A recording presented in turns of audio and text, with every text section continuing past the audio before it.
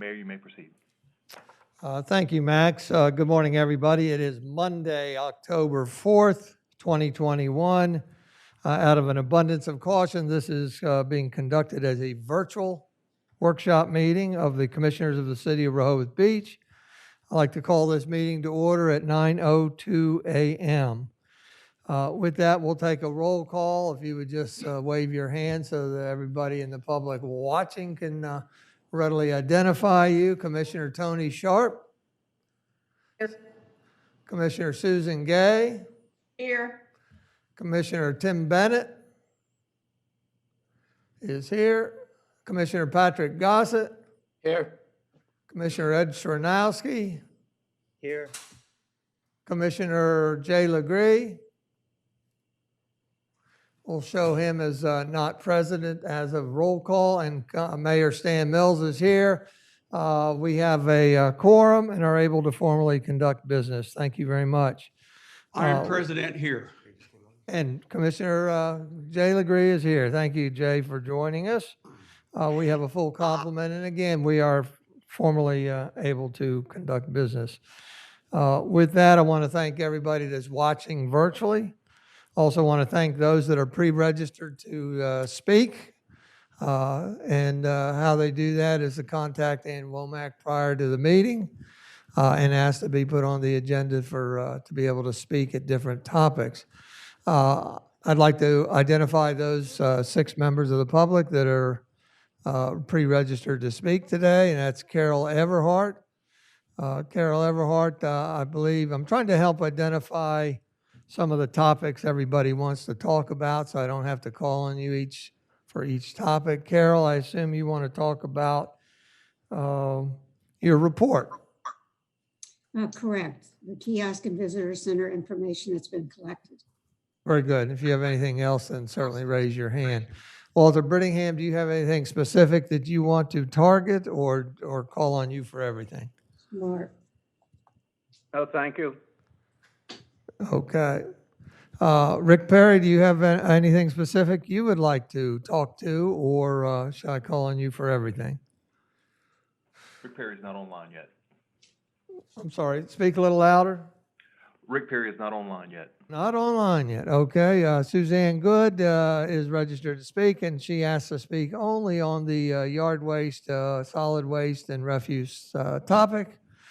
And Mike Strange signed up to speak. Mike, do you have any specific topics you want to be called on for? Oops. No, just in general, and I hope to keep it short on each one.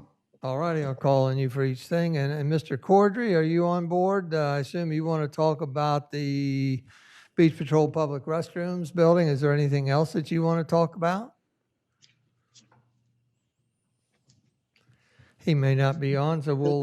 No, I'm on, and that's correct. That's the only thing I want to speak about. All right. Thank you, Mr. Cordry. We'll call on you and the others at the appropriate time during the meeting. Thank you very much for being here. I'd also like to remind everybody that support documents, these are documents that support the individual agenda items we're talking about. When they are ready in advance of a meeting, they are embedded into the electronic agenda, available through cityofrehoboth.com, and then seek out the legislative portal.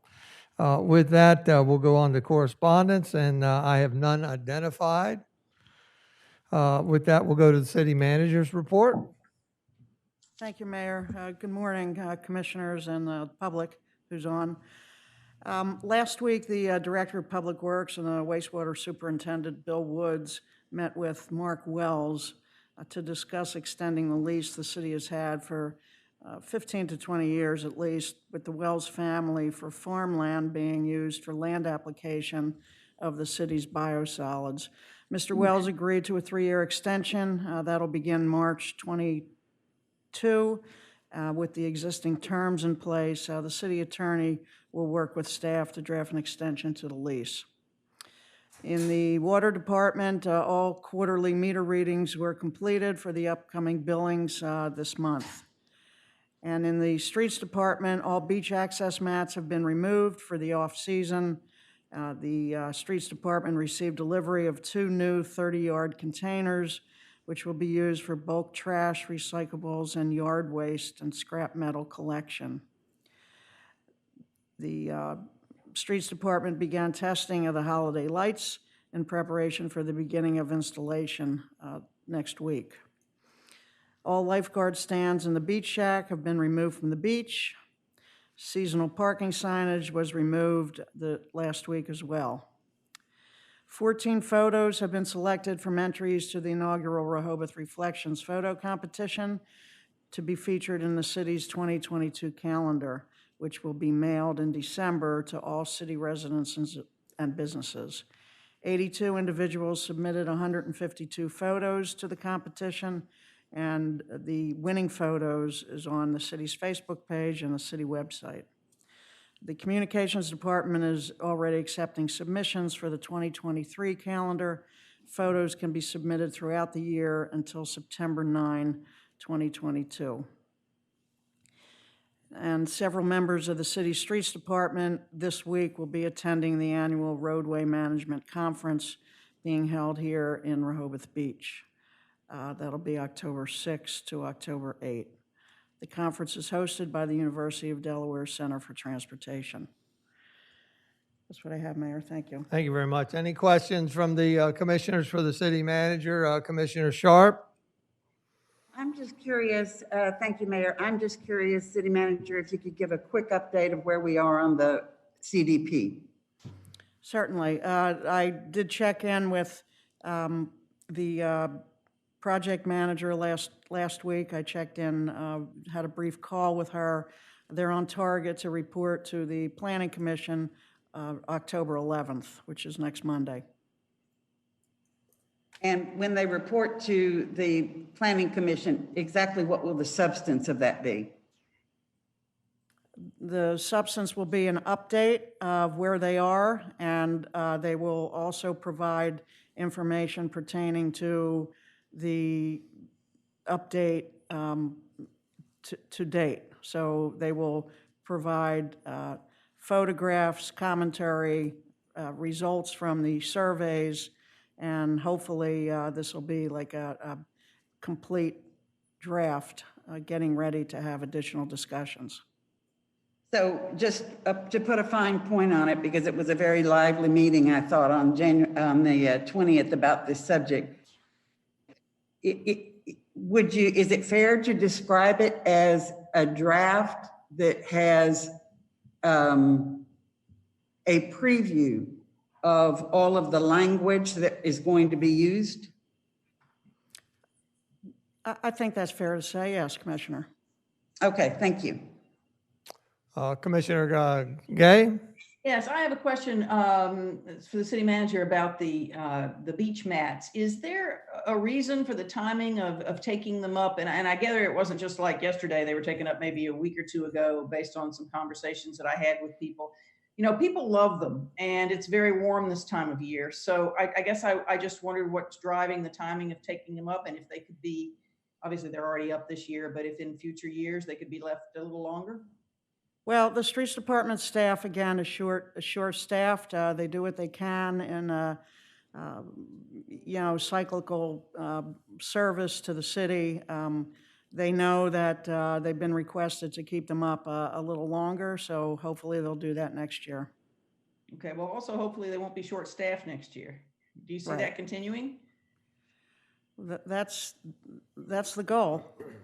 Okay, yeah. All right, well, thanks. I'm glad you already had heard about that. That's all I have. Thanks. Anybody else? Commissioner Legree? I had similar comments from citizens to back up Commissioner Gay. Thank you. I'm sorry, Jay, repeat that. I had, can you hear me? Yes, sir.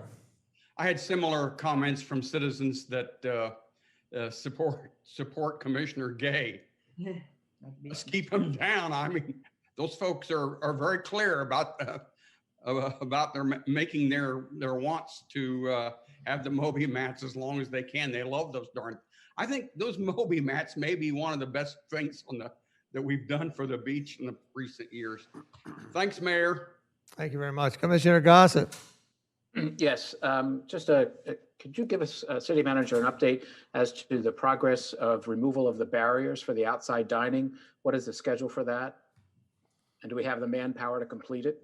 Yes, the schedule's on target to start removing them the Monday or Tuesday of the last week in October before Sea Witch.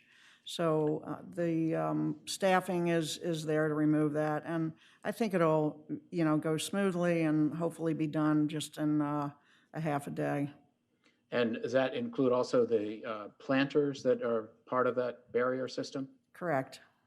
And will there be any acknowledgement or notification to the restaurants that they're being taken away specifically, or reminder? I know it's been talked about, but I don't know if any direct communication has been given to those restaurants that it's going away. So the chamber, we're in touch with the chamber. The chamber's going to do that. So I'm sorry. It's not my turn. Commissioner LeGree, and then we'll go back to Commissioner Sharp. City manager, you said that, that the meter readings had been completed. Any numbers on water usage this? No, not at this time. Thank you. Commissioner Sharp? I was just curious, city manager, when you were just talking about the removal of the barriers and the planters, the chamber was reaching out on that. Is that rather than Main Street reaching out to the businesses on that? So I think between the chamber and Main Street, they'll get it done. In addition to, thank you. If there's no further questions for the city manager, we'll go on to the city solicitor's report. Thank you, Mayor. The only thing I wanted to mention to the commissioners is I learned late last week that recall there were 2 Board of Adjustment appeals that dealt with gross floor area. One of them has appealed to the Supreme Court. I don't have a copy of it yet. I will get it out to all of you as soon as I do. I've asked to get one today, so I should have it out to you today. But there is one appeal to the Supreme Court on those cases. That's all I have, Mayor. Thank you. Any questions for city solicitor? If not, then we'll go on to the first item of old business. And to save my voice, I'm going to ask Glenn to read. Thank you, Mayor. This is old business, item 7 on the agenda, 7A. Discuss the interplay of the Wilmington Baltimore Avenue Streetscape Project and of the proposed remodel of the Rehoboth Beach Patrol / public restroom facilities at Baltimore Avenue relative to options of relocating all or part of the building to Maryland Avenue or elsewhere, as voiced by the Wilmington Baltimore Avenue Streetscape Task Force. Thank you, Glenn. We've got 2 new commissioners on board. Again, welcome to them. So I'd like to start off with a quick review for everybody of this topic. You might recall probably about 3 years ago, the Beach Patrol approached the Boardwalk and Beach Committee, of which I was chair at that time, and asked them to look at doing a observation deck on the 2nd or even 3rd floor of the existing Beach Patrol building so they'd have better visibility up and down the road, the beach. At the same time, the Beach and Boardwalk Committee was charged with taking a look at the adequacy or sufficiency of public restrooms. And out of those conversations, the Boardwalk and Beach Patrol made recommendations to add family restrooms to the Delaware Avenue facility as well as the Baltimore Avenue facility, add changing rooms to Delaware and Baltimore, enlarge the women's restroom facilities at Baltimore, add a 2nd floor to the building to facilitate the above improvements at Baltimore Avenue, and to enlarge the Rehoboth Beach Patrol facilities, and also enhance the Beach Patrol facilities, adding separate locker rooms for men's and women, larger meeting area, and also accommodating a 2nd or 3rd floor observation deck for use by the Beach Patrol. And ever since that time, or actually I guess probably the last 6 months to a year, Mike Wigley of Davis, Bow and Friedel has been working on designs with Kevin Williams and Sharon Lynn to remodel the existing Rehoboth Beach Patrol building and public restroom building at Baltimore to incorporate the improvements desired. While that's going on, concurrently, the Wilmington Baltimore Avenue Streetscape Task Force has been guiding Grossi Group, the streetscape design engineers, toward development of streetscape concepts with multiple objectives. One being the desire to attract pedestrians off the boardwalk and into the commercial areas of Wilmington and Baltimore through the use of a gateway of some sort. And during these task force conversations, the existing Beach Patrol / public restroom facility at the boardwalk and Baltimore Avenue, and especially the thought of an enlarged remodeled building, drew comments from the task force that maybe the building could be relocated to another street, thereby opening up the end of Baltimore Avenue, or if not relocated, to rebuild it in a smaller footprint, or if neither, then to ensure that the new remodeled building design integrates with a new gateway design. Resultantly, the city passed on this information to Davis Bowen Fresnel and requested additional design ideas reflecting some of the task force wishes at our Mayor and Commissioners workshop in September. And if you recall, we took a look at those different design options that were created in reaction to the task force desire to consider relocating the facility at Baltimore. Following the September workshop, the city administration reevaluated the options, and the Beach Patrol, Beach Patrol Captain Jeff Giles, while he had expressed some opinions at the September meeting, he has since put his thoughts on paper, and those are embedded in this agenda. But I'd like to pause for just a minute and have a city representative explain the talking points, I guess I'll call them, of Jeff Giles' letter to the city. Sharon or Evan or... Yeah, thank you, Mayor. Captain Giles is on the line, and he's prepared to advise Mayor and Commissioners about his recommendation. Are you there, Jeff? Yes, I am here. Can you hear me?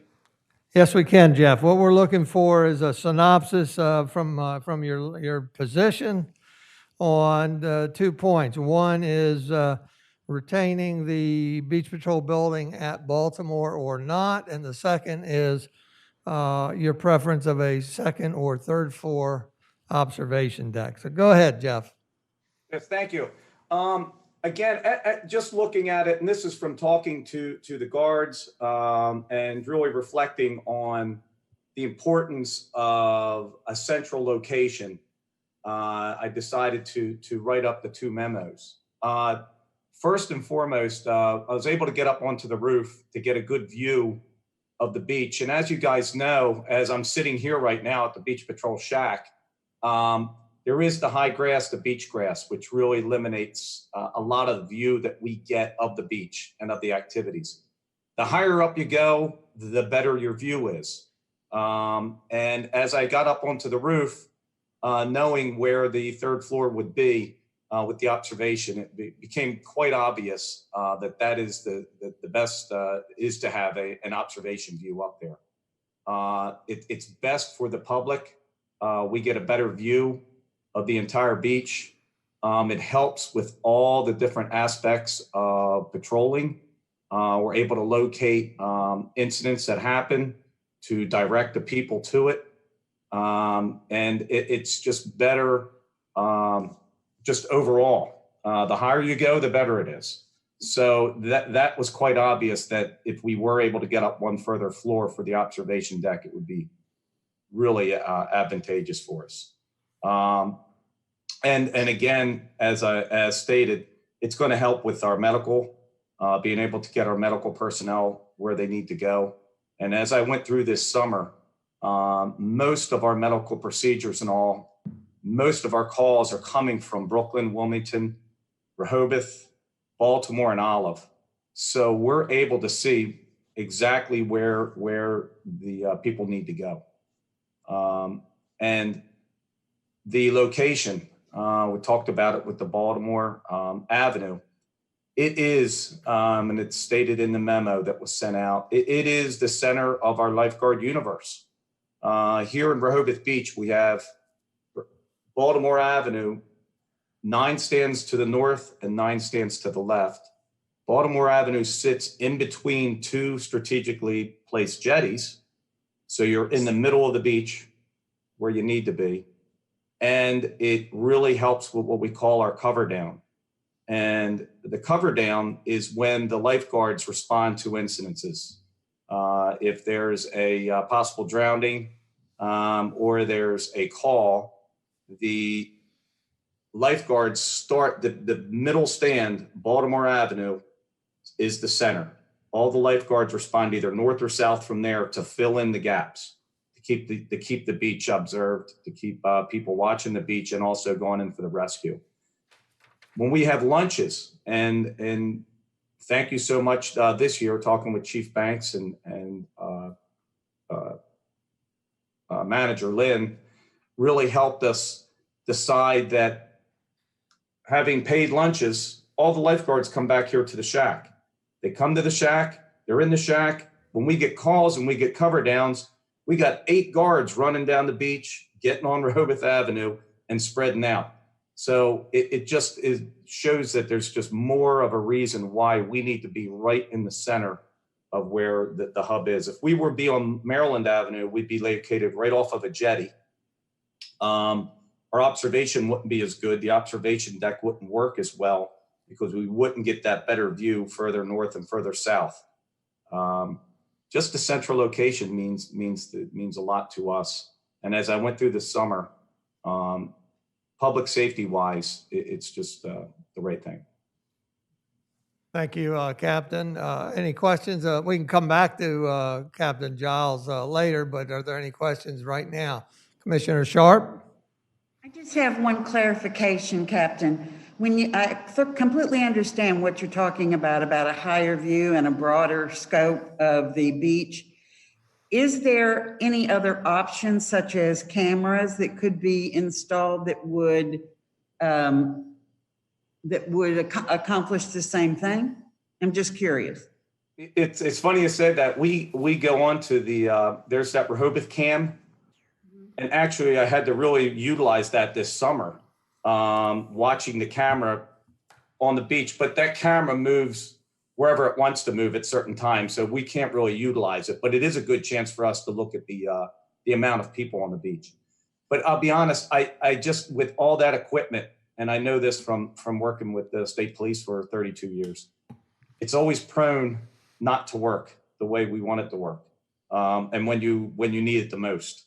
And I just think the human eye has a much better perception on seeing what's going on. So, but I do understand exactly what you're talking about. I think it would be good also, that could be utilized with a camera system with the city and the police department. So it would be a very good platform for us. Thank you. Commissioner Gossett? Yes, thank you, Captain Giles, and thanks for your service this summer. I know it was a challenging summer, but I'm just curious, currently there is no observation deck at the Beach Patrol, correct? That's correct. So, and Beach Patrol's been operating 100 years without this amenity, if you will. So I'm just curious how you feel that this, as Commissioner Sharp had mentioned, the options of others, perhaps cameras or a drone or something of that nature, would that be more beneficial than a physically, observation deck 2 or 3 stories up if we've not been operating with an observation deck or any observation materials for the past 100 years? So just kind of curious how that progress would how you see that of other options. Well, and I think as you look with the Rehoboth Beach Patrol, everything in time changes. And also with the way our view is of the beach right now has changed, especially with the high seagrass.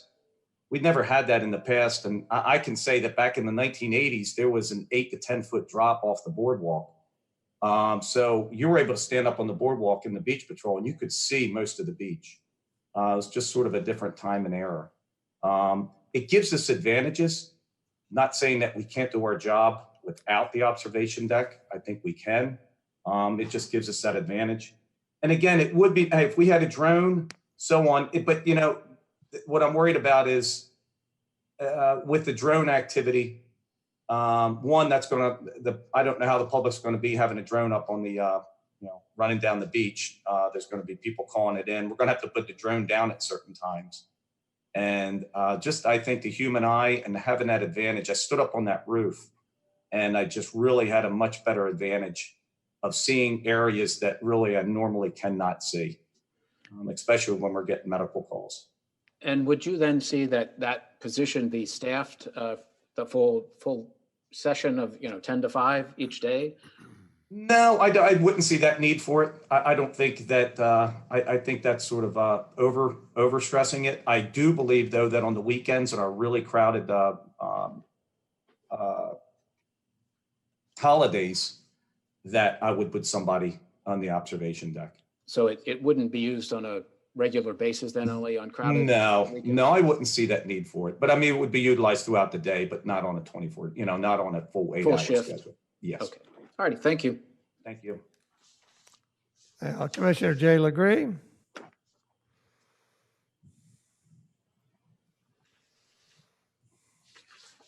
This task force recommendations are not for next year or the year after or the year after that. They're for 20 years or 30 years down the road. And one of the complaints that we hear, and as you recall, the chamber recommended, we were talking about pandemic, but the chamber recommended beach tags to spread people out. And when you talk to citizens, when you talk to residents, and believe me, we do, one of the main complaints is the fact that, as you just stated, everybody is packed right in the middle of town. Now, if we do something about that to help spread people out, and I think that's coming, which way is it going to go? What if I asked you which way you thought the spreading out would go? Would it go south? Would it go north? The center of your beach may not be Rehoboth Avenue in 10 years. And my suspicion is, because of the availability of parking, that it will probably go north. And it's so hard to tell which way it's going to go. But I would recommend that 10 years from now, the center of our beach use will not be Rehoboth Avenue. It will be somewhere else. It'd be nice to have an option, or to plan ahead for 20 years instead of next year or the year after or this year. I know my comments only make things worse. So I just want to throw that in and say that we ought to plan ahead. We got a letter from a urban planner this week, Mike Strange, and he really identified some things that some issues that we should be talking about. He said, this is an ongoing project.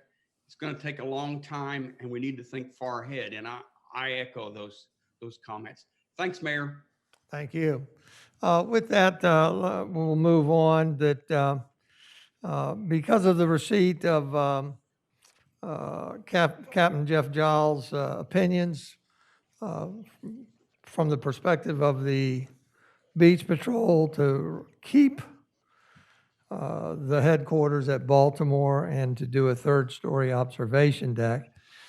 Because of that, the city administration asked Mike Wigley of Davis Bowen Friedel to reconsider designs that fulfilled the following: retains the Beach Patrol headquarters at Baltimore Avenue, the center of the RBP universe, as they say, allows for a third-floor observation area, creates a better view shed looking east on Baltimore by narrowing the footprint of the building, better view shed than what's there now, retains co-location of the public restrooms with the Beach Patrol facilities, and any other rationale. So I'm not saying we have to accept the criteria, but if we do, then Sharon and Kevin wanted us to take a peek at what the possibilities were and Mike Wigley of DBF is here with us today.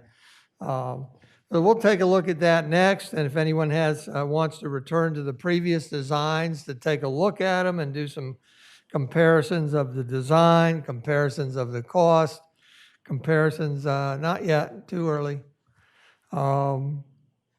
Then we'll be glad to go backwards and do that. The objectives of today's meeting, I see them as, I would like us to analyze the disposition of the proposed renovations and enlargement of the beach patrol and public restroom facilities with respect to allowing for the creation of a new gateway from the boardwalk onto Baltimore Avenue and vice versa, an attempt to gain a consensus on a path forward.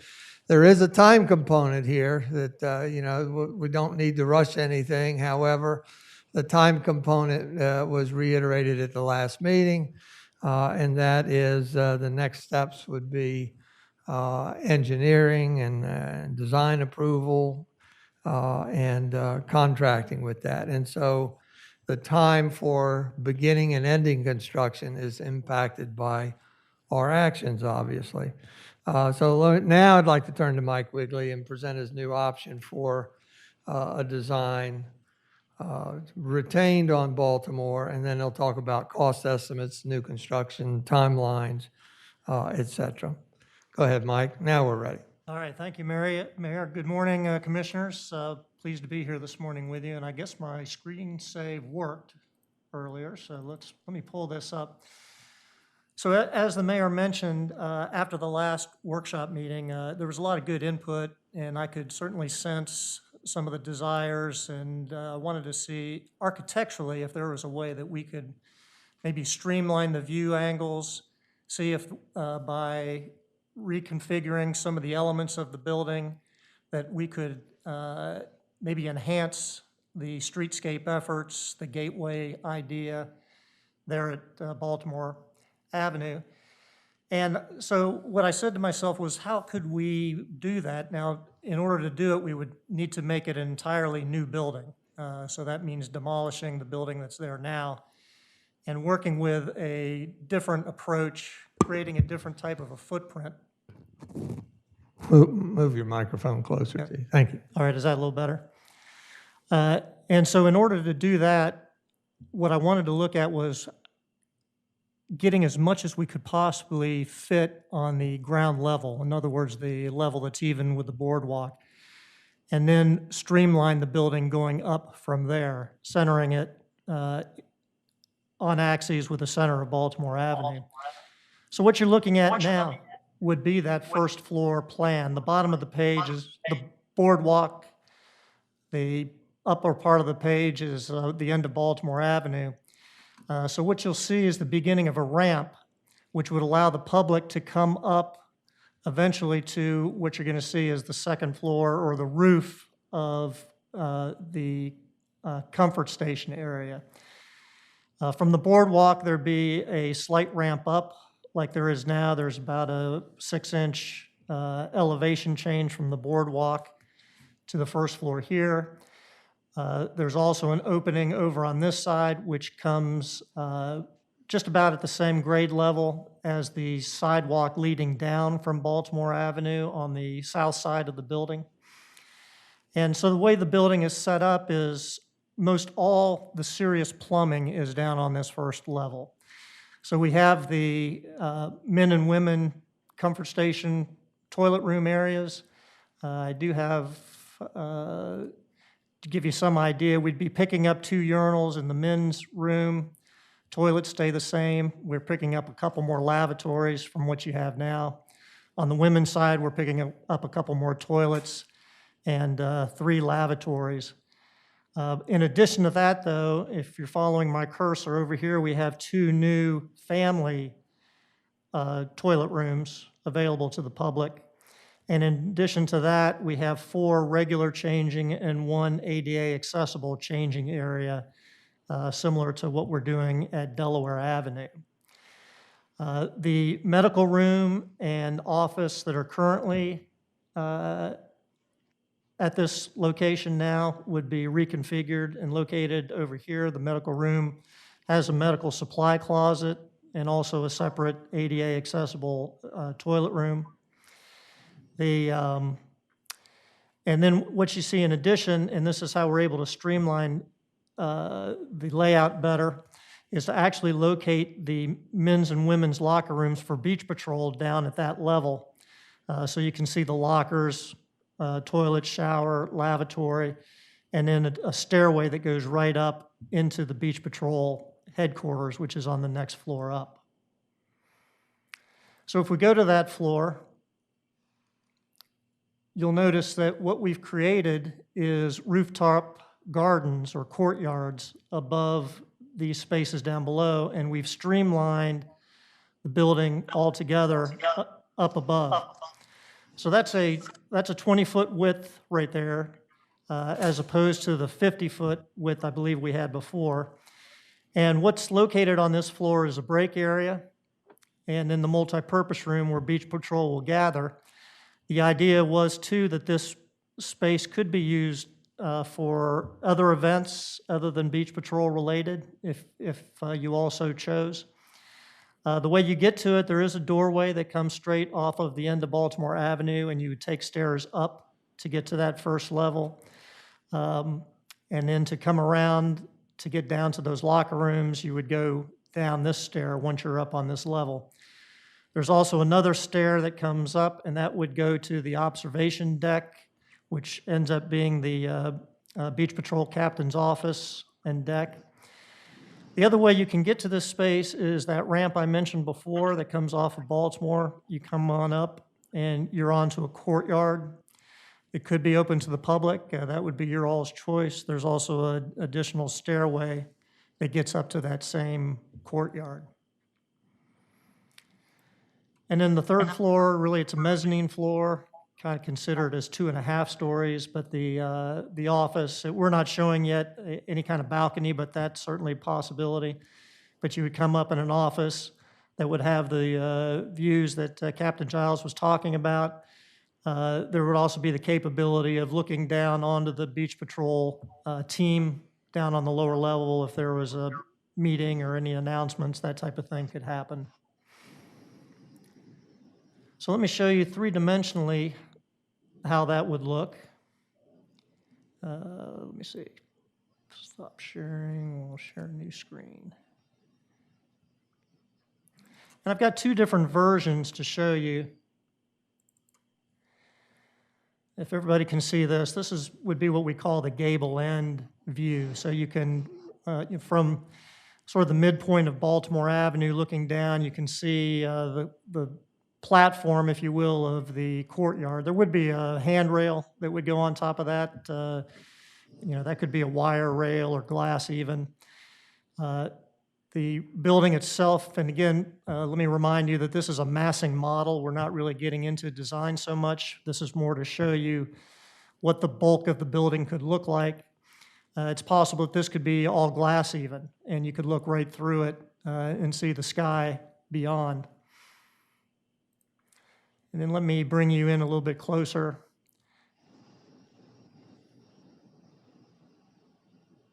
And then we'll bring you around to the beach side so you can see how that works. We work ATV storage over here. This would be the opening into the comfort station area.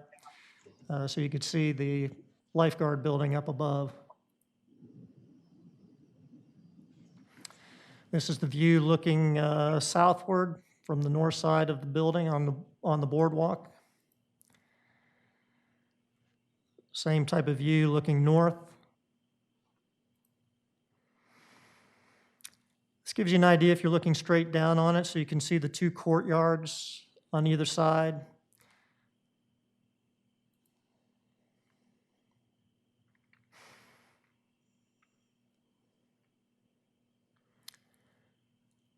Now, let me show you another version that we looked at. We call this the shed roof version. It streamlines a little bit more even, the view shed, but it has a different look. This does have that third-story observation room still.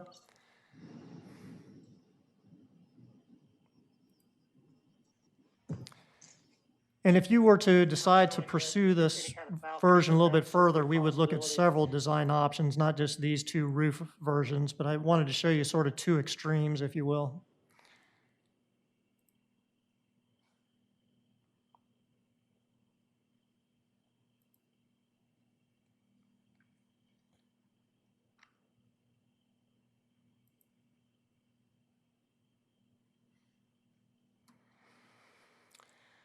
So I'm happy to answer any questions about this design, or I'm glad to go into the costs if you'd like to see those at this time. Commissioner Sharp? Thank you, Mayor. I was just reflecting on Commissioner Legree's comment and thinking about 20 years out from now. And I'm wondering, Mike, what is the lifespan of this particular design as you see it? Well, interestingly, that ground level is likely going to be all concrete block. The structure system to hold up the roof garden would likely be, it could be precast plank. So, I'm not going to say it's quite bomb shelter quality, but it's going to be awfully permanent in that regard. And as with any building, you're going to need to maintain it, upkeep it, that type of thing. But structurally, I think it's going to be very sound. Even the second and third floor, depending on how that's approached, could be quite, last you quite a while, 30 to 50 years, but lifespans can go even further depending on how well it's taken care of. Now, it is a beach environment, so, we do want to be cognizant of the type of materials that we use. But it certainly should last you many years. So the roof garden, as you showed it, what is the function of that? Well, visually, it's to minimize the height of the building. But by creating a roof garden, it does give you other opportunities to use that space. I'm not certain where the streetscape design is going for Baltimore Avenue, but with this type of approach, it could be tied into whatever's happening at the end of the street. It could be public open space if you'd like. It could be secured if you'd rather not have it open to the public. But that option would be available, and it'd be, I think, a rather nice spot overlooking the boardwalk and the beach. So I think it's got a multiple of uses, and it would just be a different way of handling that roof. Now, if you chose not to go to a roof garden, which, there will be some additional upkeep with that, it could be a low sloped roof instead of a usable garden courtyard. But we did want to show you this option give you various choices there. Is it being designed in such a way that if it ever needed to be expanded, not that it would, but if it ever did need to be expanded, would it be ready to do that? Certainly, yeah, it would be at the same level as that second floor, if you will, of the Beach Patrol. So yes, you could expand. In fact, I would go so far as to suggest designing that so that it could accommodate more second-story space if you'd like. Thank you. Mayor, I have a couple questions. Commissioner Gay, go ahead. Thanks. And thanks, Mike. An interesting presentation. Just a couple of questions. First of all, what's the overall height of the building at its highest point? I realize the roof lines aren't set in stone yet, but what would the highest point be, whichever plan you use? So this version would be about 33 feet. Okay. And the other is similar, or that's the highest one? The other one would be a little taller. Let me see what this gable end Yeah. would be. About 35 feet. Okay, so 35 would be the max. Okay, that's fine. I was just curious. Also, you showed did you say the office and the observation deck are like one and the same? Yes, that's correct. Okay, all right. And we've not had a chance to review these plans with Captain Giles or staff at any great extent. So we've set up the floor plan so we could make sure that the footprint would work, but we would certainly want to spend time talking it over with them. Right, okay. And then the last thing I'll say is, I like the idea of the greens, of the rooftop garden. I think anytime we can have green space is to the good. So I like that part, but I would absolutely caution, I don't know that it should be open to the public. I think it would be overrun very quickly. So I think that would, I'm not sure that we should do that. That's all I have. Any other commissioners have any comments? Again, I think one of our objectives, probably I the do, first Commissioner. objective would be to determine, do we like this concept enough, not necessarily the design finalized, but enough that we would pursue redesigning something for Baltimore and abandon relocation at Maryland, or vice versa. Commissioner Gossett, did you have? Yeah, a couple of questions. Thank you. Mike, thanks for the design. Just a couple of questions, if I may. Is this building designed for year-round operation? Yes, it would be, and that's another advantage of going the new building route over the existing building route. We need to make sure we meet energy code criteria, and in order to do that, it will be easier to achieve with a new building than adapting the older building for that. And then in a new building, I know there was discussion with our building and licensing department with regards to FEMA regulations on the height, and has that factor been considered into this design of raising the building? No, it hasn't. FEMA requirements?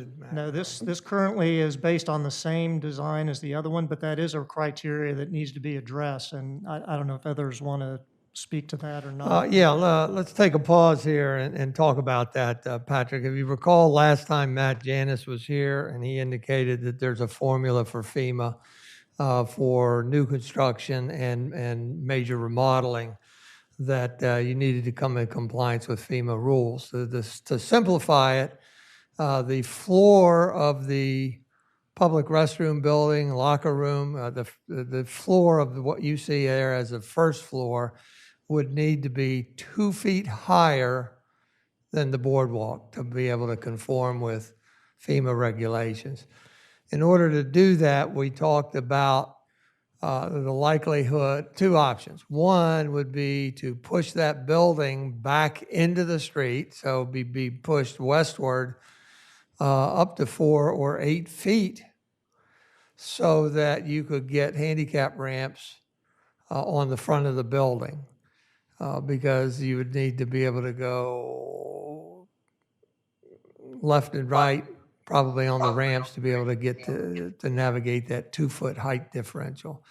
The other option is that we apply for a variance from FEMA, and my recollection is if we filed soon, that could take 4 to 6 months to get that resolved. And so again, another reason for that if we can resolve where we want to keep the building, then we can start that variance application process. So in other words, what we're looking at really is not the building that could be built. It is if we get a variance, yes. In just my personal opinion, I think that sets the wrong criteria for the city to ask for a variance from FEMA. I mean, we're looking at sea rise in the future, and I think that's just inappropriate for the city to go that direction. The other thing I question is, one of the disturbing questions, and Mike, we've worked together for a while with regards to City Hall and what have you, and I know that your intentions are wonderful, but your statement to say that you've really not had any conversations about the Baltimore Wilmington streetscape design and this major building going into that, and you've not communicated at all or got any directions, that's disturbing to me. And I also want to say that, the building is very modern to me. And I think that one of the attractive points that we all think about in Rehoboth is character of the building. And to me, with perhaps, I mean, you mentioned it, but as one of the design elements, perhaps a glass wall or, a fortress of a cinder block building in the front, that to me just does not evoke the character of Rehoboth Beach.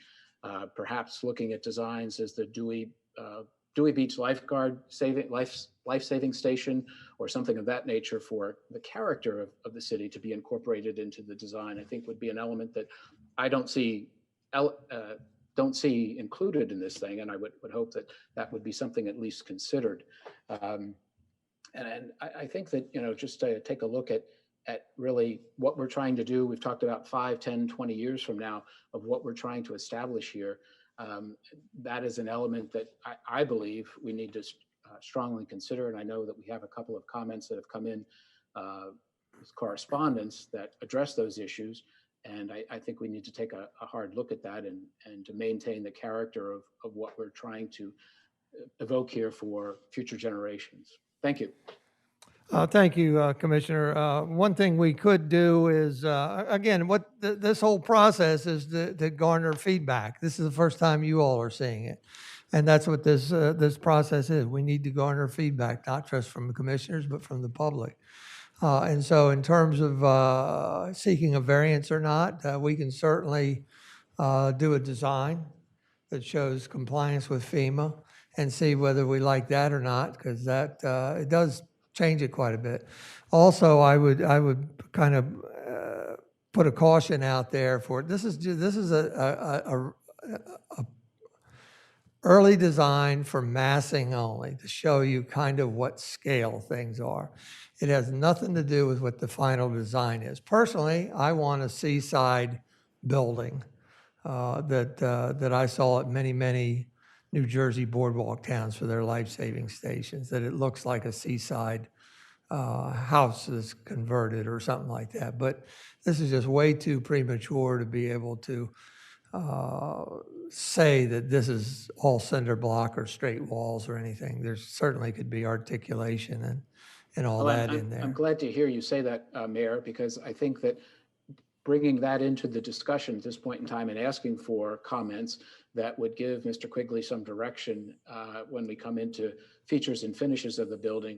But I just think that should be, in my opinion, part of the conversation early on. I know when we were designing the city hall, those types of discussions came in early on as to the style and appearance of the building. So I just, again, offer my comments. That's what you were asking for. Thank you. Thank you. Any other commissioners? Again, one of the objectives, hopefully, is that we can at least, if not today, make a decision that we are headed toward where would this be located. Are we going to tear it down and totally abandon, vacate beach patrol and public restrooms at Baltimore Avenue? Are we going to move it entirely to Maryland or elsewhere? Are we going to split it into 2 buildings as we talked about at the last meeting, with the beach patrol at Baltimore and public restrooms elsewhere? And again, that's what we're hoping to entertain for some of this conversation. So if there's no more comments right now from the commissioners, then I want to go to the public. Commissioner Gossett, go ahead. No, I think Commissioner Shanowski was earlier, but I will have a comment after his speech. And Legree as well. Oh, and Legree. When we have stuff on the screen, I can only see a few people. So you're going to need to shout out if you want to speak. Commissioner Okay, thank you. Shanowski, do you have something? Yeah, Mayor, on your most recent point, I'll just dive in. I'm in favor of keeping both on Baltimore Avenue. I'm not in favor of moving restrooms to Maryland, which I consider a very residential street. I like some of the things that Mike has incorporated into this plan, and I think we're at least headed in the right direction with us working out some of the issues and questions that some of the other commissioners raised. But I think we need to stay on Baltimore, and I'm happy with the direction we're going. Thank you, Commissioner. Anybody else speak up? Yeah. Commissioner Legree, go ahead. I will make 2 points. One, and this is premature, and I apologize for that. Mike, I love the comfort stations you've designed. Now, point number 2, when you stand in the middle of Baltimore, about 200 feet back, as I did this morning, you see the hip roof of the station that we now have and the restrooms. If you raise that 3 or 4 feet, the view shed is going to be just severely impacted. And we need to think about that because as a chairman of the Boardwalk and Beach Committee, view shed's a big thing for us. And the view shed we have now from Baltimore is not bad. It's a hip roof and you can see most of the ocean past it. But if we raise it 4 feet, it's going to be a different story. Just something to think about. We may want to do that, but it's just something to think about. Thanks, Mayor. Thank you. Commissioner, I guess I'd like your thoughts at some point. Okay, if we don't do something to the view shed here, then where are we gonna put it that doesn't impact the view shed? You know, I'm really glad I'm not the mayor. Because that's a tough battle. That's a tough question. I don't know the answer. Thank you. I don't know the answer. Yeah. Oh, it's a challenge. Absolutely. With that, well, let's take a pause and go to members of the public. Carol, do you have anything you'd like to say on this topic, please?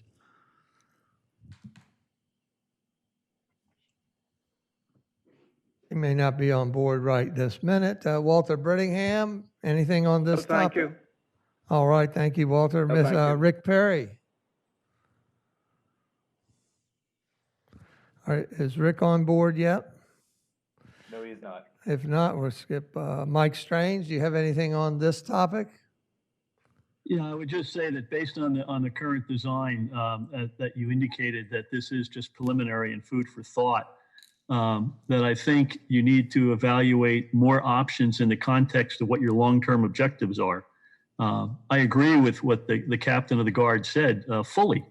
However, I think the way you implement it can be done in a variety of ways to meet those objectives because we don't know what's going to happen in 20 to 40 years. So the design needs to reflect a knowledge of that. And so approaching that, I think, will lead to very different configurations than what you're currently looking at. Thank you. Thank you, Mike. Mr. Cordry, are you on board? I am. Thank you, Mayor. My name is Mayor and council members. Good morning. My name is John Cordry, and my wife Carol Cordry and I reside at 6 Maryland Avenue for 6 months of the year. Our neighbors are part of a 2-unit condominium with us, and both units use them as our residence. We do not rent the premises. Although we are in favor of beautification of the streets there, we are adamantly opposed to moving either the lifeguard station or the bathrooms to our beautiful Maryland Avenue. The size of these structures will adversely affect our property values and the other residential properties on Maryland Avenue and reduce the ocean view. It makes economic sense to continue the lifeguard station and bathrooms at their current location. In addition, the current location is on a commercial street. Maryland Avenue is exclusively residential. I thank you for your consideration. Thank you, Mr. Cordry. Any other commissioners? There's no other members of the public. There's what I'm hearing. I guess I want to read into the minimal comments that keep it at Baltimore. Investigate a seaside flavor, so look deeper into the architecture and the materials, and come back with some additional ideas. What, Commissioner Legree, go ahead. I appreciate the fact that the comments that to keep Maryland residential. However, if you take a look at the rental licenses on Maryland, you'll find that it's predominantly commercial rentals. We got a letter from someone who had residences at 12 and 14 Maryland, and number 12 Maryland sleeps 18, and they are available 365 days a year. Number 14 Maryland sleeps 12, and they are available in the same manner. And number 12 has 8 bathrooms, number 14 has 6 bathrooms. So it's a mix, and I appreciate that the gentleman who just spoke lives there 6 months and is gone 6 months.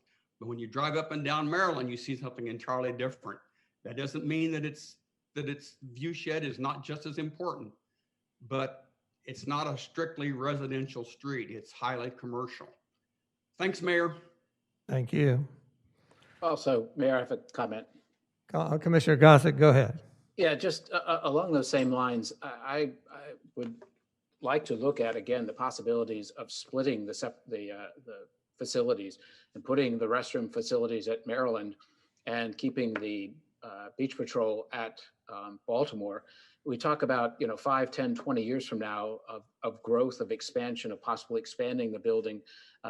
The last 2 to 3 years, except for the COVID experience, the beach has become more and more crowded, more and more popular. Everybody wants more people to come to Rehoboth. We want to increase visibility. We certainly know that there are at least 3 hotels that are going to be constructed in the city, which will mean more people in the city. So I think also looking again in a visionary approach that with growth to the city, with handling those capacities, that perhaps to separate the facilities, because we may need more lifeguards, more medical technicians, what have you, in future years and coming. And the same with restroom facilities. We know there's a great need for restroom facilities at the north end of the boardwalk, and we have no plan for that at the present time, but possible expansion of if they move to Maryland, there would be an expansion possibility.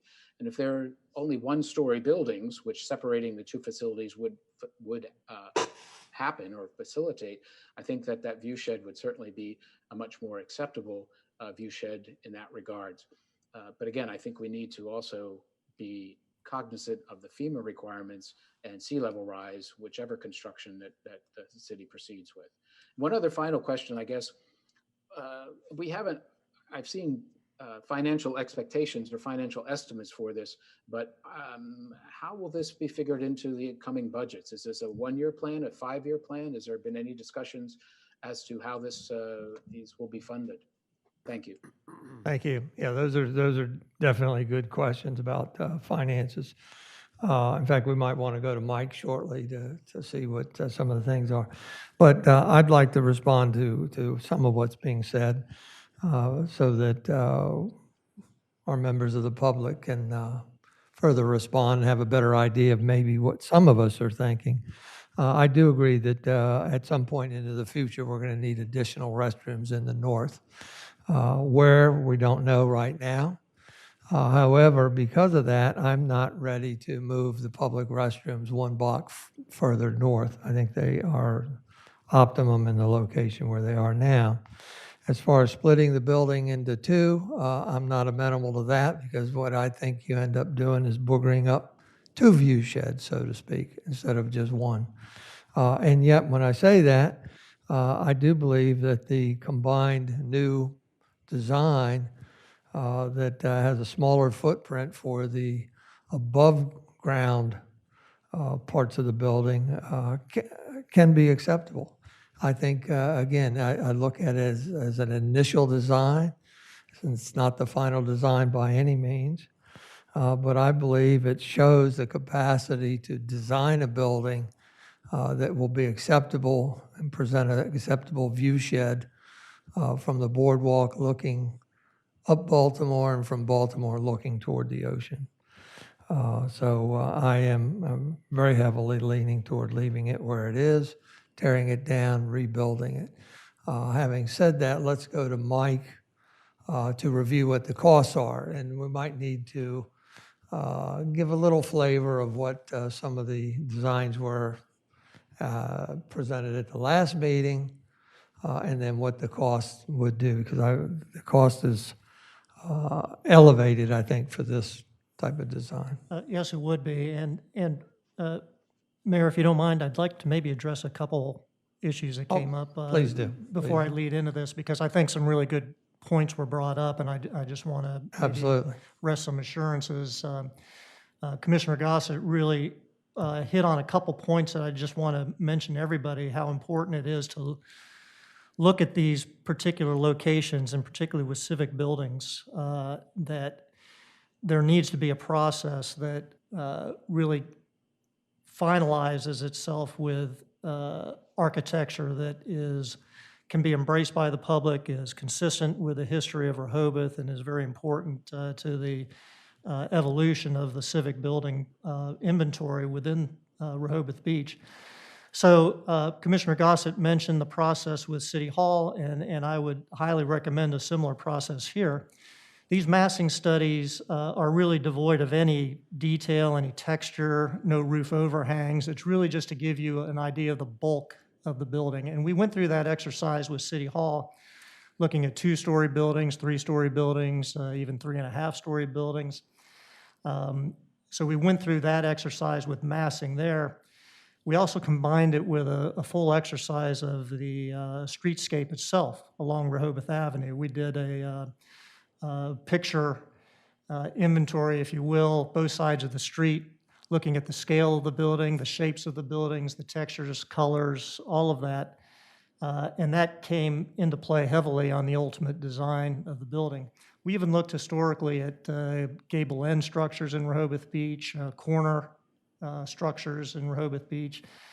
So I want to assure everybody that this process, what we're looking at now, is just bare beginning of what we would ultimately end up with. And it was really just in response to what I heard at the last workshop meeting, and how could we possibly devise something that might be beneficial on the view angle. The other thing is combining it with the streetscape design. That is absolutely critical in this. I think there could be more elegant options on how to get up to that courtyard space. There could be a number of ways of handling that street if we know that we have more than 5 feet to work with. So I think it's critical that at some point the two ideas merge, and that's looked at thoroughly. And then finally, the idea of splitting the buildings. I will mention that one option for you could be that you would go forward with a combined facility now. And if you remember the first floor plan, it could be that if it is deemed at some point that the comfort station fixtures are inadequate and that it's time to expand, that something new could possibly go at Maryland, treated similarly, and that where that space is in this design could then be turned over to maybe more enhanced locker space for the Beach Patrol, maybe a little bit larger medical facility, certainly storage. There are several options that space could be reutilized for. So rather than maybe building 2 buildings now that are smaller in both locations, another option for you all to consider would be maybe going forward with this one, and then as time goes on, expand and allocate the space that's at this building in a different way. So going on to the construction budgets, I'll review with you what we put together before. For Baltimore Avenue, using the existing building, going with a combined lifeguard comfort station, we saw that at about $2 million, just a little bit over. If we were to do the same thing up at Maryland, it's a little bit less because the site work costs we anticipate being a little bit less there. If we looked at 2 separate facilities, both being new construction, you can see each would be a bit over $1 million, combined for both buildings at $2.4 million. And then what I finally looked at was something similar to what you see now. If it's a new combined lifeguard comfort station at Baltimore Avenue, be about $2.8 million. The added cost there is primarily in additional site work and the construction necessary for rooftop gardens. But you can see it's about $400,000 more than if you went with 2 separate buildings at 2 different locations.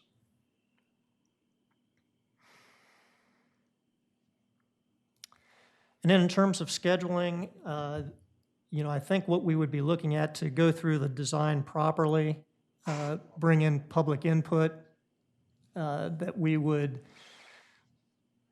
be pushing it really too close to the time where construction could start next year. So I think it would be another year out for new construction, whether it be for this type of building we're looking at now or even new construction at Baltimore Avenue with similar to the footprint that you see now. Glad to answer any other questions anybody may have.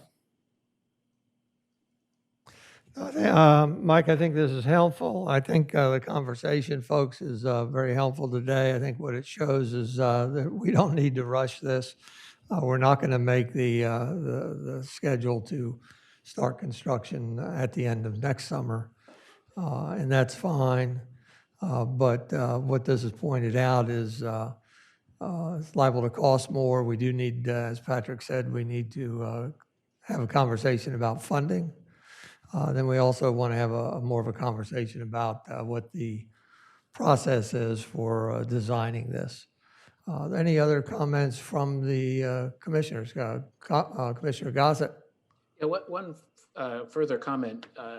Mike, I remember distinctly about the design process with the convention center and new city hall.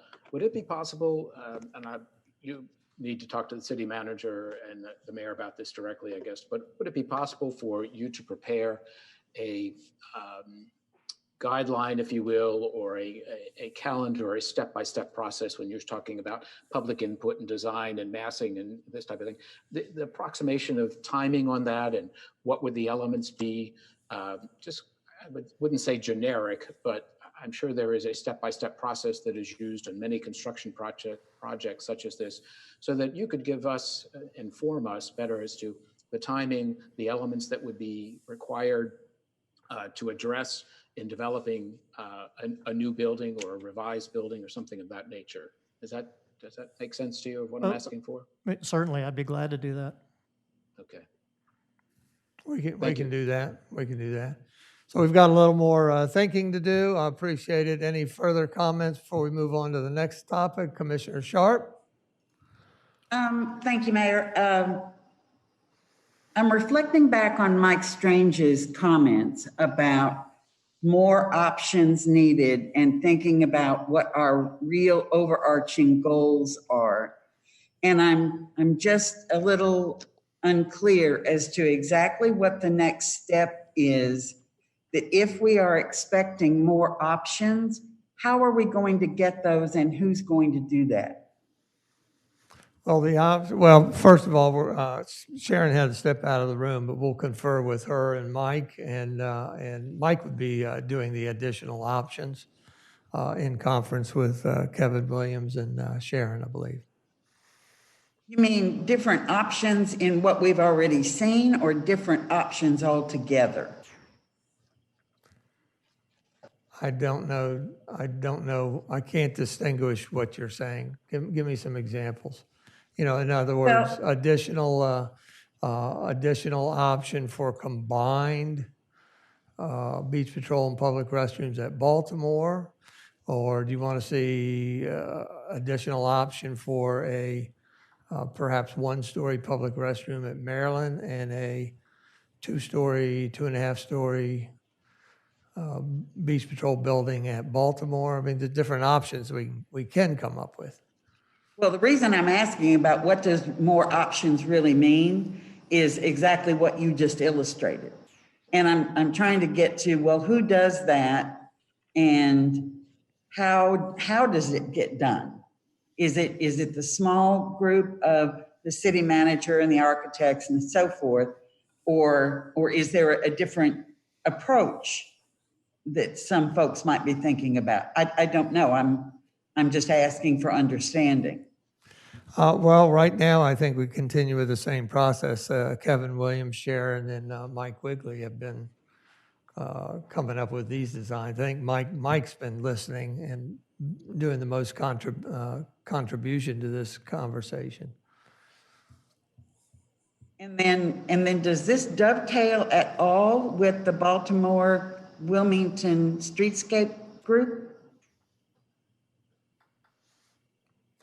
there would be integration with the next step in the Baltimore streetscape design and this thing. So they would not be exclusive. They need to be done and integrate. Right, but the expertise that's on that group, the Baltimore Wilmington Task Group, are they involved in this at all, or are they two separate things going along on a parallel track? Well, what you've seen with Rossi is all we're getting from Rossi. They're going to do some follow-ups and that's it. So we would be talking as commissioners about that streetscape topic. And at one point, we will decide how to move forward, if and how to move forward with that project. And if we're going to move forward, then we need to fund an engineer that does the detail work on that project. And at that point, hopefully they're on board before we finalize these designs so that they can work together with whoever the engineer is on the streetscape works with DBF and to create a cohesive gateway. A question for Mike Quigley, if I may. Mike, are you still on the line there? Yes. I'm just curious, have you had any conversations with the Rossi Group at all that is currently coordinating the transportation redesign concept for Baltimore and Wilmington? No, I've not had conversations with them yet. Okay, well, I just draw attention. We have a comment here from the citizens, and just share it with you. We received this part of the correspondence is a comment of observation after attending the Rossi Group. The integration of the boardwalk and the east end of the streets have still not been sufficiently analyzed. So I think the discussion that Commissioner Sharp brought up and other comments that we're seeing, I think that would be a step to begin with there if you could have a conversation with the Rossi Group, or at least review their plans. So to see what is going there, and then perhaps take that aspect and bring it into that process organizational document that I had spoken about earlier that I know we did for City Hall. So again, this is an incredible commitment for the city to make, not only in what these streets will look like in 5, 10, 20 years from now. This is our opportunity to design this and create or maintain that characteristics of Rehoboth that is what is popular and brings individuals to the city, but also a strong financial investment. And I just think if we, in doing this, which I feel we're all committed to do, but we need to do it in a right, logical, informed way. Thank you. Thank you, Commissioner. Commissioner Sharp, were you finished? I think I am for the time being. Thank you. Okay, I think we're leaving some questions unanswered, but we'll try to address those for the next meeting. Any further comment on this, or before we lay it to the rest for the day? Nope. Thank you very much, and thank you for the public that spoke up. With that, before we go to the next item of business, I had a committee report that I skipped over, Wilmington Baltimore Avenue Streetscape Task Force. As you know, we had a public workshop on Wednesday, September 29th. We had about 50-ish attendees, and then about half of those left comments. Those comments are going to be compiled and passed on to the commissioners at a future meeting. Well, what I'll do is make an announcement at the next regular meeting of the commissioners on what a potential timeline is for us to be able to take a look at that topic and start commenting on it. Any comments? Thank you very much. With that, we're going to move to the next item of. Thanks, Mayor. We're moving on to, this is item 7B under old business. Discuss with CTC Inc., the city's wireless consultant, recommended amendments to Chapter 270 zoning, specifically to Section 270-46.1.2 wireless communications facilities, and including the design guidelines and continued analysis of proposal by Verizon to install wireless antennas along the west side of the boardwalk. Thank you. Evan, has CTC been called? I believe Margaret was going to advise them. I don't yet see them on the Well, let me move on to the next item of business. It will only take a few minutes, and that is the status of evaluating offer from Tom Ibach to take possession of the iconic Dolly sign currently installed on the roof of the old Dolles Candyland location. We haven't made a lot of progress, but I've put in a request for the sign manufacturer to do a feasibility study, and hopefully that'll be done in the next week-ish. So we can report sooner than later. I hope to report at the next regular meeting rather than wait to the November workshop meeting, but that may happen. In the meantime, Tom Ibach and I are working on plans that to schedule its removal, whether it's paid for by the city or paid for by Tom Ibach is to be determined. I did want to let you know that the board of directors of the Museum Historical Society met, and they are very, very receptive to receiving the sign on top of their building, as long as it doesn't mess up their roofing. And then otherwise would be considered, they would consider putting it on the face of the building or on the ground somewhere. So that's just a very short report. Are there any comments? Commissioner Sharp? Yes, ma'am. Mayor, just a clarification. I was going back over my notes from the last regular meeting, and I had a note here when the discussion was going on about the Dolly's sign. That was before I was sworn in, that Main Street had wanted to preserve, their position was that they wanted to preserve. And I was curious if there had been a follow-up question asked to Main Street of what did that really mean to them and how would they execute that? And I wonder if we can have that for the next discussion. Sure. We'll pass that on to Commissioner Chernowski. Would you take care of that for us, please? Will do. As, of course, in your capacity of liaison to Rehoboth Beach Main Street. Thank you, Commissioner. Thank you, because I was just very curious of what their ideas were and a little more discussion on that. Sure. And Commissioner Gossett, go ahead. yeah, I'm sorry. Also, a similar question for the Historical Society. With the sign, I'm just curious, and again, this is, I guess, their decision or what have you. Would the city be gifting the sign to the Historical Society as part of an accession into their collection? Or would the sign still be owned and have to be maintained by the city of Rehoboth? Just what would be the agreement with the sign and its placement of one of the three options that you indicated? I would just like some clarification on that when we come back at the next meeting, whether it's regular meeting or what have you, just as to quote, the ownership of the sign, the maintenance of the sign, the responsibility of the sign, whether it be on the Historical Society or for Main Street. Thank you. Thank you. Any further comment? Any comment from the public?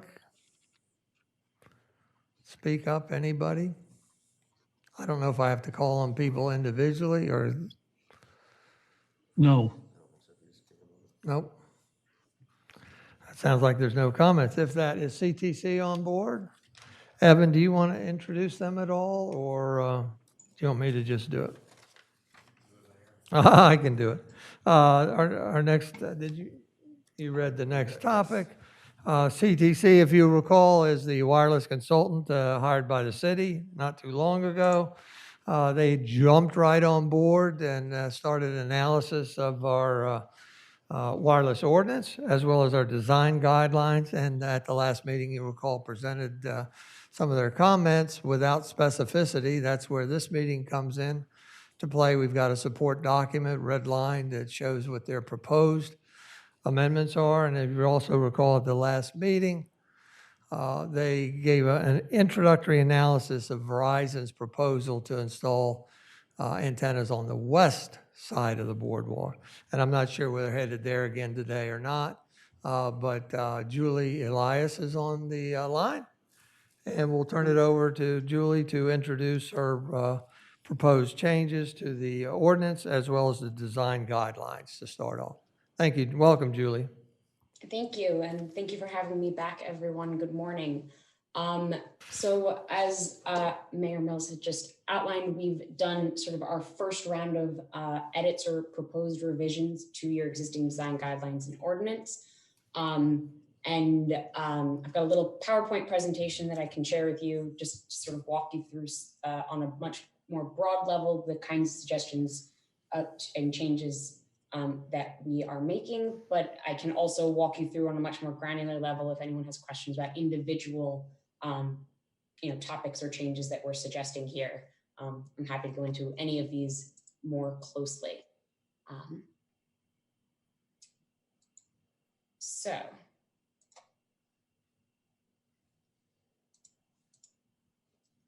can you see this PowerPoint? Yes. Excellent. Technology is always a challenge. As mentioned, I'm going to go over some of these initial revisions that we have proposed for you all for your ordinance and design guidelines. The big sort of question mark still remaining is, of course, the aesthetic preferences that you all have for how these will be installed or what they will look like in various areas throughout town. We've got some more suggestions on that I'm going to walk you through. Those would involve sort of setting up these aesthetic areas or zones that would say, in this area, these kinds of things are allowed in this order. In this area, these kinds of things are allowed in a particular order. And as part of that, of course, setting up what we're going to call pre-approved designs, so that when Verizon, for example, or AT&T comes back around, or T-Mobile comes for the first time to try and put something up on a pole, you've got these pre-approved designs that what you want to see in your streetscapes or along the boardwalk is what they start with, hopefully. So, quick summary of the revisions that we made to the documents. As I had mentioned in our presentation the last time around, your ordinance is in really stellar shape. Most of the red line changes that we proposed are actually in your design guidelines because it seemed as though they would fit in there a little bit more smoothly. If for the way that your regulations are worded or framed, you'd prefer to have them in the ordinance, of course, we can slide those over with very little trouble. Within the design guidelines, we've added a little bit more clarity on application types. This, as I had mentioned last time around, is really to sort of help make your entire program a lot more streamlined. So we've added these definitions here for a modification, for a new installation, and for a replacement installation. And it's not going to really change much adding those definitions for what an applicant for Verizon, whomever, is going to apply to, but it does make things a lot clearer for what is required to be submitted for those types of installations, and also can help you with setting the fees for Verizon or whomever to co-locate on your structures, because the amount of review time it will take to process, for example, a brand new structure, installing something new where nothing exists, it's probably going to take a lot more time to review all the various options and whatever else than it will take for you to review. We already have an antenna on one pole and we're just swapping it out to put a new one in because we're upgrading the equipment. Another sort of major change I would say that we did throughout your design guidelines is making a much more consistent use of utility pole versus wireless support structure. This definition that I've quoted here for a wireless support structure actually comes directly from your ordinance. But in your small cell design guidelines, you've been using the term utility pole throughout, which is fine. Frequently, these are going to go probably on utility pole type structures. But as I know you all have been discussing and has been already proposed in a number of places, you have a decorative light pole. If they're going to put up a pole that is not used for other utility purposes, it's not technically a utility pole. So we want to try and, again, keep that consistency of definition throughout. And then one other somewhat major change is we distinguished your standards between pole-mounted equipment and ground-mounted equipment and sort of flesh those out a little bit more fully. There's not terribly large differences between those, but again, if you would prefer, for example, that all of the equipment, the cabinet, the radios, whatever else is all installed on the pole versus on the ground, having those differences will help you when you start talking about preferences in different areas. For example, if you prefer near the boardwalk, that all of those are in fact mounted on the ground and not on the pole. Having those definitions fleshed out to begin with, it's going to make it easier when you get down the road for that. Another pretty significant change that we added to your design guidelines is required submittals per application type. So here's a chart that we've put together here. These are typical documents that we see submitted on these types of applications. If Rehoboth has other things that you frequently will require, or some of these are things you don't require and wouldn't want to necessarily receive universally, again, obviously edits can be made in that way. And this, again, will help you and help us as we evaluate proposals and applications from carriers to co-locate on or replace or rebuild structures to put antennas up and separated out by the different application type.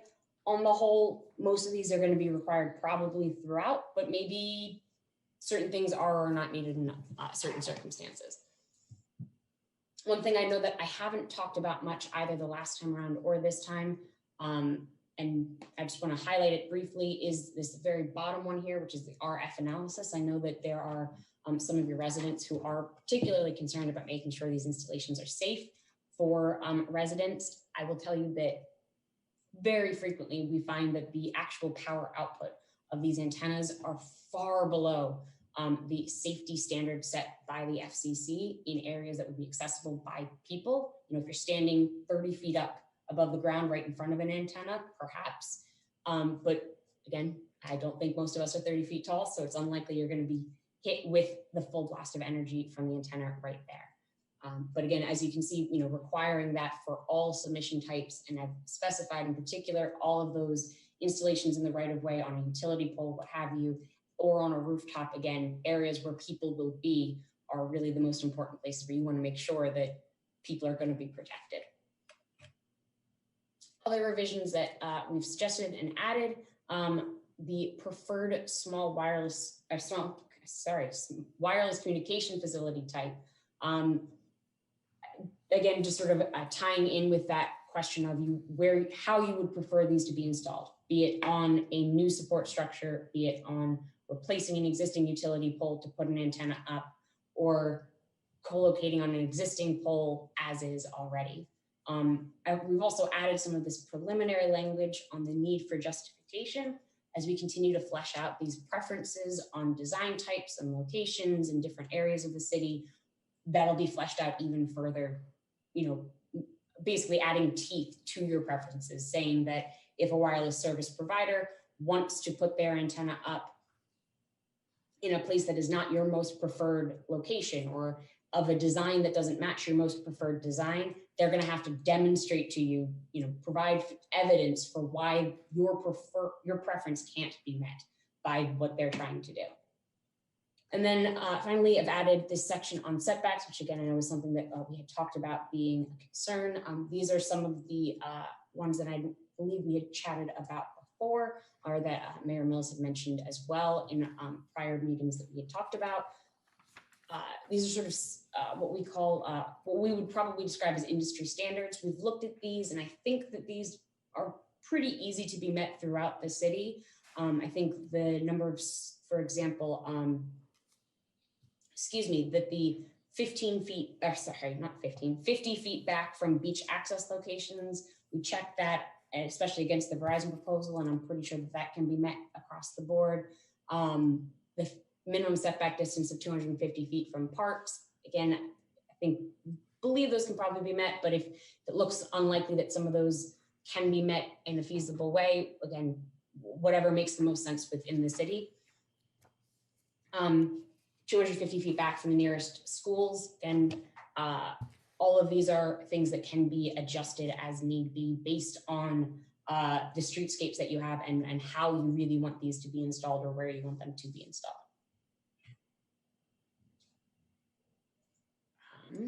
Still to be determined or discussed, which again, I think is partially the purpose of me joining you today and future, is again, these preferences on application type. So how you really do prefer these to be installed.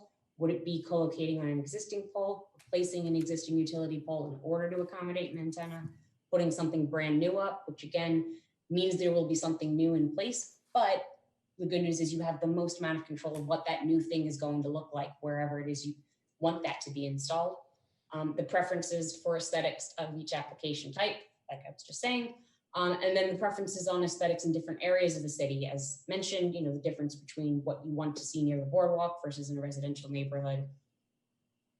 And further language on justification, putting the teeth in so that a carrier must comply with your preferences or demonstrate why they can't meet your preferences. So talking about that different areas of the city, looking at your map, we propose that looks like there's probably about 4 different zones that you might want to look at. If there are other nuances that you'd like to address, of course, this can be expanded, but just as a preliminary jump off point, we're thinking there's sort of 4 main zones. You've got residential areas circled with no particular preference or exclusionary in mind. Along Rehoboth Avenue itself, you've got your what I'm calling commercial districts, which is Baltimore and Wilmington Avenue, and then finally the boardwalk or boardwalk adjacent areas. And within each of these areas, as I had mentioned, you can have preferences ordered within the zone. What exactly does that mean? Well, let me start with probably the easiest one to think through, which is your residential areas. Doing just sort of a brief search through even Google Maps and Google Earth of your streetscapes in the residential areas. Most of those structures are wooden utility poles. Couldn't really find almost any metal poles anywhere in your more residential streets.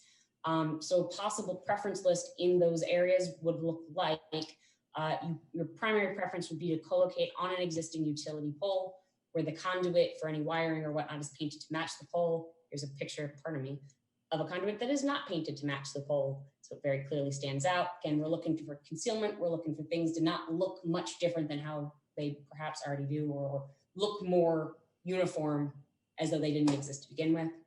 Second preference here could be to replace the existing pole in order to accommodate the attachment. So, the carrier might need a slightly taller pole or need to put a taller pole in place to separate between the utility lines and your antennas. I know there are clearance issues in a number of places to make sure that the antennas don't interfere with the utility lines in that way. And then finally, in residential areas, the preference to put a new wooden pole in line with other wooden poles on the streets so that it, again, looks uniform as you're looking up and down the street, but is really only in place to support the new antenna attachment that needs to be put into that area. So it's a sense of what that might look like in a residential zone.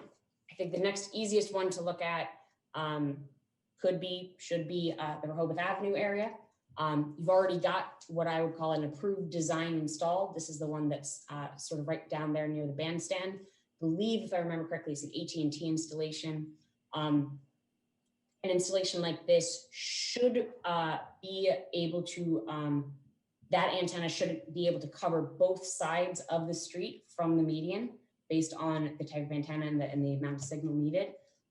So what that preference list might look like in Rehoboth Avenue could be that you specifically mentioned that small cells are only allowed to be co-located on those decorative light poles in the median up and down Rehoboth Avenue. That can go the entire length of Rehoboth Avenue, from Boardwalk all the way up to Route 1 potentially, or I guess as long as the median lasts. And then from there, those must match your existing design standards. We could help you put together what this structure looks like, and you can tweak this if there's other standards you want these to meet, and replace those existing decorative lights to accommodate those concealed antennas, the concealed equipment, so that it, again, keeps that character along Rehoboth Avenue. And you don't have to worry about the smaller poles on either side of the street where the commercial businesses are being replaced in order to accommodate these things. Again, also knowing that I think a lot of those light poles along either side of the street, not in the median, are those sort of shorter decorative poles that look vaguely similar to what you've got up and down the east side of the boardwalk, which I know you've already had a number of conversations with the carriers of how that have had trouble, let's say, matching or replacing those in order to accommodate antennas in a way that's, uniform and camouflaged in a, shall we say, acceptable way.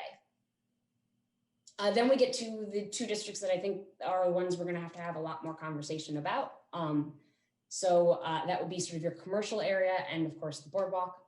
In terms of your commercial areas, Baltimore and Wilmington Avenues, we've got a lot of wooden utility poles, but also a lot of commercial buildings.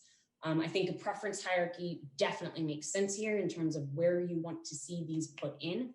And as mentioned, you can have pre-approved designs of what that would look like depending on which of these preferences a carrier is able to go with. So for example, you could start with saying we prefer these go on a commercial building rooftop. Got a lot of commercial buildings. The small cell antennas could be mounted at the top of the roof, pointing along the street in a way that almost is concealed from somebody standing on the street nearby there. You could then say that if that doesn't work for a carrier to meet their coverage goals, then as long as they demonstrate that it won't work, you could go on an existing wooden utility pole that's already there. You could then replace the wooden utility pole if the existing pole doesn't meet the specifications needed.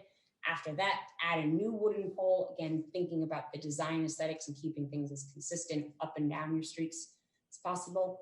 If this is your preference, I'm not saying it is.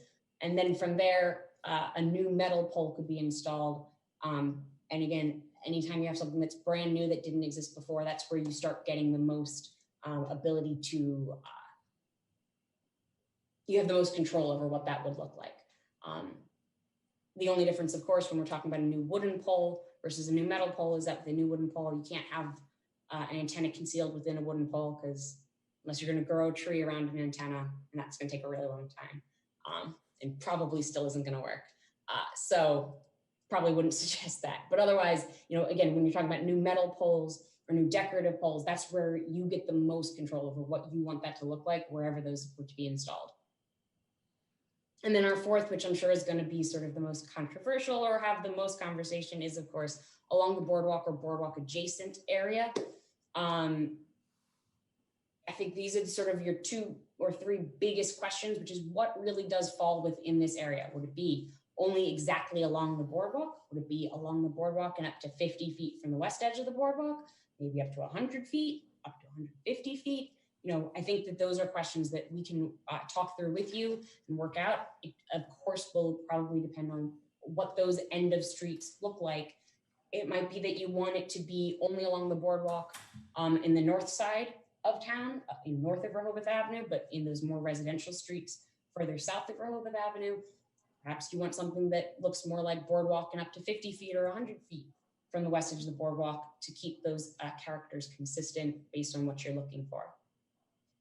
Second biggest thing, none of this is going to be brand new information, but what is your preference on pole types? Do you prefer a decorative looking pole that you have the control over what that might look like to a wooden or a metal pole, or vice versa? Another thing to keep in mind, and I think is going to be really important for you, especially knowing the different street end characters that we're talking about, and having listened in a little bit to the discussion about Baltimore Avenue lifeguard station replacement. I know that these aesthetic things are going to be really important for you, especially along the boardwalk. For having these if-then statements on how these preferences are worded is going to be really important, I think. So if you have no vertical structure within that 50 feet distance, perhaps from the end of the boardwalk, your preference would be to place a new wooden pole. Or if a decorative light fixture exists on the west side of the boardwalk, preference to replace those as opposed to the east side of the boardwalk to kind of keep that character similar. And again, as mentioned repeatedly again, you can have these preferred designs, pre-approved preferred designs for each of these preferences in a particular order, which we're able to help you put together and even construct those design drawings for you. So taking a shot in the dark somewhat, here's what this might look like in reality. Possible boardwalk preferences. Preference 1 is to co-locate on an existing pole or replace an existing pole to accommodate the antenna. It's not going to look terribly different. I've got a couple examples of this as soon as I walk through this slide. Second option, if there is no existing wooden utility pole within a certain distance, could be where a pre-existing on the west side of the boardwalk, you could replace one of those existing decorative light poles with a decorative replacement pole that matches the overall character of the pole on the east side of the boardwalk. But again, it's not going to be a perfect one-to-one match. The idea there being is that you sort of retain the overall character at the end of the street. It's not going to match exactly. Perhaps the height is going to, I'm sure, is going to be taller in order to accommodate the antenna. And the width of the pole is probably going to be wider, again, in order to conceal equipment within it and to get the antenna within it. But then you don't have brand new poles being put up. You could possibly sort of retain that, retain the character really at the end of the street. It's not going to match perfectly, but it's the feel, it's the character overall that might be matched better than putting in a brand new wood pole, if that's your preference. It's just a thought. Or another thought along those same lines, to replace an existing street sign or other pole structure, if you've got a stop sign or other signs in that area. A couple of those locations, and I've got some examples from the Verizon proposal even here in just a moment. You've got, especially on that south side of Rehoboth Avenue, some of those residential streets, there really isn't anything at the end of the street up to the boardwalk, but you have that street sign indicating which street it is. You could see an instance where those are replaced with a new metal or decorative pole that matches, again, the character of the light pole, decorative poles on the east side of the boardwalk, but is not intended to necessarily even be a light fixture, but matches that look, replaces the wooden sign post for the pole, wooden post for the sign, street sign. And so you sort of get, two birds, one stone in that regard. And the third preference potentially could be where there are no poles whatsoever. You put a new wooden pole or a new metal pole with or without lighting, again, depending on your preferences. I'm aware this is probably going to be the one that requires the most conversation, and that's what we're here to hash out. So what does that look like in reality, these 1, 2, 3? To co-locate on an existing pole, I'm using examples from your Verizon proposal, just to give you a sense of what this looks like. This is Wilmington Avenue. At the end of Wilmington Avenue, you have an existing wooden pole. Pardon me. The proposal is to replace that pole and put an antenna at the top of it. Doesn't really change what it looks like for people standing on the street, going up and down either Wilmington Avenue or the boardwalk. We've just now got these antennas up there at the top. What it looks like when we're talking about that potential new decorative pole option. Virginia Avenue, I think, is a really great example of what this could look like. You have an instance where you have the decorative poles on the east side of the boardwalk, but here at the end of the street, you have these 2 decorative poles on the west side as well. Verizon has come in and proposed to put this new, I don't know how tall, probably 20 to 30 foot tall pole structure to accommodate an antenna the end of the street here. Instead, what you could see instead is replacing one or both of these decorative poles on the west side of the boardwalk, making them taller to accommodate the antenna and whatnot, have the light fixture as the shroud to conceal the antenna, whether or not that light pole still functions as a light or not. Again, the pole will be wider, it will be taller, but it would potentially match the character at the end of the street more than this brand new metal pole structure that doesn't match what's there already. Something to think about.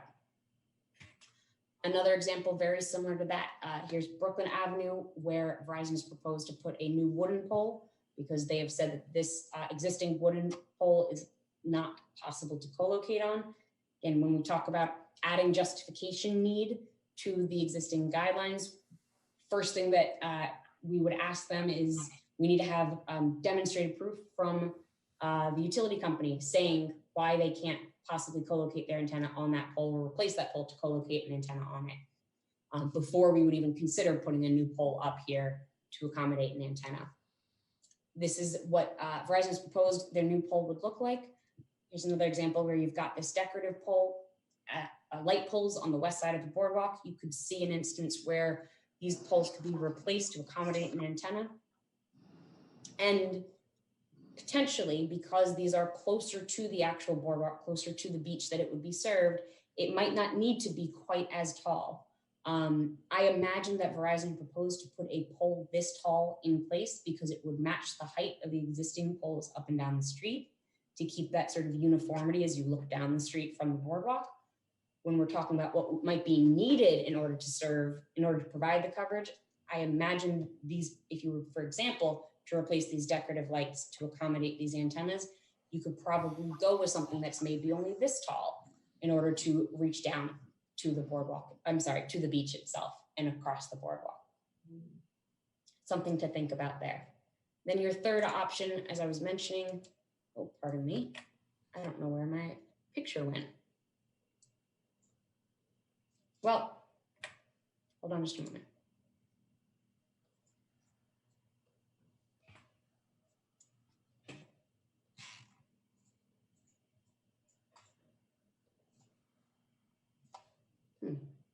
Strange. Technology, right? Can you see this? Norfolk Street?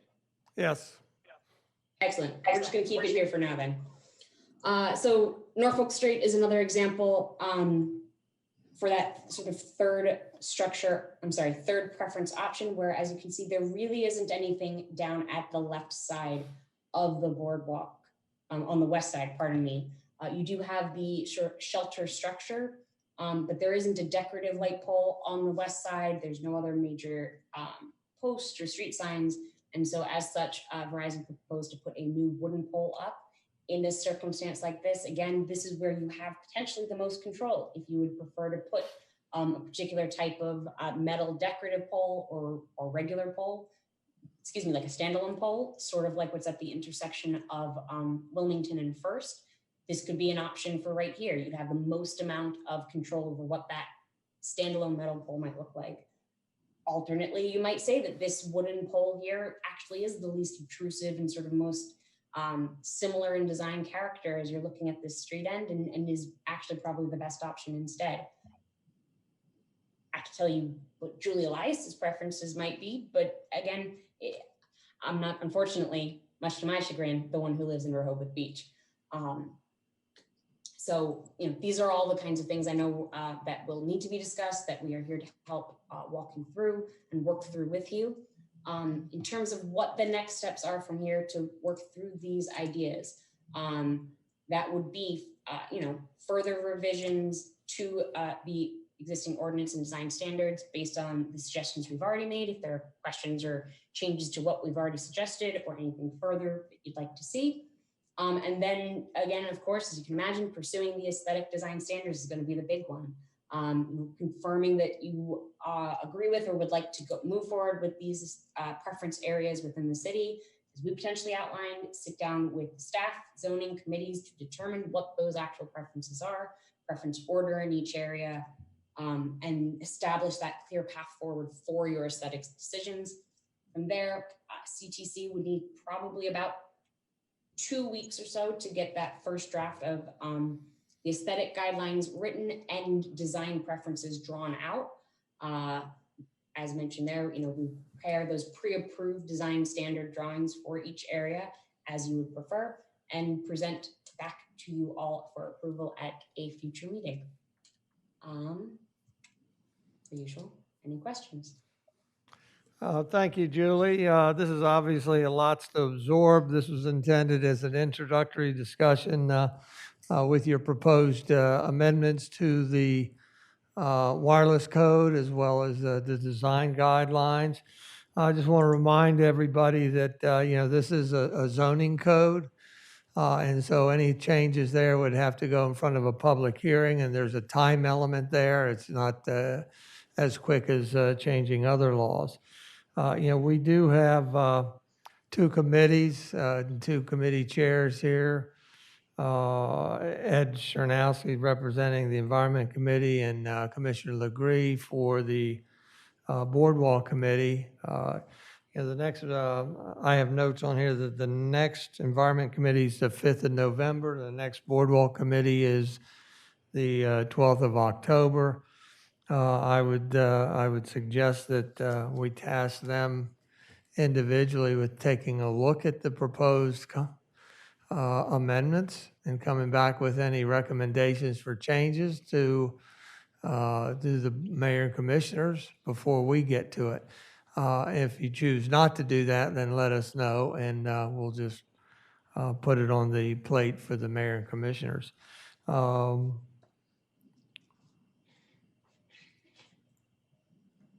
Is there any comment?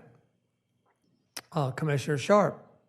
I was really glad to see in the next steps, the reaching out to the committees, Mayor.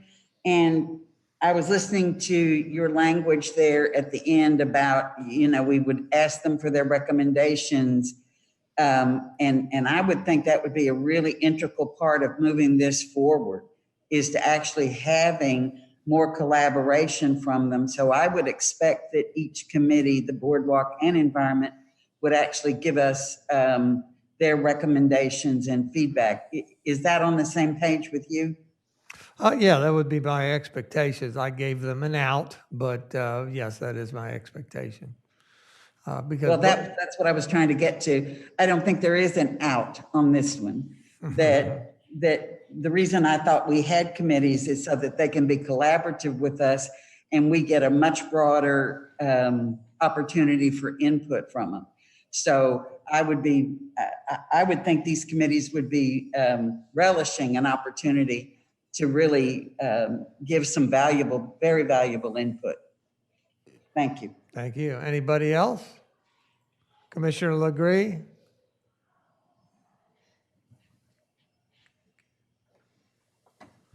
In answer to Commissioner Sharp, yes, that's this topic is on our 12 October agenda, and we do the thing we don't want to do is to conflict with discussions going on at the same time among the commissioners, but this is on our agenda, and we relish the opportunity to discuss that.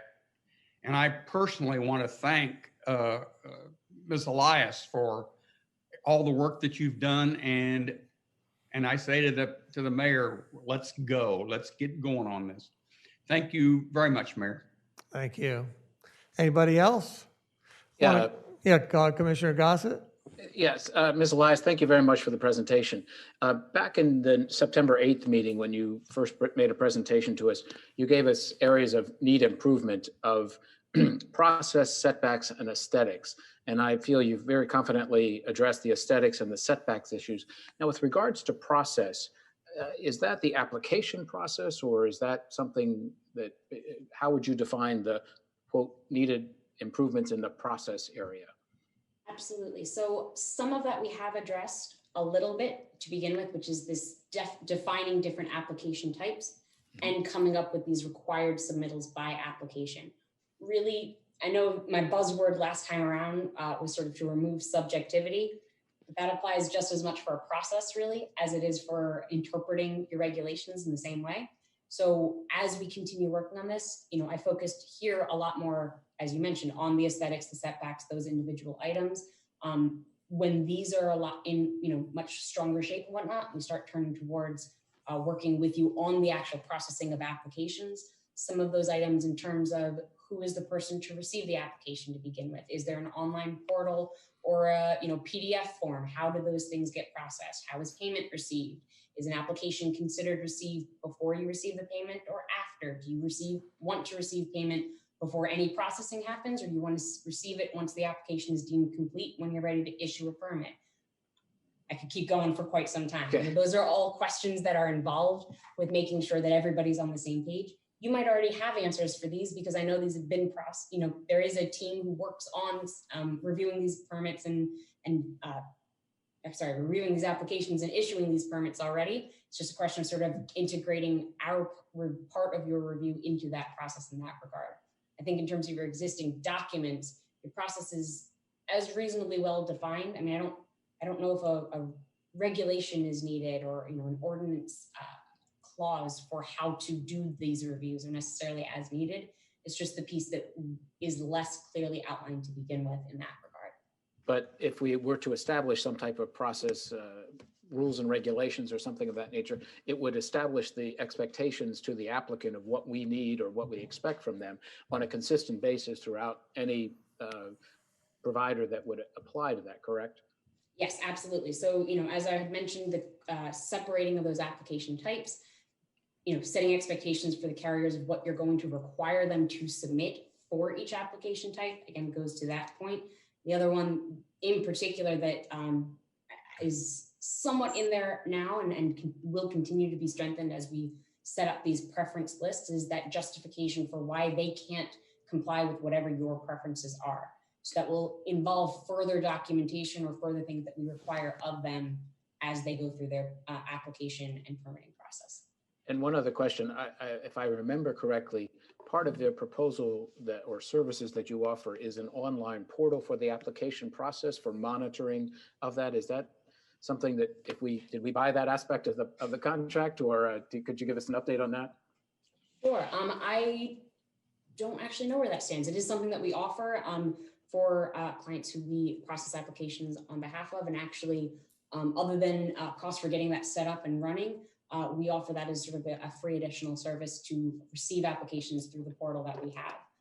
What that setup process looks like is to confer with whomever the point person would be on what those questions are that you want, what you want to see required, and how those would end up looking. And we get all of that set up. The PDF is generated, and then whenever we receive an application, an automatic notification email would be sent out to whomever the relevant parties are in the Rehoboth Beach team, so that they are aware as well. Or we even send those out as an email attachment, just so that you're further aware that we are on it and we're processing this, and it's something that's going to come down the pipe pretty soon. Thank you. Thank you, Commissioner. Commissioner Sranowski, Commissioner Gay, Commissioner Legree. Thank you, Mayor, and thank you, Julie. Great job. I think there's a lot to digest. I will to follow up Commissioner Sharp's point. I will be bringing this up for the environmental committee to take a look at. Thank you. That's all I've got. Thanks. Thank you, Commissioner Gay. You're muted. Thanks. I just have a quick question. Julie, yes, excellent presentation, as the last one was. Really appreciate your involvement in this. It's very thorough, and it's very educational for us. I just wanted to ask, should we assume then that any applications that are currently in are on hold until all of this is resolved and codified? Great question. I'm not entirely sure where those applications, if you have many or any applications in front of you. As far as I can tell, the Verizon proposal is not an actual application. It's just a proposal with some locations and photo simulations. I'm not certain of what exactly your application itself looks like currently. I imagine you require, at the very least, some structural analysis, design drawings, those kinds of things, construction drawings, etc. It's on my to-do list to follow up with the Rehoboth team to make sure we're very clear on what that currently looks like and what that might look like moving forward. But yes, I don't know if they are currently considered on hold or not. It's something I definitely think we need to just sort of wrap our heads around and make sure we know where they are.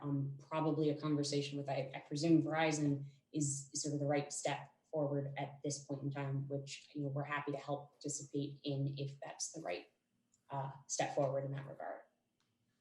Okay, and maybe the city man, I don't know if I don't want to put her on the spot, but maybe the city manager knows if there are any. I guess the other thing, I had asked a question last time about the shot clock, because I know that's a very real timing rule with the FCC. But I also want to clarify that doesn't start until we accept an application with all its parts. And so if we go back and say, no, you have to redo something, that the clock does not start ticking until we have accepted a full application. Is that correct? I believe that is correct, yes. Yes, the shot clock, whatever you consider to be the first step of your review process is what the FCC says is when sort of the clock begins to tick.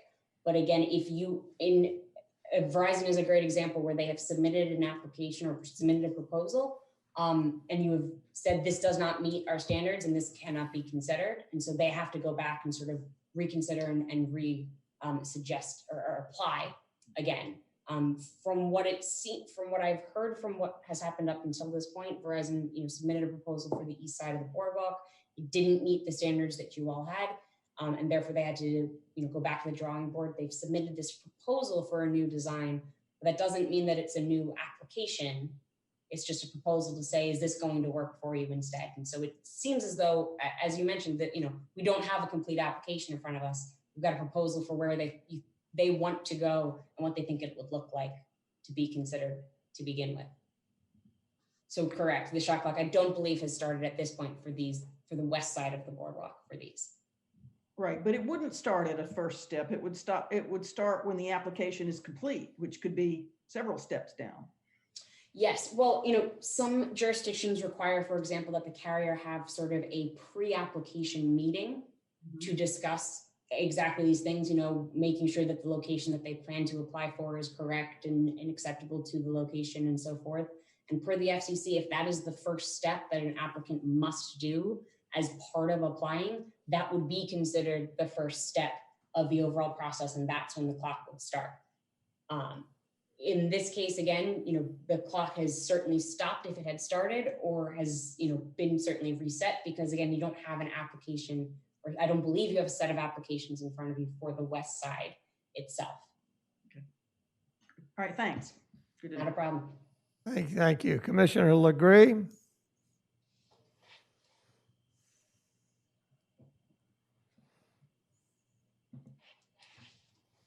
Julie, we're getting ready, the task force is getting ready to try and move forward with undergrounding of our utilities.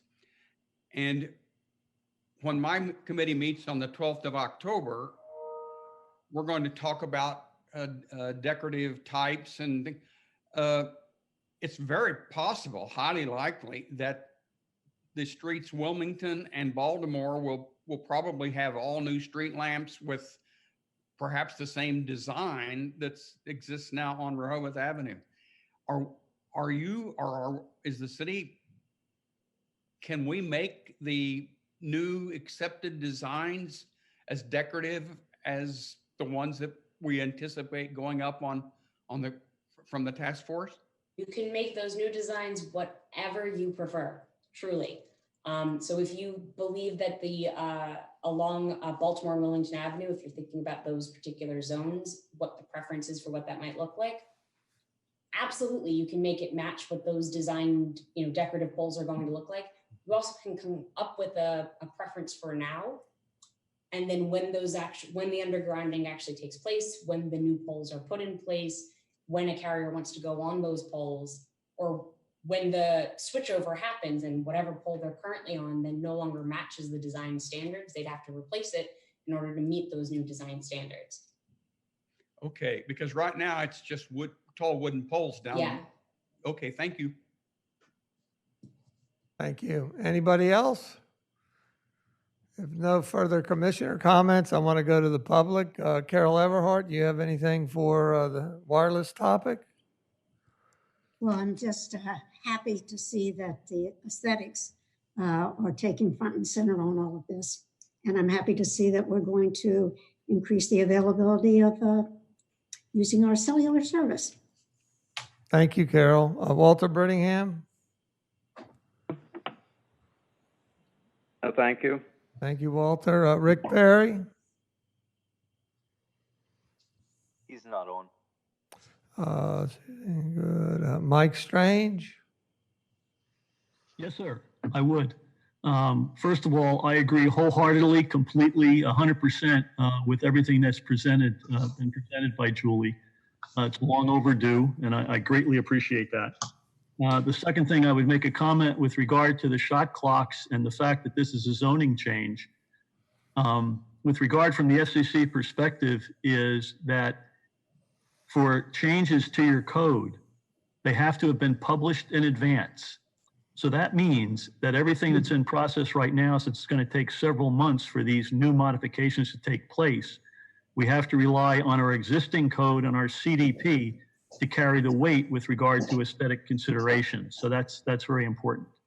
I'd also like to make a couple of other observations that are very explicit with regard to the photo presentation that Julie made, where she showed the current recommendation from Verizon with regard to their pole positions, new poles on Brooklyn and Virginia Avenue. And I would like to put forth two things for everyone's consideration.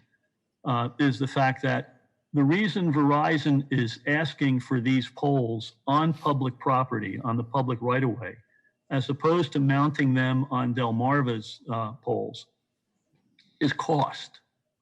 And the reason they're not thinking about putting them on commercial buildings is because of cost. And it turns out that the least cost way to do it is to mount a new pole on public right-of-way. The second least cost approach is to mount it on a Delmarva pole, or the next most expensive one. And the most expensive to Verizon is to mount it on commercial property. However, it behooves the mayor, the commissioners, the city manager, and the director of public works to challenge Verizon and other telecommunications communications companies. And I think, in fact, we should probably require to have them sign off. And this is not currently in our current code or in the recommendations from Julie, but I think it may be appropriate, is have you evaluated and provide proof that you were not able to find an available commercial or residential property where they were willing to lease to you the space for a small cell. The same thing is true for the Delmarva power poles. And unfortunately, Delmarva Power is not necessarily has been totally forthcoming in what they are required to do under the law versus what they would like to do and want to do. And that's very important because in the examples, even if you accept the fact where Verizon wants to put the poles on Brooklyn and Virginia Avenue, and Julie showed a very good example of two commercial power poles, Delmarva installations that currently have what they call high lines, the 12 kV lines on them. There is absolutely nothing from a legal, technical, or safety perspective as to why the 5G small cells cannot be mounted on top of a pole that is carrying primary and secondary, and even has a transformer, and even has streetlights. There are numerous examples around the country where that's been done, common practice, and occurs all the time. But in many cases, I hate to say it this way, but basically Delmarva Power is lazy, and they really don't want to have to do anything because it requires a higher level of coordination. There's something called the OTMR rules, which is one touch make ready, which is a series of administrative issues that came into place after deregulation. And what happens is the PUC still regulates the power companies, but except for tariffs, the PUC does not regulate telecommunications companies. And what that's done is municipalities like us and across the country, Dewey and every place else, are basically, you don't have the protections that you used to have. And that's where the telecommunications companies have taken advantage of municipalities. So I will stop talking, but I would like to just say again that Julie's work is tremendous. I do want to caution you though that the results, we're not going to be able to make use of those for the next several months. So we have to rely on the CDP to hold the fort and the existing regulations for aesthetic considerations, which are very, very important. The other part, just in closing, I would like to know if either the city or the city manager or Julie's company is willing to release Julie's email to those of us that are considered skilled in the art that we could communicate with her. With that, I will stop talking and thank you very much. Thank you, Mike. Any further commissioner comments? Mr. Cordry, are you still on? Do you want to talk on this topic? He is not on. He's off. All righty. With that, Julie, we want to thank you very much. Commissioner Gossett, you had some more Just comments? one quick question, and this is for an answer in the future from a city solicitor. In Julie's presentation, there was a lot of comments about right-of-way, and I don't seem to be able to find right-of-way specifically defined in our code. For future conversations, the next time we come up with cellular communications or CTC, what have you, could you have an explanation of if right-of-way is defined in the code and where it is, and if it isn't, if it's necessary to have that? Just curious. Thank you. Sure, we'll do. I don't know, it's right-of-way or public right-of-way or what have you, but I know it's a very common term, but I don't find it defined in our specific code. Thank you very much, Commissioner. With that, we're going to close this out. Thank you, Julie. City Manager will be in touch with you, or Kevin Williams in touch with you for the next steps and the next meeting details. Thank you very much. Thank you With again. that, Thank you all. With that, I just want to make a note that the reviews of summer 2021 season that are at the end of this thing, if we run late, I'm going to put them on the November on the October regular meeting schedule, just because of time-wise, so be aware. Next item is to discuss garbage refuse fees and also operational changes. Is Jean coming up? Oh, there she is. She didn't want to come upstairs. Jean Lee is online there. We have support documents in front of us, is a guide. And I think if we discuss the guide, it pretty much takes care of much of what is in the ordinance proposal. And then there is a new updated chart, updated September 30th. Jean, do you want to take the lead? Go ahead. Oh, and I do want to say, remember, we have 2 new commissioners on board for this topic. So this is important for them to be able to ask any questions and have an understanding of the different operational changes as well as the fee changes. So Jean, go ahead. You're muted.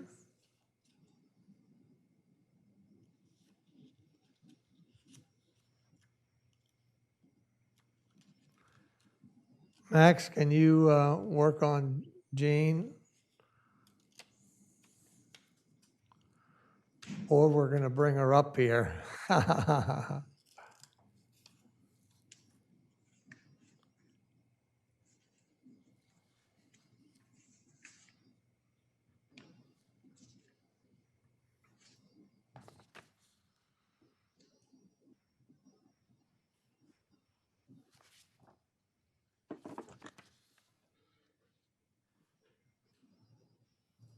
She's just gonna call in or come up, looks like. All right, Jean's on her way up here. How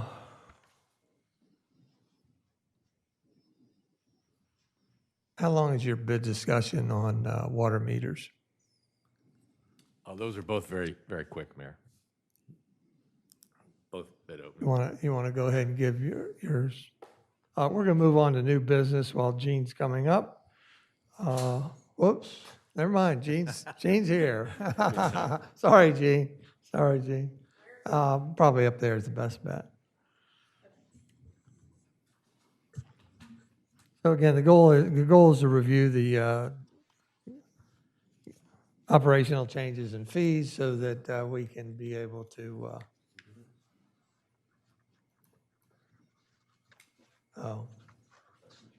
Okay.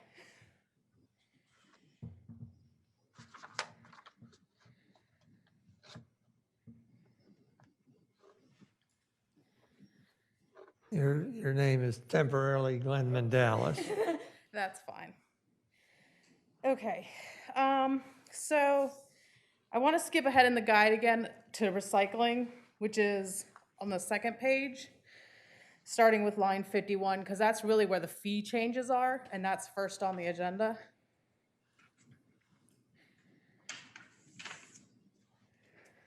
Okay, so with the currently, recycling is free to our residents. They call, they get a can, we issue it to them, they pay no separate fee for it. Because Blue Hen upped our fees, we went from $1.70 a can per pickup to $3.20 a can per pickup. That increased us about $100,000 in what the city has to pay. That's what brought about us wanting to possibly charge a fee to residents, as well as make it mandatory so that if we charged a fee, they didn't just opt out of it and then nobody recycled.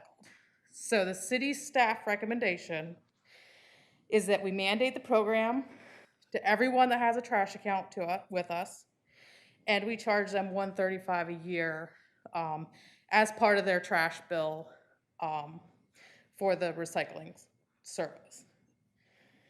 The only other change on that is that right now the recycling cans are free no matter how many you ask for. We would issue your first one for free, but if you come back, I lost my can, we would charge a $50 replacement for that can, which is the charge to the city to replace those cans. Is there any questions or? Any commissioner questions? Commissioner Sharp, and then Commissioner Gossett, and then Commissioner Gay. Could I get an explanation of when the Blue Hen service charges went up? What was the justification the company gave for that increase? So I don't have justifications other than we had to bid a new contract. We're at the end of our contract, and that's what they came in with their bid. I don't know if in any other meeting they actually gave a justification for it, but. Kevin, do you want to help?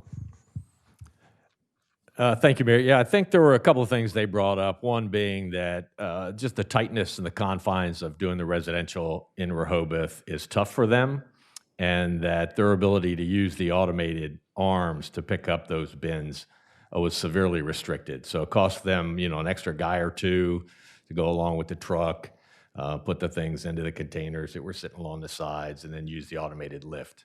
Those were a couple of things I recall from the discussion a year or so ago. So I'm hearing that their jobs are tough and our city is small?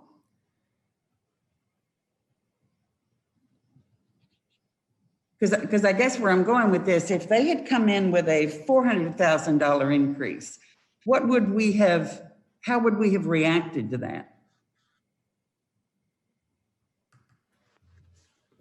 Be advised that Sharon's unable to be in the room with us right now, so otherwise I would turn to her. Okay.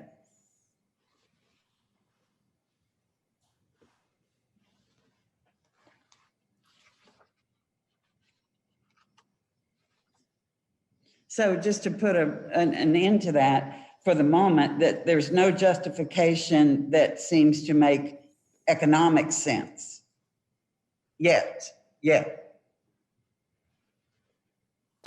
Well, then they also. Well, and I'm a little confused in that, it wasn't, they just didn't say we're raising our prices and we acquiesced to that. I mean, we put out a public advertisement, they bid, and that was their bid price. Unfortunately, it was significantly higher than the previous contract, and they were the only bidder. So at that point, it was either you agree to pay the higher fee as a city, you agree to pay the higher fee, or you do away with the service. At that point, we, the board, I guess, decided to pay the higher fee.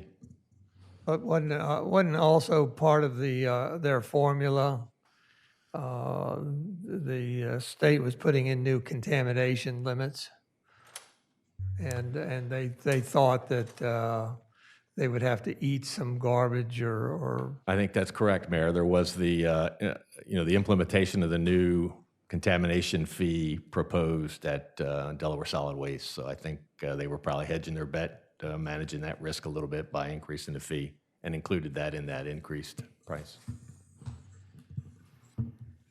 And the reason I'm asking is I'm trying to discern. I'm hearing they were the only bidder, but were they the only company that actually provides this service? They were the only bidder, Commissioner. I believe they are not the only provider of this service in communities. Okay, this is like pulling teeth, but I guess what I'm getting at is if this moves forward, we're going to have an understandable explanation as to what's going on here. And I guess I'm wondering, if they are not the only company, is it our standard practice not to rebid or go out and ask for best and final? The deadline. Max, am I still on? Yes. I can hear you. You can hear me? Okay. You just can't see me. So to address that, the time was certain to bid this out. We did not bid it out. I did call 2 other companies at the time that said, they frankly said they did not want to come into the city of Rehoboth Beach. One company the city had used prior to Blue Hen, actually prior to my time here, and they you know, did not want to come into the city. So, you know, could we have gone out and bid it all over again without after Blue Hen's response to the city? We could, but we did not do that. So, city manager, did I hear you say we didn't bid this at all? This would, in other words, be a sole source? Sole source. So. No, it was advertised. No, you bid it. Yeah, absolutely. A sole source contract with Blue Hen. With Blue Hen. Yes. Okay. No, I don't.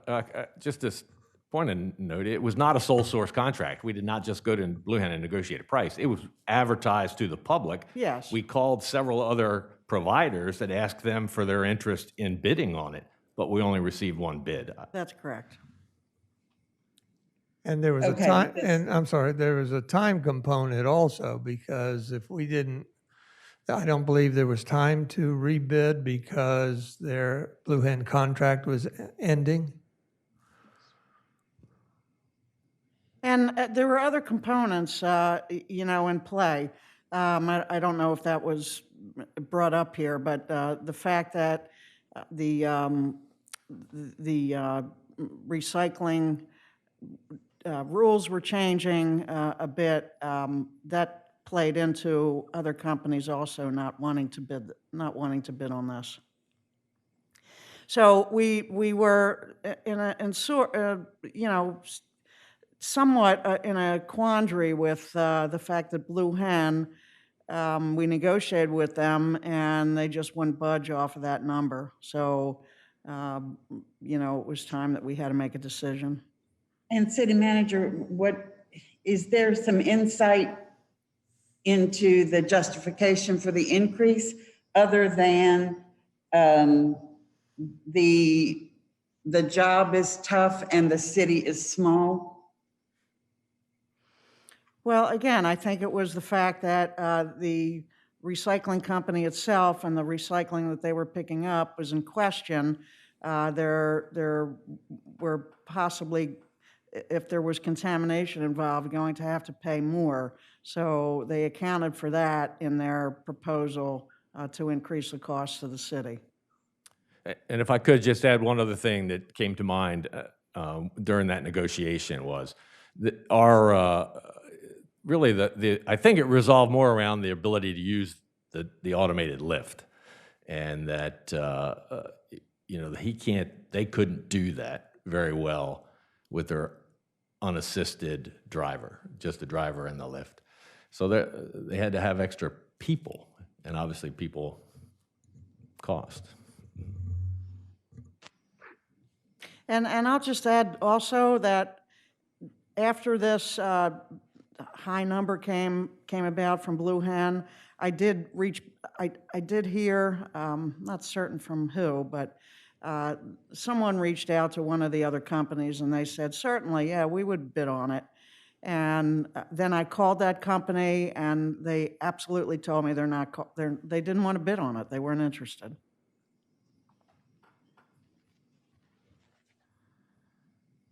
Anything further, Commissioner Sharp? Not at the moment. Thank you. Commissioner Gay? Yeah, I have, in fact, picking up on the cost issue, I have a couple of questions, and then I also have some issues with the process and the contamination rules having changed and all that. But in terms of cost, Jean, just let me ask you this. I believe that since the beginning of these discussions some months ago, that has been the same annual fee that went up from $112,000 to $216,000. Is that correct? That has not changed since the beginning of these presentations, That's correct? However, the charge of $320 per can is per can, whether there are 10 or 10,000, correct? The charge of $135? No, the charge of $320 Oh, per $3.20 per can per pickup. It's the same no matter how many we have. In other words, there are no economies of scale here, correct? No, so it doesn't matter how many cans we put out there, that's what they're gonna charge per can. Okay, then I would say what my recollection is also that while we have a pretty good percentage of our homeowners already recycling, that there are about 350 that are not currently, that will have to be with this new rule. Correct. So won't that cost of 216 go up by 320 times 350? So it will, but if they will be paying that $3.20. So yes, the price is gonna go up. This is all based on currently what do we have.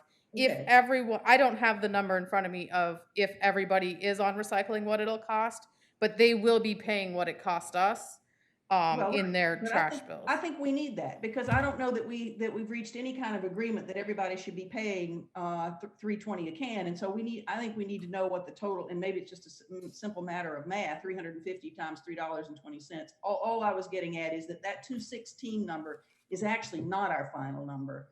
That was the beginning number before. That's the beginning number, yes. Okay, so that's the first thing.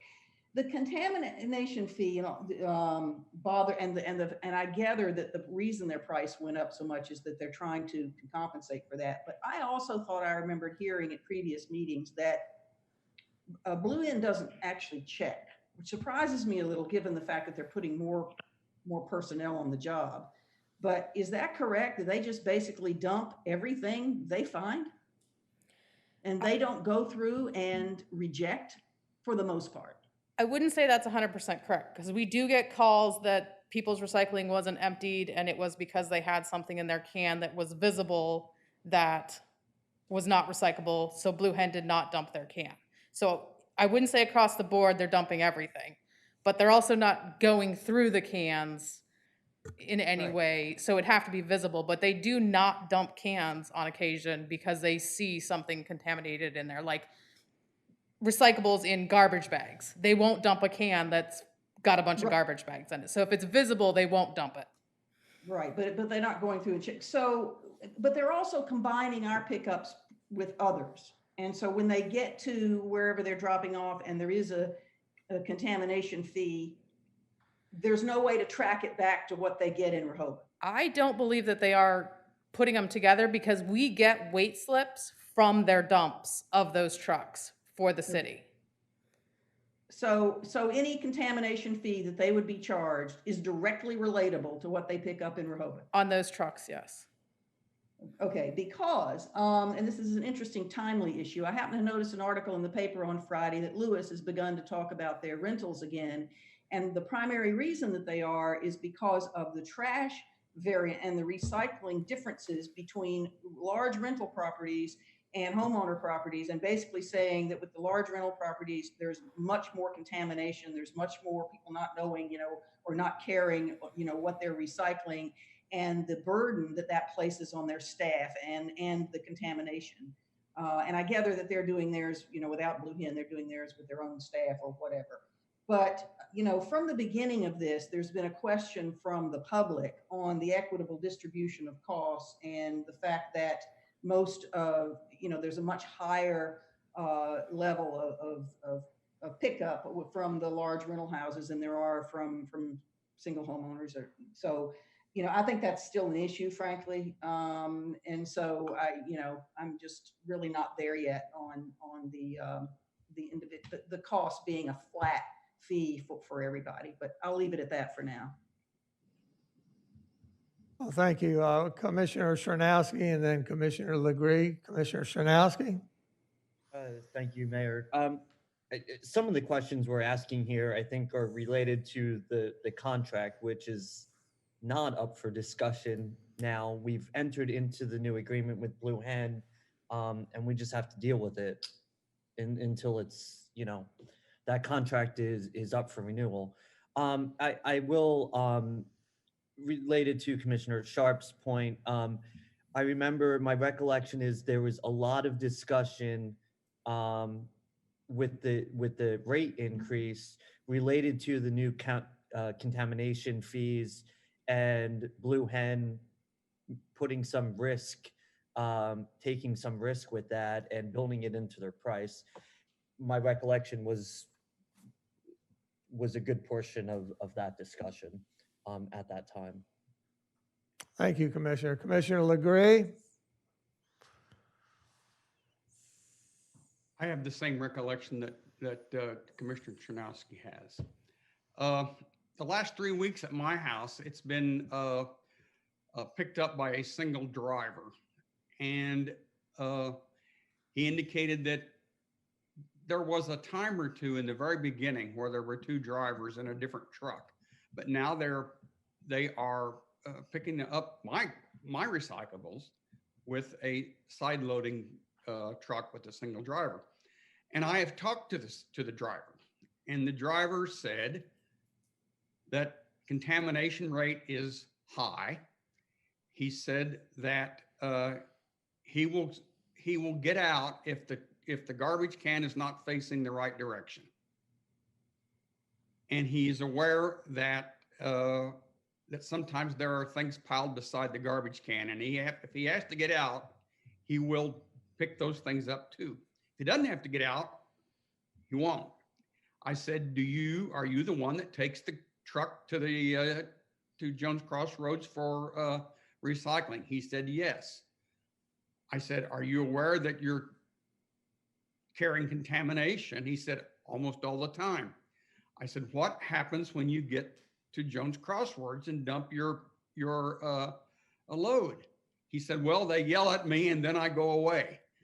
Now that's all I know, but coming by my house, it's one driver with a side loader. And my suspicion is these guys are probably cheaper than anybody else we could hire. So thanks, Mayor. Thank you. Anybody else? Well, those of us that say don't agree with the staff recommendation, it would be helpful for us to put something forward to see whether it's feasible. They need to analyze it, and understand whether it's feasible, because we need to move on. At what point do we need to make some decisions on, for instance, the fee schedule? Well, I think this is the 5th iteration of, it would be helpful, as we said before, by December. Yeah, okay. Thank you. Commissioner Gay? I just wanted to follow, some of my thoughts about it are kind of more global, related to our entire service. So trash, recycling, yard waste, all of that. And that's why, that's why I haven't said anything on other than on here questioning the rate and the equitable distribution. Frankly, ever since we talked about trash issues I wasn't here then, it talked about trash issues in around 2016. I hate to say this, but we've been, kicking the recycling can down the road ever since in terms of, equitable distribution. So I'm just going to keep saying that, I guess. But at any rate, any suggestions, I do have a few, but they're more based on the sort of overall service. So I'll save that for when we talk about that issue. Thank you. Jean, well, let's go to the next topic. Okay, so let's go back to the first page, back to refuse, line 8. So some of this stuff we talked about 2 months ago, and one of the attachments is actually a draft ordinance to make some of the changes of things that people were on board with, because I thought we were going to vote on it that month, so we went ahead and did this. So I just want to talk about that a little bit, which is going to go refuse and yard waste. And I'd like to keep these things separate from voting with the fee and stuff, because I don't want it to be an all or nothing. I don't want to lose really good changes because we don't want to have a fee for recycling. So these changes have to do with the refuse. It's currently billed annually. The staff wants to change it to quarterly. It will put it on one bill with water and sewer. It's less bills we have to process, less bills people have to pay individually. And that is in the draft ordinance that's attached. And that just doesn't change any of the fees, just changes from billing annually in June to billing quarterly with our water and sewer, and keeps the trash year the same. So the first bill that would go out quarterly would be next July, with the July water and sewer bill. The next thing on here, now I don't have trash fees as an item, and I did hear Commissioner Gay said that she did want to talk about those, so maybe that'll be in the questions at the end, but we hadn't specifically said to change those fees, so they are not listed in here. The next item is the bulk pickup. It's over a 2-week period.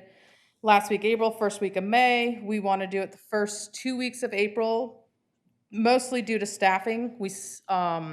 That's before we go to twice a week pickup.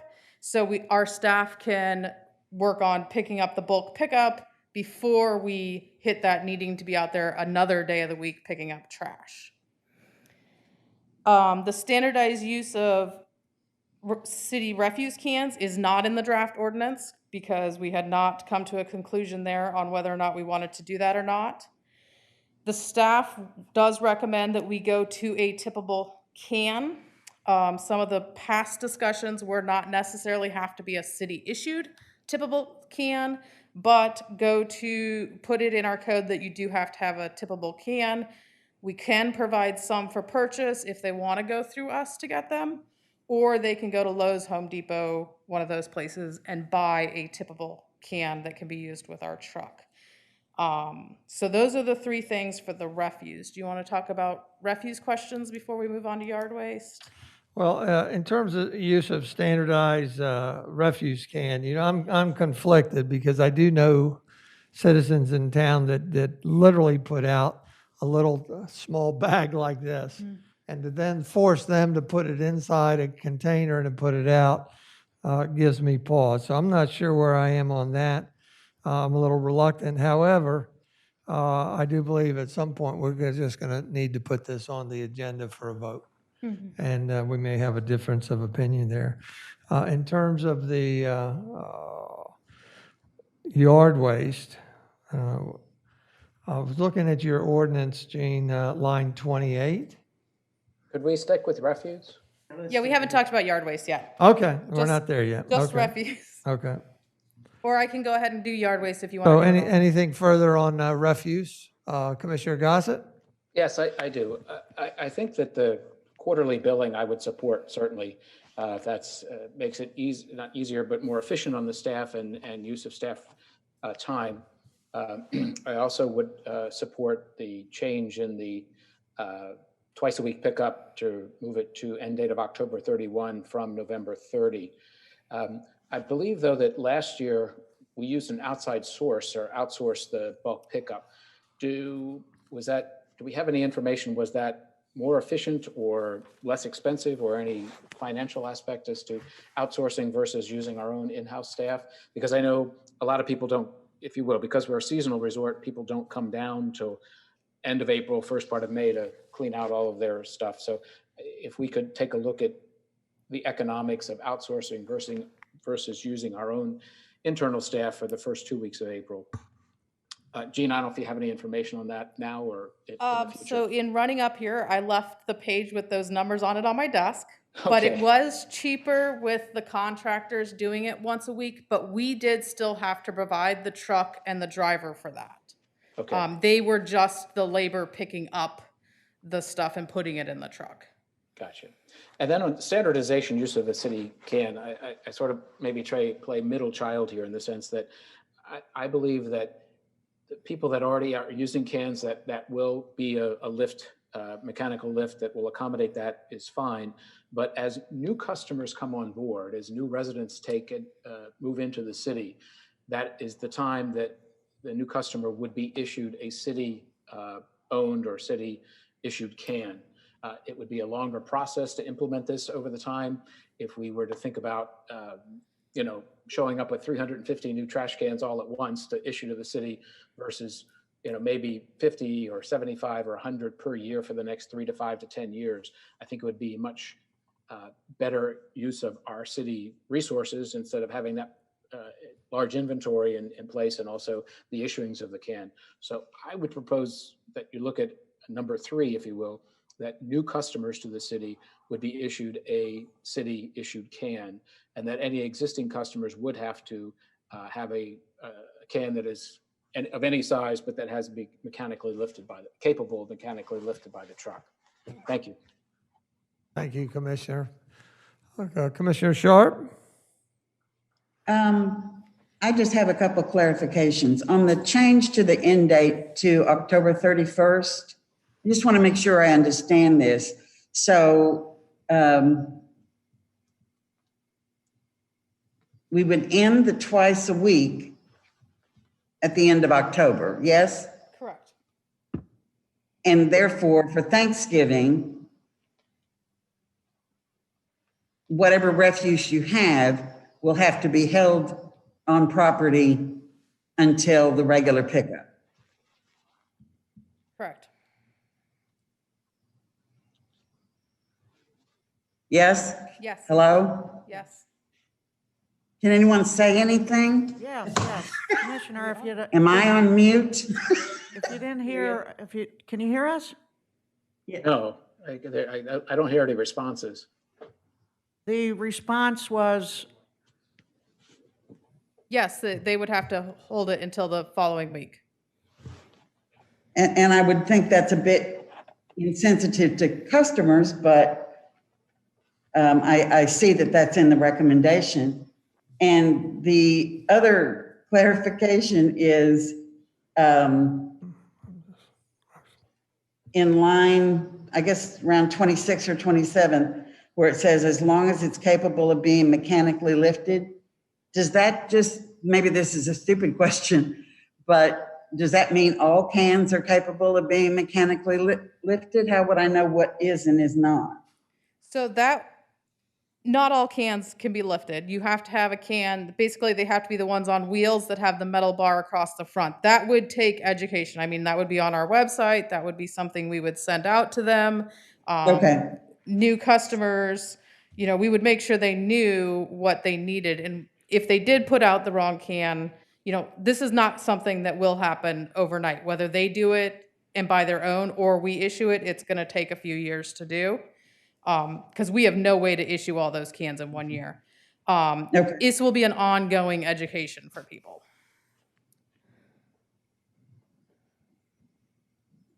Okay, that's all I have on refuse. I guess I use the same words the mayor has. I'm not quite there on things that seem to be in the arena of get less service and on one of the issues, pay more. Get less and pay more. So keep going. Go ahead. Ready? Okay, so yard waste, currently I'm sorry, Susan. Commissioner Gay had a question or a note. Yeah, I just, I go back to, and I agree, Mayor, with what you said about the cans. The reality is, it's not going to happen. People are going to continue. I mean, because we have the rule now about, loose bags only being put out, morning of or whatever, and you see violations of that. And I just think, then this was talked about when the trash rules were changed a few years ago. And the practical reality is that people aren't here to take the can back. And so, we changed it a little bit. There's still not 100% compliance, but we at least made an allowance for putting out bags in the morning. So if we change that in the ordinance, that's no longer allowed and it must be cans, you're going to have violations all over the place. And it's going to be yet another thing that's not enforced. So I question the reality of that, actually. And the only other thing, I guess, kind of picking up on what Commissioner Sharp said about the Thanksgiving refuse, I guess I just, I appreciate having the data. I'd said that from the beginning, that I was pleased to see, your recommendations based on data. 70 tons of refuse in November is not nothing. The people who generate that 70 tons they're going to experience a loss in service so I support what Commissioner Sharp said about how overall, which is why I wanted to look at this overall. Their total fees are going up, but they won't be able to put their bulk out at the end of April when they're here cleaning out because we picked it up in early April for cost savings, or they won't be able to have their trash picked up you know, in November because we've changed the biweekly. So I think it unfortunately harms many residents. Commissioner Gossett?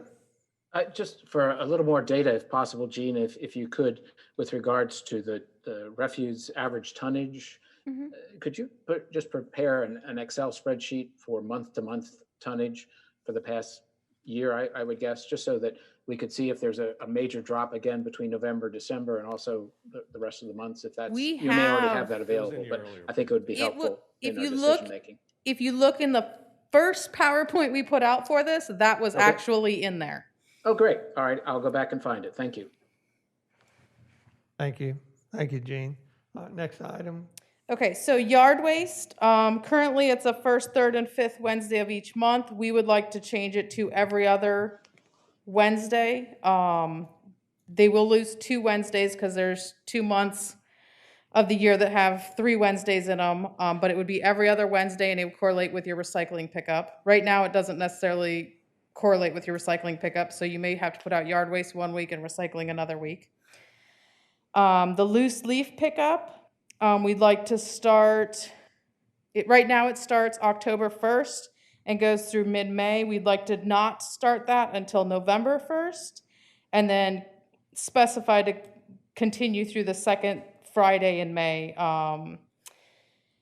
to give an actual cutoff, because right now I think it says the 15th in our information, and the 15th could be a Saturday, a Sunday, and that causes confusion.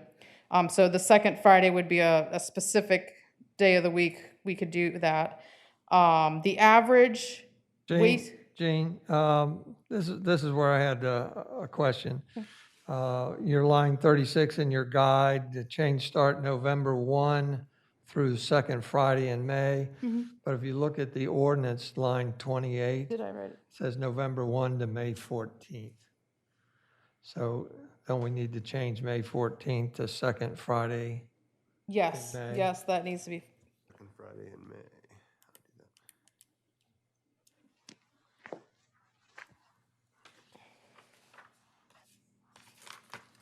Got it. Thank Oh, you. yep, I missed that. Thank you.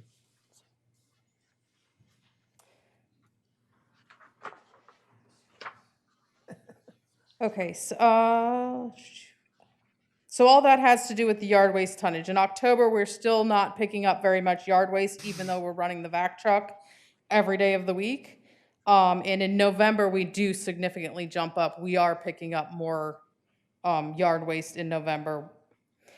And then with the vac truck, instead of running it every single day of the week for a couple of blocks, which really they end up running through the whole city, because people put it out on, the day after they were supposed to put it out or something like that, and they end up running the whole city every day of the week.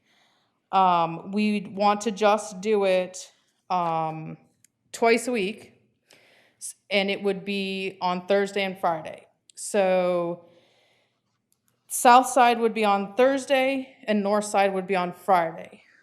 And the logic behind that is when you switch from twice a day garbage pickup, which was either Monday and Thursday or Tuesday and Friday, your second day of the week is now your yard waste loose leaf pickup. So you go from picking up garbage that second day of the week to now it's your loose leaf pickup. And just do one side of the town twice a week. And hopefully that'll be less confusing than getting on our website, finding what street you are. Are you Monday, Tuesday, Wednesday? It's a little confusing right now. That would be more cut and dry for people.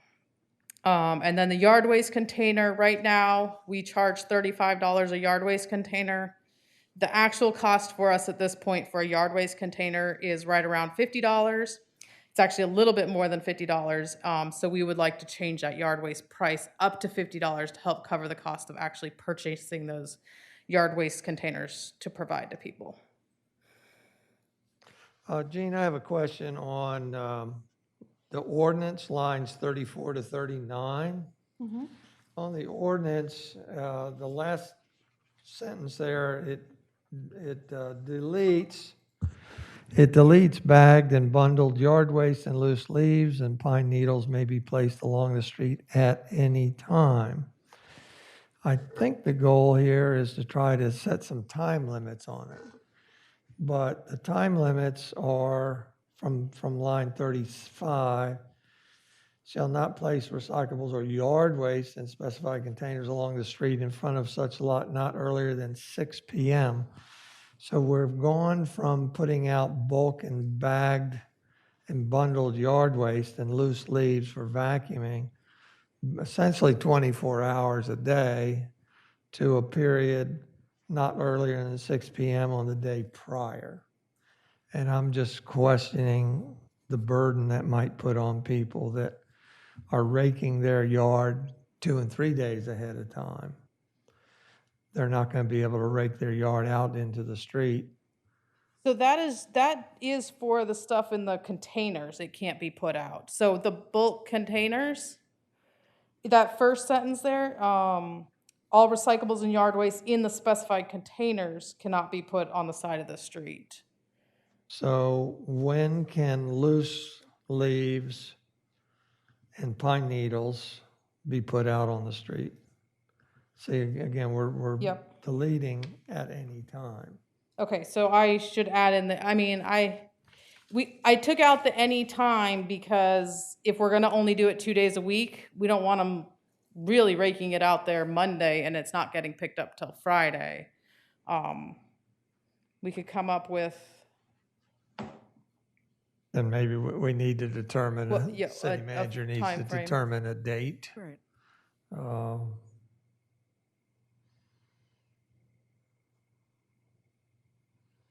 Okay, thank you.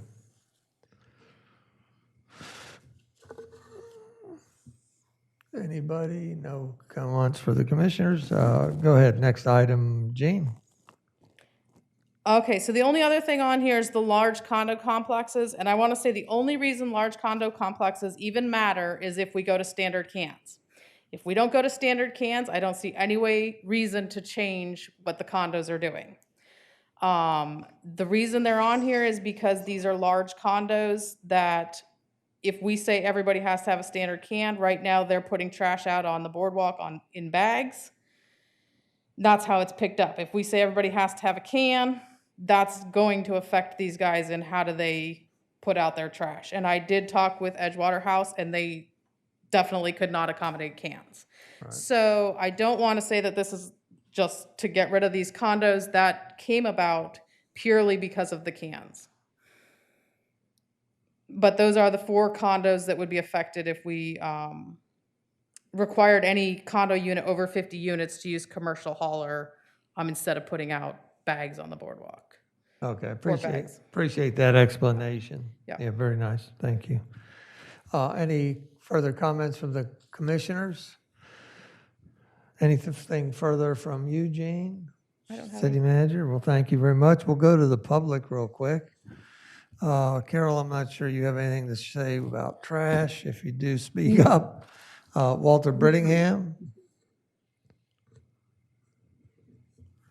Rick Perry. He's not on. Suzanne Good. She's not on. She didn't get on. She wanted to speak. Mike Strange. Thank you, Mayor. I just have one comment with regard to recycling, and I agree conceptually with just about everything else, except with regard to fees. I think that if you have a commercial rental license, because of all the things that we've just heard and due to the contamination, and quite frankly, I have firsthand experience of seeing this repeatedly on my street where we have several very large rental facilities, there's almost total disregard for the contamination issue in putting it into a recycled container. And in fact, I've had several instances this summer. I put mine out usually very late, around 7:30, and yet magically by the next morning, there's additional things in there that are not recyclable, and I didn't put them there. But it occurs, the other containers I've seen put out, unfortunately, many of the renters pay absolutely no attention to what is supposed to be required in the recycling container. And so I think that the fees for a rental license holder should be higher, if for no other reason, because those fees are fully deductible when they report their income with regard to set off against their income. that they generate from the rental property, whereas just a private citizen, I just get to pay, period. So that's my only observation. Thank you very much. Thank you, Mike. If there's no, we'll put this on again for discussion, and then actually let's talk about putting it on for votes for some of these. Thank you. All right, thank you, Commissioners, we appreciate it. With that, we'll go to the next item of, which is new business. Discuss bid results obtained for water meter replacement contract covering the Rehoboth Beach Gardens, Eagle Drive, and Bay Harbor areas. Yep. Go ahead.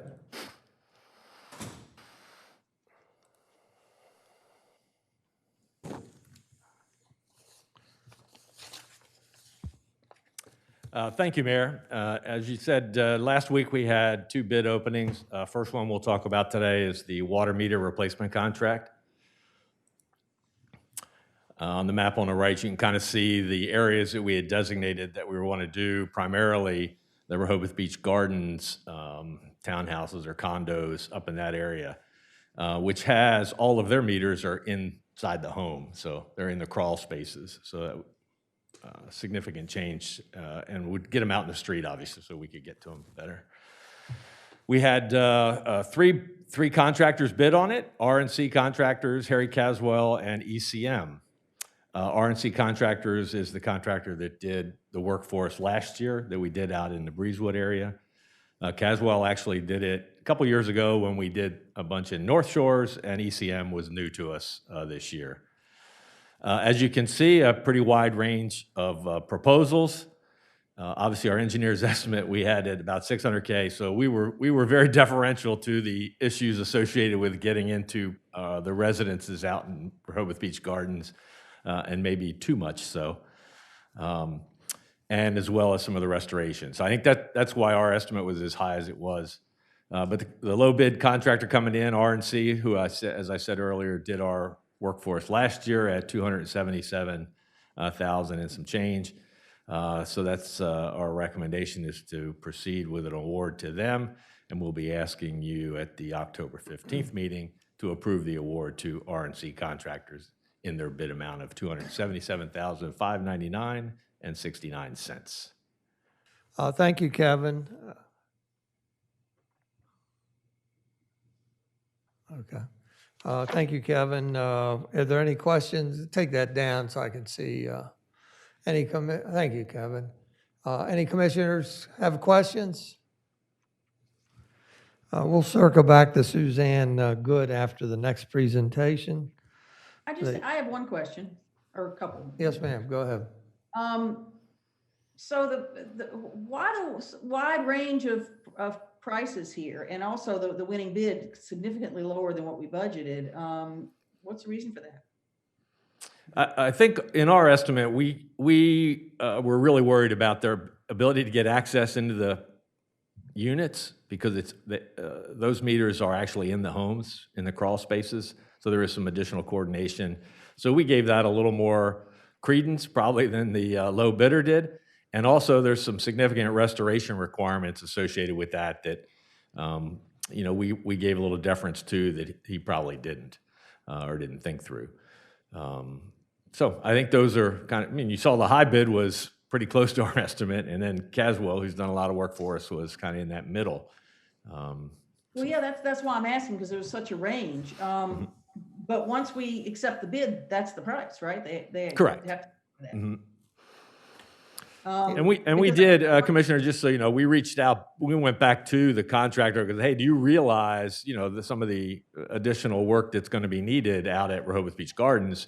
And he said yes, and he confirmed that he had a licensed plumber because doing work inside of a residence, you have to have the license and all those things. So he confirmed for us that he is, and he kept that price at what he had. So. Well, and that's good, but it also makes me wonder, because we go through this whenever we have low bids. I ask, what are we doing with the rest of the funds? And I guess it goes back into the general fund or something, but there's such a difference here. You just Mm-hmm. I have to ask if there's something else, some other priority, some other deferred expense that we could allocate some of that to. Commissioner, you're absolutely right. And I hate to give money back to Bert, right? So I fight so hard for it in the budget time. I just hate to give it back. Yep. This one is very peculiar in that procuring it, I mean, it would have been very easy to just say, hey, I want to do another neighborhood, right? And I want to do another 150 meters and we'll just accelerate our program and get it done using that same amount of money. But in this particular case, we're not confident we can get the meters to do it. We were a little worried because of the supply chain that we actually ordered the meters for this contract back in April. And at that time, they said a 6-month delivery. We have yet to receive those. So we're going to start with our stockpile, our on-hand reserves to get them going. But we expect to get the things that we ordered in April, we expect them at any time, knocking on wood. So at this point, to go back and say, well, we're going to add a neighborhood and add 150 meters, we're not very confident we get those meters within this budget year to do. Now I'll work with Bert to find another home for that money. But at this point, I don't know where that is. And so I'm willing to give it back to Bert if he at least says, well, we'll consider your request after this. Okay. Mr. Williams, also a question for you. And I don't see it attached to this presentation, but an earlier version of this, there was a spreadsheet that listed all of the points or items that added up to the final total here. Mm-hmm. And in Harry Caswell and EMC Corp, it noted errors in calculations on the spreadsheet.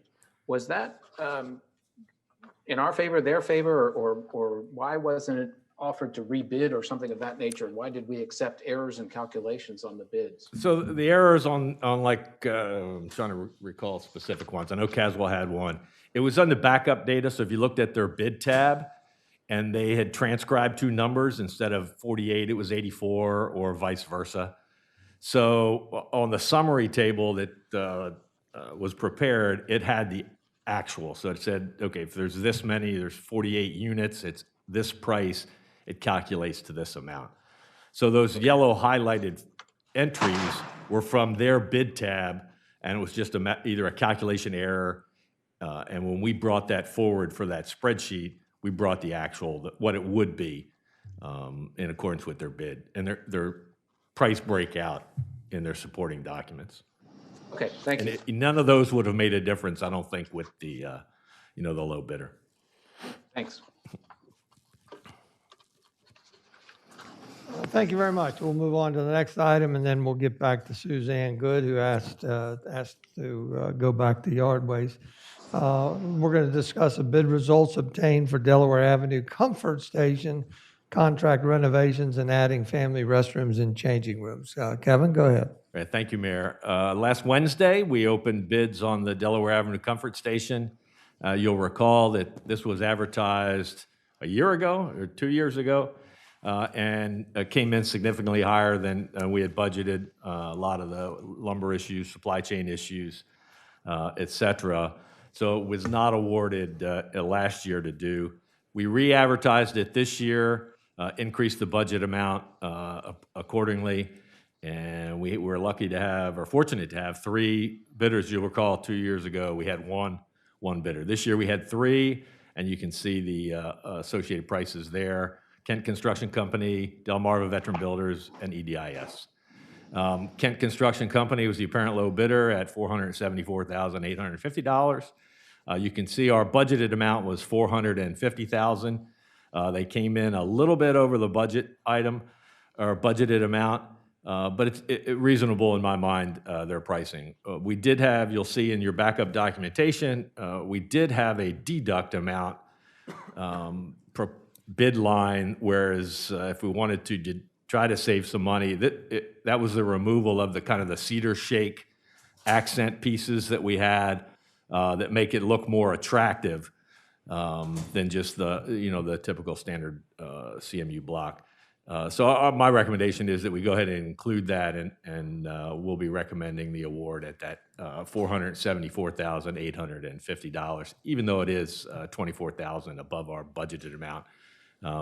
We feel we have that elsewhere in the CIP that we just gave 300,000 back on water, but we do feel we can find that 24,000 elsewhere in the CIP.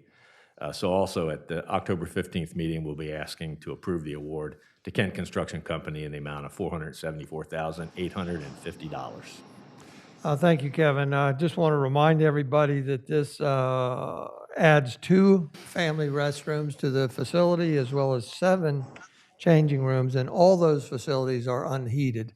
That's why I keep pushing for the Baltimore Avenue facility or wherever it ends up to be a year-round facility, especially to accommodate family restrooms on a year-round basis. Are there any questions from the commissioners? What is the construction schedule for this project? This one would start construction right after Sea-Witch. So we would plan to give them a notice to proceed 1st of November or so. And I think it was a completion date by the end of April. April? Yes, sir.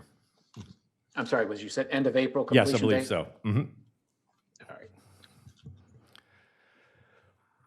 Any further questions from commissioners?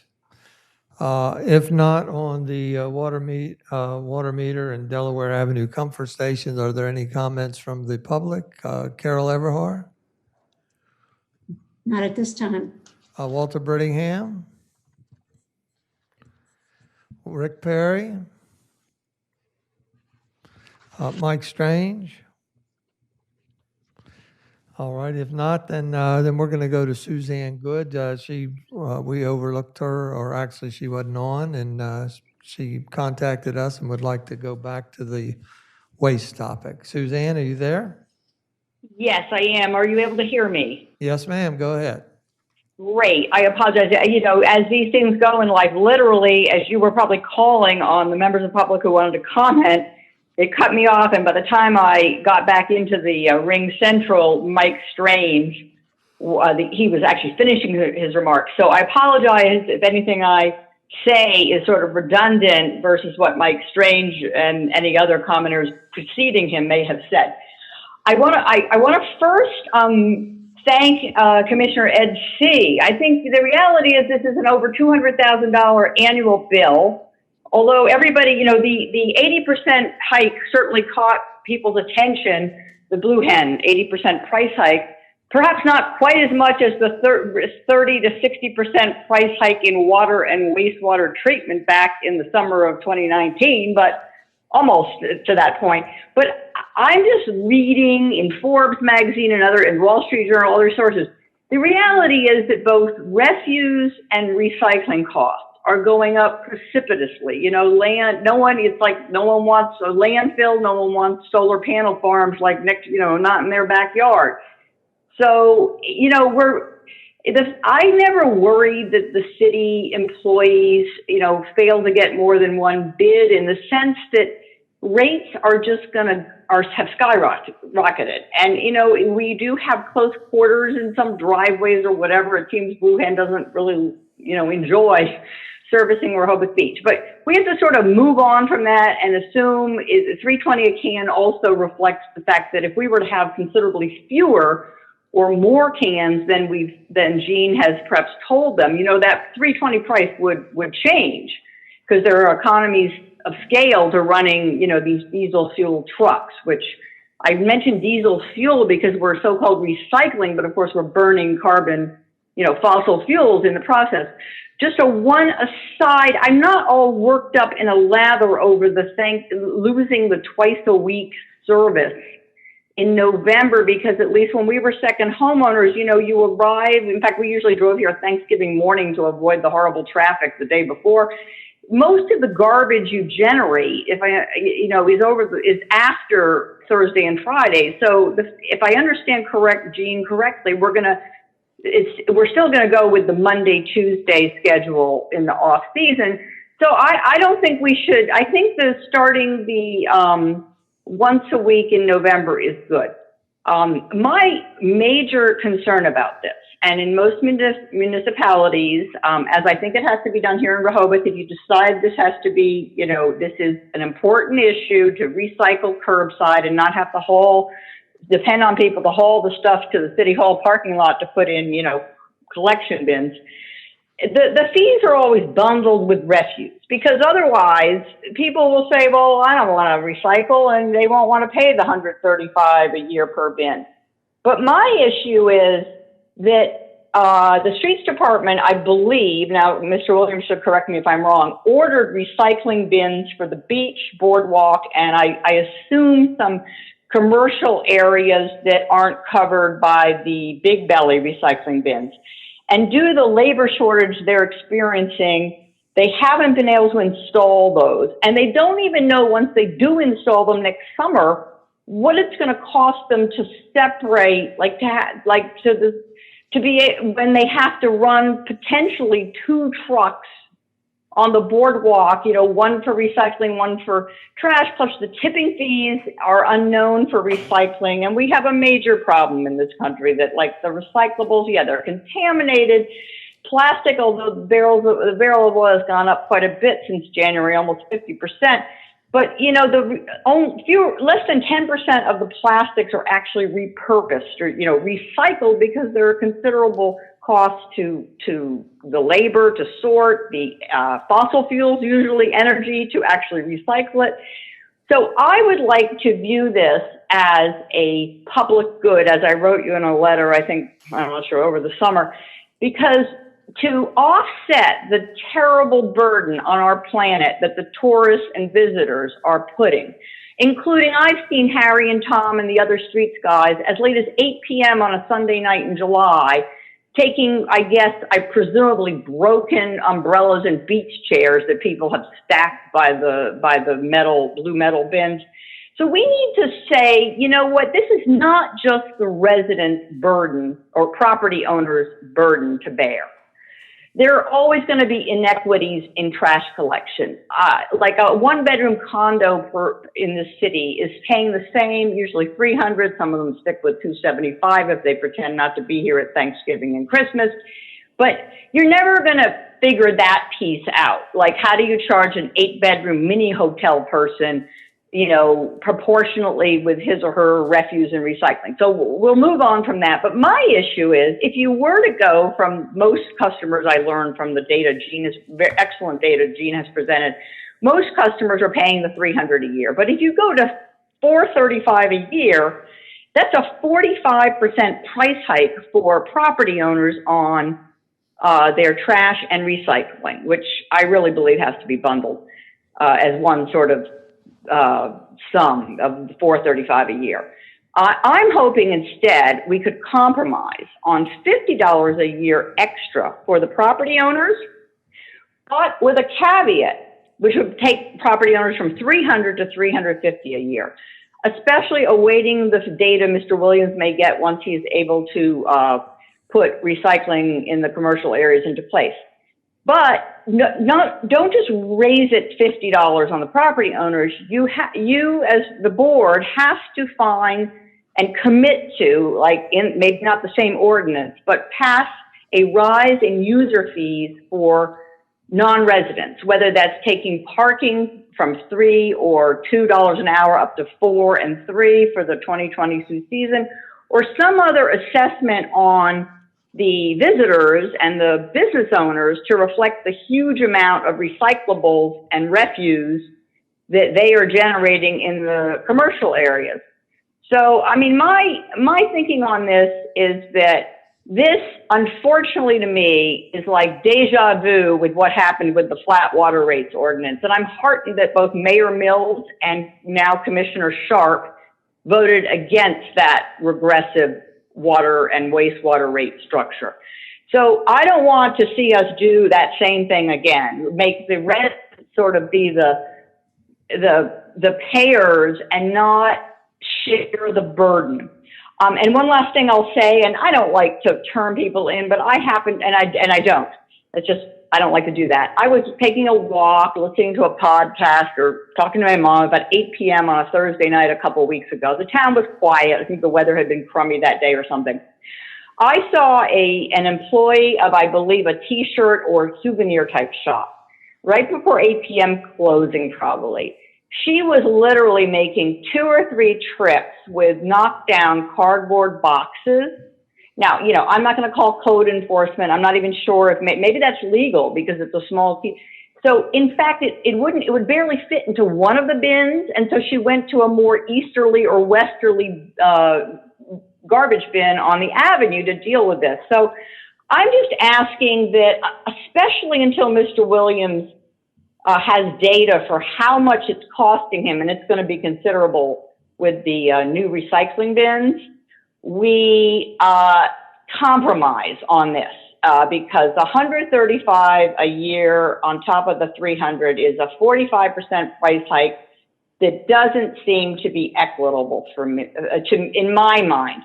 I appreciate your time and wish you the best of luck with this thorny issue. Thank you, Suzanne. Any further comment? I think we hit it earlier. With that, we're going to get back to new business. Item B. Discuss committees, task force, liaison positions, including but not limited to memberships, filling vacancies, chairs, and potential sunsetting of 2 committees. There is a support document in front of you that was embedded in the agenda that has the committee, board, and task force membership list. This is the time of year when we typically give consideration to reappointments and appointments of committees, et cetera. The members actually stay on the committee and task force until replaced, but typically in October, at the latest November, we make appointments there. So if you recall, we've already done the commission and board appointments, and that's the privilege of the mayor to make those nominations. For the committees, it's the privilege of the chair of the committee to make those nominations. So these are not coming from me necessarily. Animal issues, we'll go through them once real quick. If you have any comments, then please raise your hand, and let's talk about them as we go through them. For the Animal Issues Committee, I suggested and contacted Tim Bennett, and Commissioner Bennett has agreed to chair that committee. And you see all the other members that are current members. With that, we'll go to the Audit Committee. Audit Committee typically has 3 members. Don Derrickson was willing to continue, but he also was willing to resign or retire. And so Jim Horty, I'm suggesting we appoint him as chair. Per the charter, there are annual appointments to the Audit Committee. And then I made a goof and put down appoint Bruce Williams, and I just made a mistake. It should be James Little. I have talked with Bruce Williams to let him know of my goof, and he's fine with that. But James Little and William Pearlstein are recommendations coming from Jim Horty himself. I also contacted Commissioner Legree, who's a former Audit Committee member when he was Citizen Jay Legree. And he and Bert Dukes, all 3 of them are amenable to James Little and William Pearlstein for the Audit Committee. If there's no questions, move on to the Board of Elections. They have elected terms for 3 years.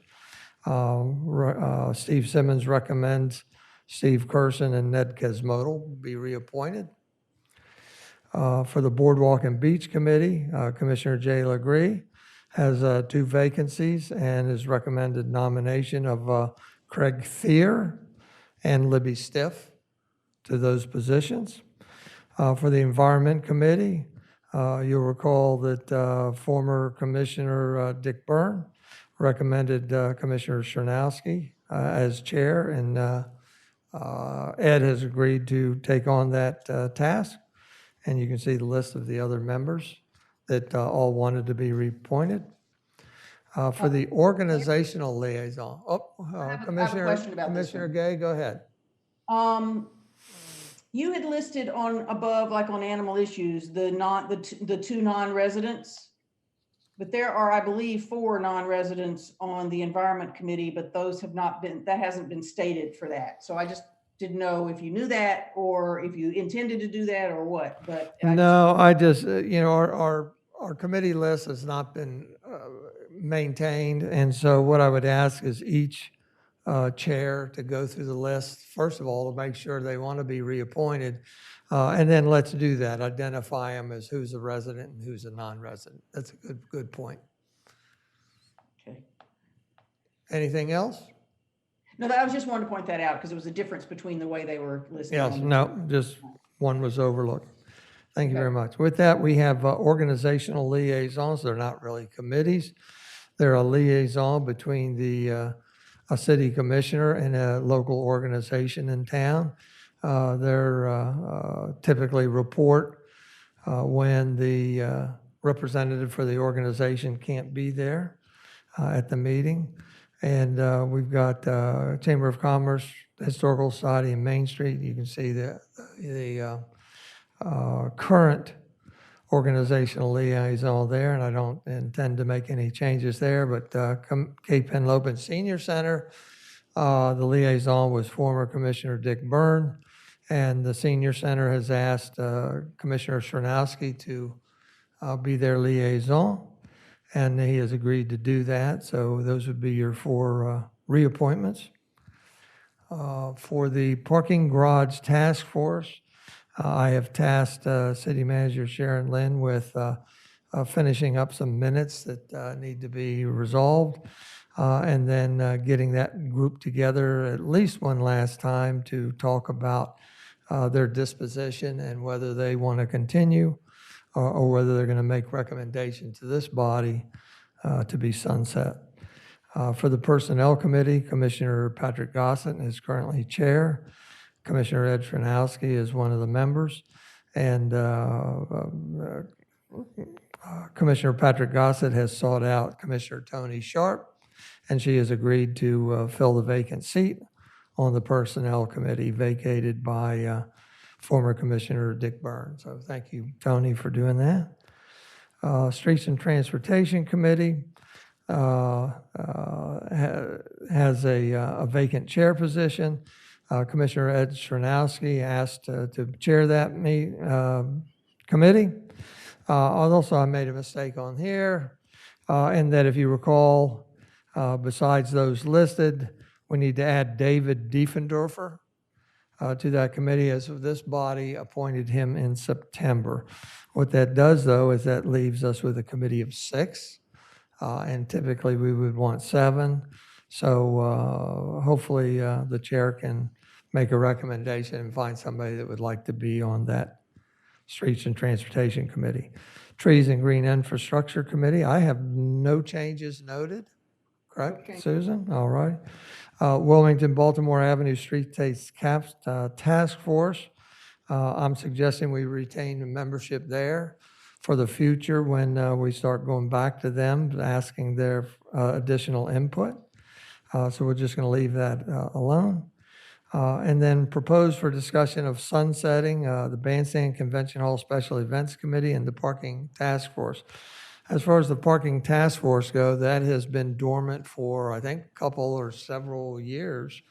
And if you recall, what we did recently is we turned it from a parking committee to the Parking Task Force under the premise that it would be tasked with certain parking issues.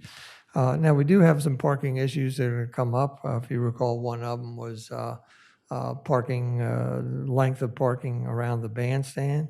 And we said we would bring that back in the fall and bundle that with other parking issues. So in theory, we could keep it.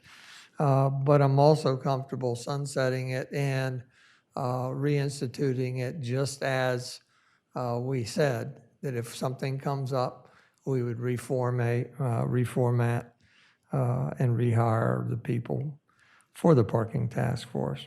So we can enter into discussion on that. And then Patrick, would you like to offer some thoughts before I do on sunsetting the Bandstand Committee? Because you are the current chair and you'd be getting out of a job. Sure. Well, it is one of the things that I did is to reinvestigate the charge for the Bandstand Convention Hall Special Events Committee. And I'll just share that with you. It's the Bandstand Convention Hall Special Events Committee evaluates and recommends policy on rates, hours, fees, and venues for scheduling events at the Rehoboth Beach Convention Center, Bandstand Pavilion, park facilities, and for beaches. And this is the only committee that actually does any recommendations on rates at this present time. So I had a conversation with members of the committee, the ex officios, Carol Everhart, who's the Chamber of Commerce, Corey Grawl, who is the bandstand manager, Sharon Lynn, our city manager, and Steve Perry, who is taken on the expanded responsibility of receiving applications and taking inquiry calls about the rental of the convention center, and also handles beach weddings. And just in review of this, one of the closing aspects of the charge is the committee meets on an as-needed basis at City Hall. I have not received any calls to have the committee meet for any needs in the past year. And again, in talking with these individuals that have been a part of the committee for several years, they just feel that the setting of rates, hours, fees, et cetera, really should come from staff recommendations. And trying to compare that back, staff recommendations are set the parking meter rates, they set the permit rates, building and licensing sets the fees for the city.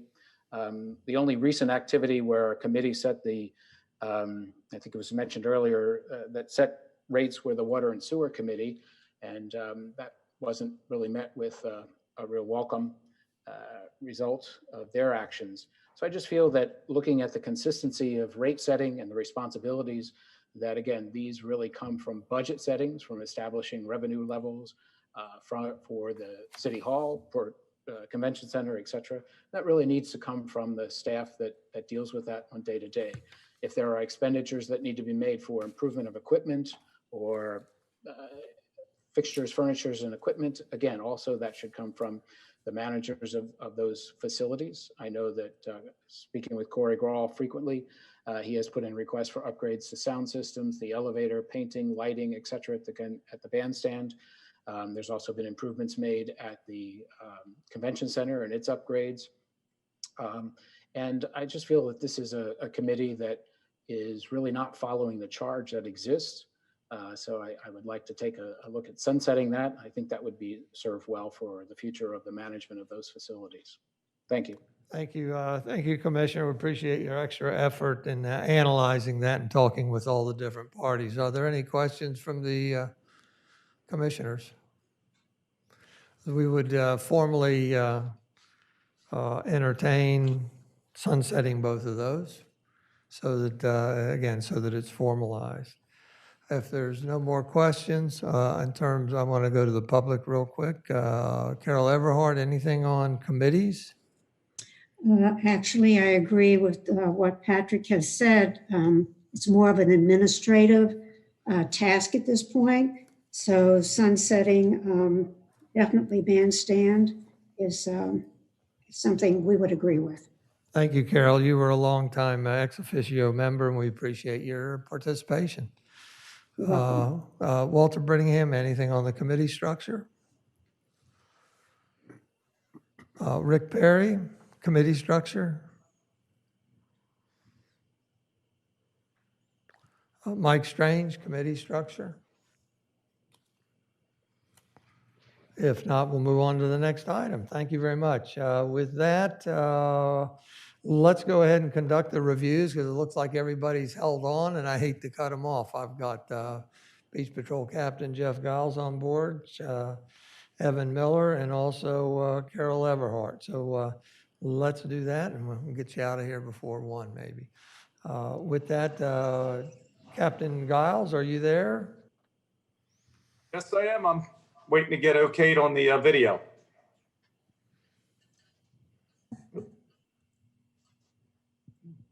There I am. Thank you. Again, I want to thank everybody for allowing me to come in to start as a captain of the Beach Patrol this summer.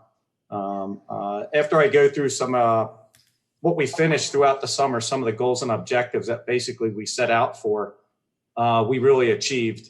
And the main achievement is with public safety, or no drownings.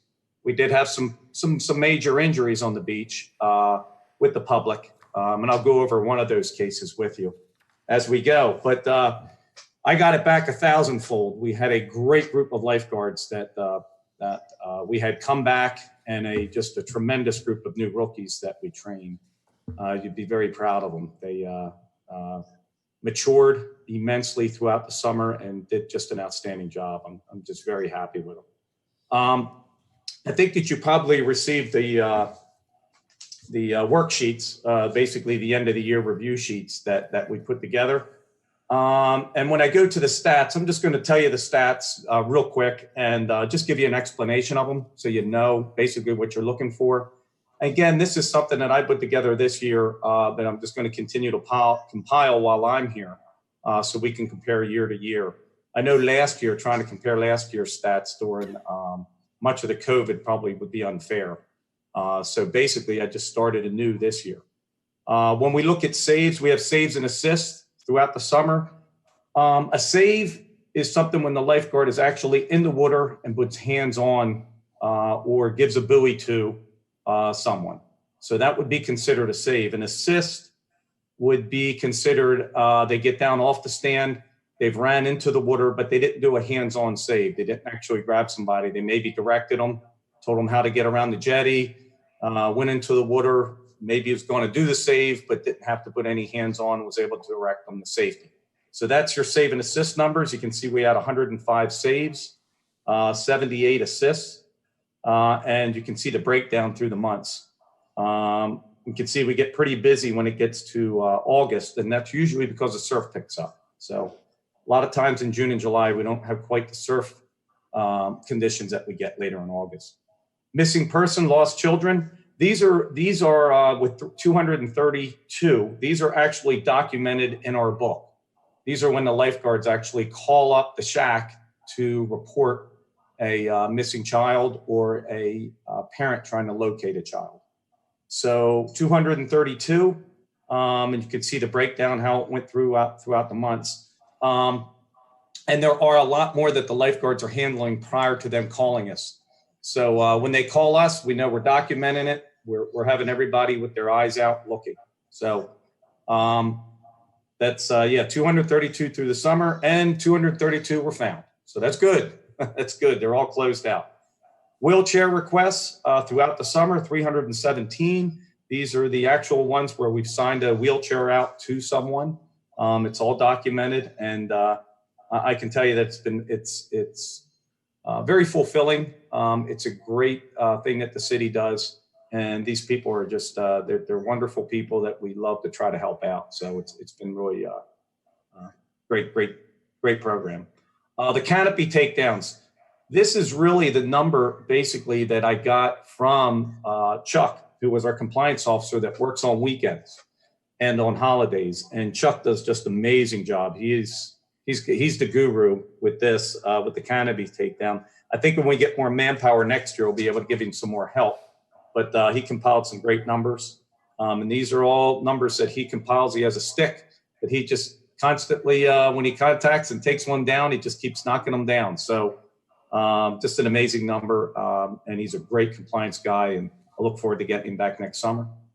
EMT calls, these are significant calls. These are calls where they're either going and responding out with their with the Polaris, or they we've had something come on the boardwalk, in the area of the boardwalk where they've ran down to it. These are the ones where they've left the shack to handle.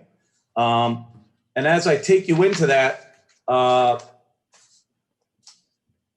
EMT, we had 6 different EMTs that came through the summer. We try to keep one assigned here each day, and on weekends we'd have 2.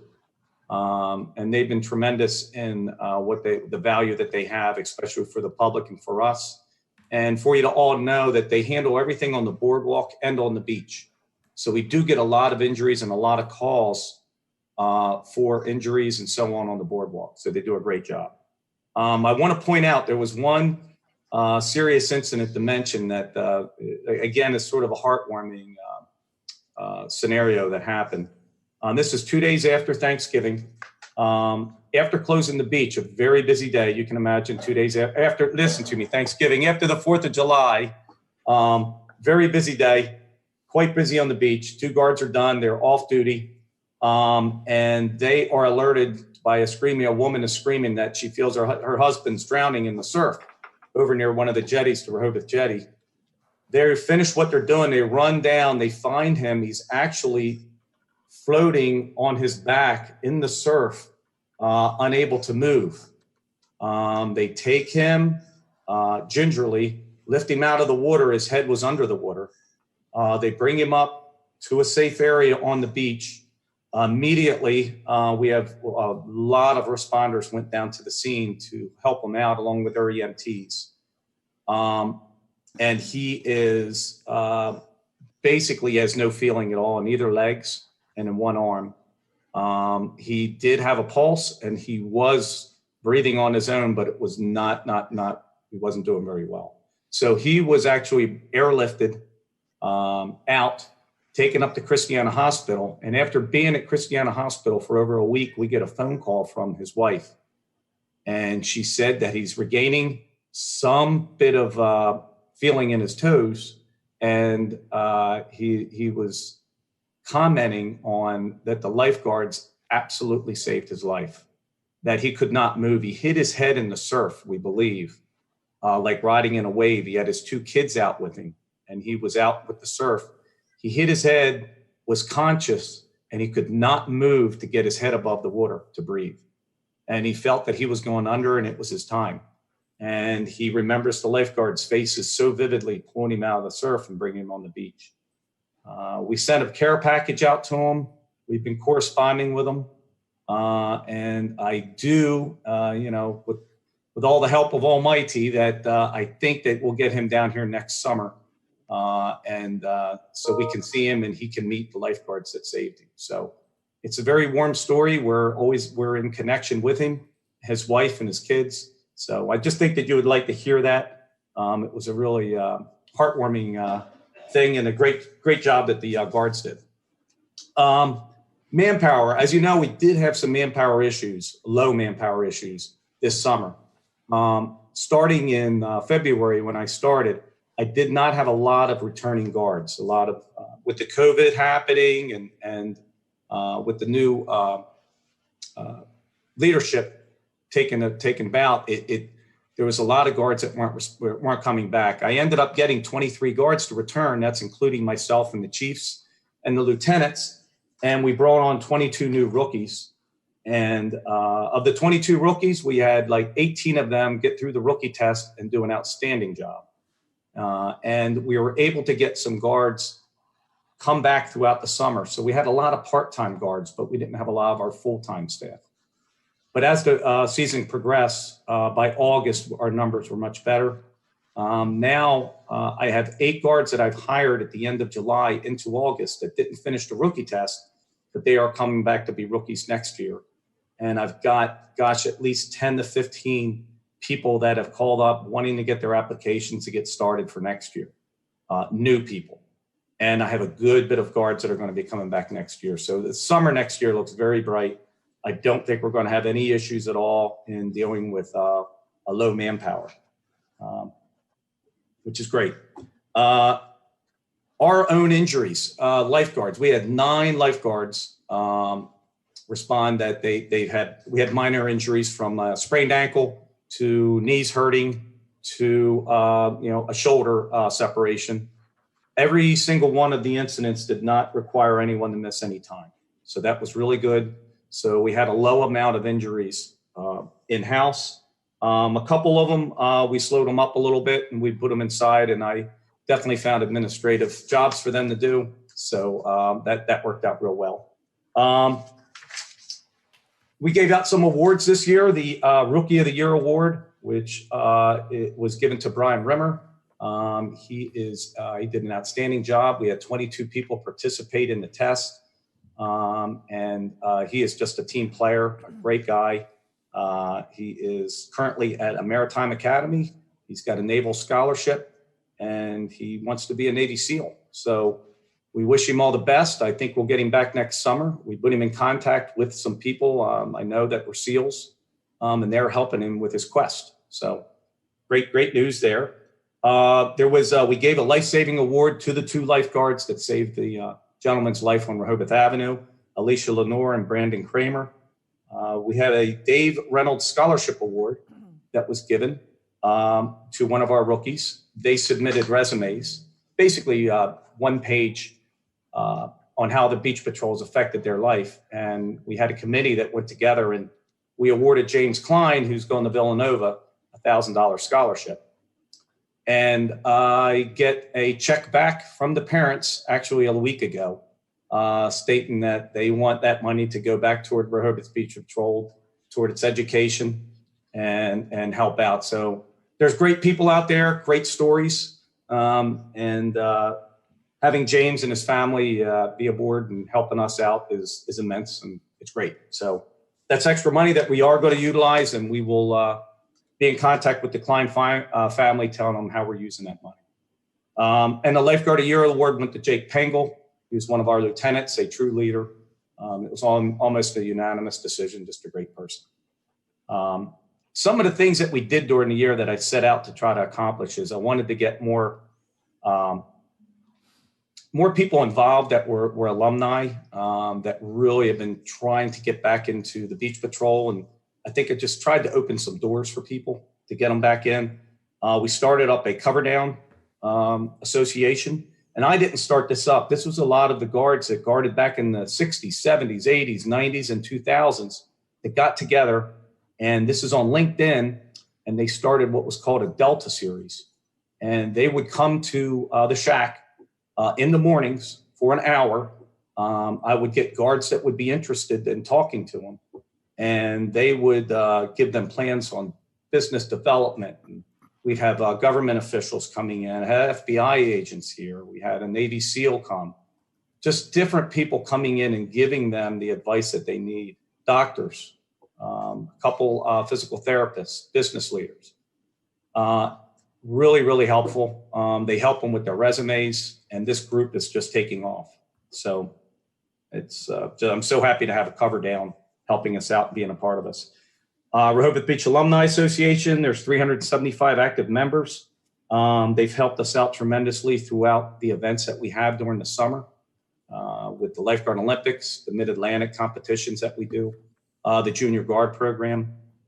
They have been just awesome in helping us, and especially next year, we're going to celebrate the 100th year anniversary. It actually fell in this year, but due to the COVID restrictions, we just felt that next summer would be the perfect time to do it. So keep our fingers crossed for the 30th of July. So we're hoping to get it done then. The bell ringing ceremony. I initiated a new ceremony that we do on weekends and on holidays, and it brings about just important people here in Rehoboth Beach, and including yourselves. You are invited to ring the bell. We'd love for you to ring the bell, talk to the lifeguards. It gets the day started, and it's been very popular. I attached a sheet that has everybody's name on there that have rang the bell. We're going to laminate them. We'll keep it for history purposes. And Mayor, thank you, because you were the first one to ring the bell, and it's all just went down from there. So we've had great people, and we're going to look forward to doing that in the future. Future goals and considerations. One of the main ones, and I put it there on the sheet, and I think we all probably understand it, is lifeguard housing. It's getting, there's been many different guards that applicants that I've had that have been trying to come down for the summer, and they just are not able to get the housing. I am working with a lot of people in the public and private partnerships to see if there's some things that we can do. And I'm hoping that we can carry it forward and hopefully in the future have some better chances for guards getting some lifeguard housing. So there's a new Polaris that we're going to be getting. One of our Polarises broke down during the summer. They're both very old. There is money set aside for a new Polaris, which would be great. It will help our EMTs. It's for the public. These Polarises are used to get the lifeguards to that area and get the EMTs mostly to that area so we can tend to somebody that's injured. Jetties. I think you all know, we call them jetties. We know they're not really considered jetties, but they're jetties. Majority of our saves, our assists, our injuries are due to the jetties. So we're brainstorming to try to figure out maybe some better ideas of how we can get those marked, how we can get that so the public notices it, because we could put signs everywhere and the public a lot of times just doesn't really pay too much attention to it. The current's going to take them toward it, and the lifeguards have to do their job. But it is, if we could better try to find out some ways that we can get that area cordoned off, we're looking into it. So, and then again, we at the end here, I want to say we started EMR training, which is emergency response training. It does take 40 hours of training to achieve the EMR status. So it's a lot of time and effort for us. The city's been great about providing us the time and place to get this done. We've done it at the convention hall. I was able to get 12 of us at the senior staff, basically the leadership level, EMR trained. It really helps out the EMTs because we'll basically be on the same path as them. We're able to recognize critical incidents, recognize when somebody's in that needs an EMT, how we need to call the ambulance, and these EMR trained guys and girls we need them immensely. So next year, I'm looking at doing another 15 or 20 so we can start building the base up that the only people that will be getting EMR trained will be the rookies. And that will hopefully in about a 2 to 3 year period, that's where we're going to be at. So we're working toward that. A couple other things we're working on is getting more the social media aspect of it. I am not the best. I am not up to date on Instagram and Facebook and all like I should be. It's just not it's not the world that I fall into. And I do have some young guards that are helping with it. We're working with the IT department and we're getting that going so we can have the Instagram and Facebook and we can reach out so we can recruit a little better and get more people involved. But in that, I just want to sum it up and say thank you. Great summer, busy summer. It's been eye-opening for me because there was a lot of things that I had to address that I didn't really think about before I started the job. But as I go into next year, I can see I have the people that I can call upon. The leadership that I have here at the Beach Patrol is awesome. And I'm just really excited for the future.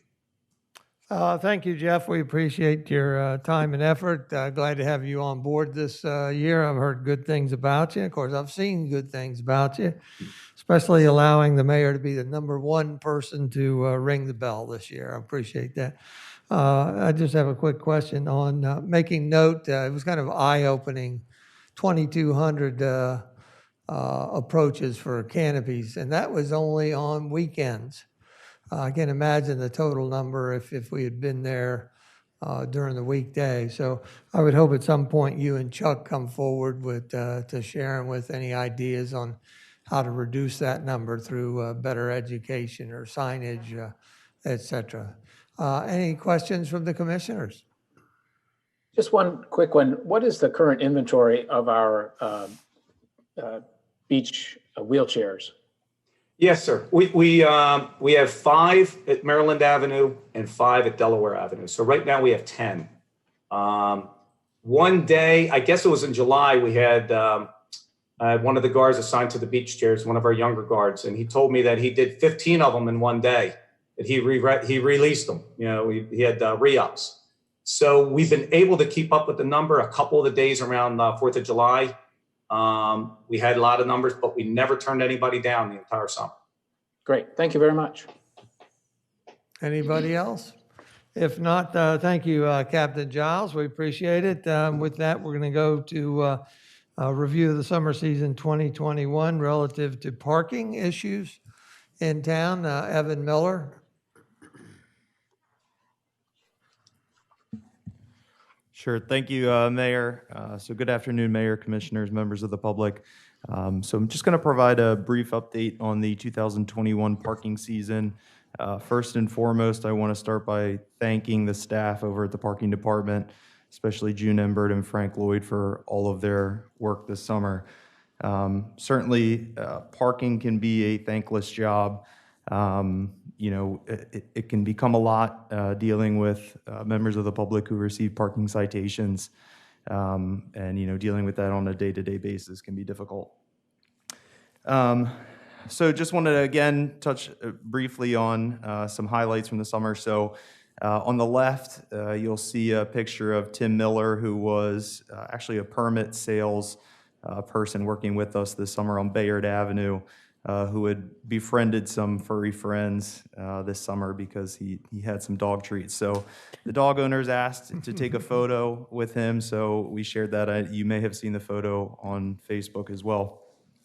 The picture at the top would be some of our parking enforcement officers, parking technicians, and even a member of the streets department when they took down the single head meters back in 2019. So that was the last day of the season in 2019.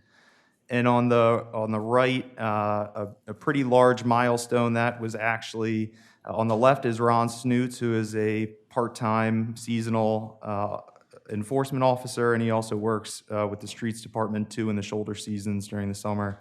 And on the right is Bill Maffei, tech services supervisor. That was a picture they took of the last single head meter pole in the city of Rehoboth Beach as it was taken down in anticipation of the summer season as we installed the multi-space pay stations. So I wanted to just briefly recap some of the changes for the 2021 parking season. Some of these changes were also instituted last summer and were carried over into this summer, but some of these changes were also new to the 2021 season. So you'll recall, and we briefly talked about it earlier today, the 1 hour parking at the bandstand, that ultimately impacted 4 meters and 35 parking spaces. And then we also had the meterless Monday evenings, as you all know, from 4 p.m. to 10 p.m., so 6 hours of free parking. And we estimate a potential loss in revenue of anywhere between $120,000 and $130,000. And those numbers are based on actual reports that were run for the meters as well as Park Mobile during Monday evenings in previous years and prior months. Additional changes for the 2021 parking season. You'll all recall that we instituted the to-go reserved parking spaces. So I had taken an inventory on Friday, September 3rd, 2021, which was the Friday before Labor Day. I thought that would be a good representation of the to-go reserved parking spaces in the city. The total spaces that were consumed by the to-go reserved parking spaces were 44, and we estimate that potential loss in revenue at $171,120. 4 of those spaces were in $2 an hour zones.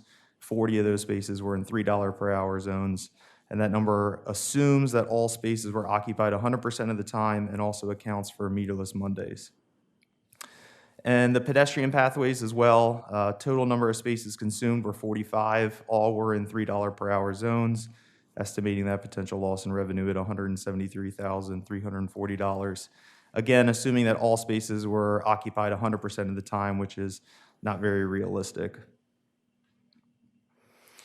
Some continued changes for 2021 was we instituted paid parking at Grove Park this summer.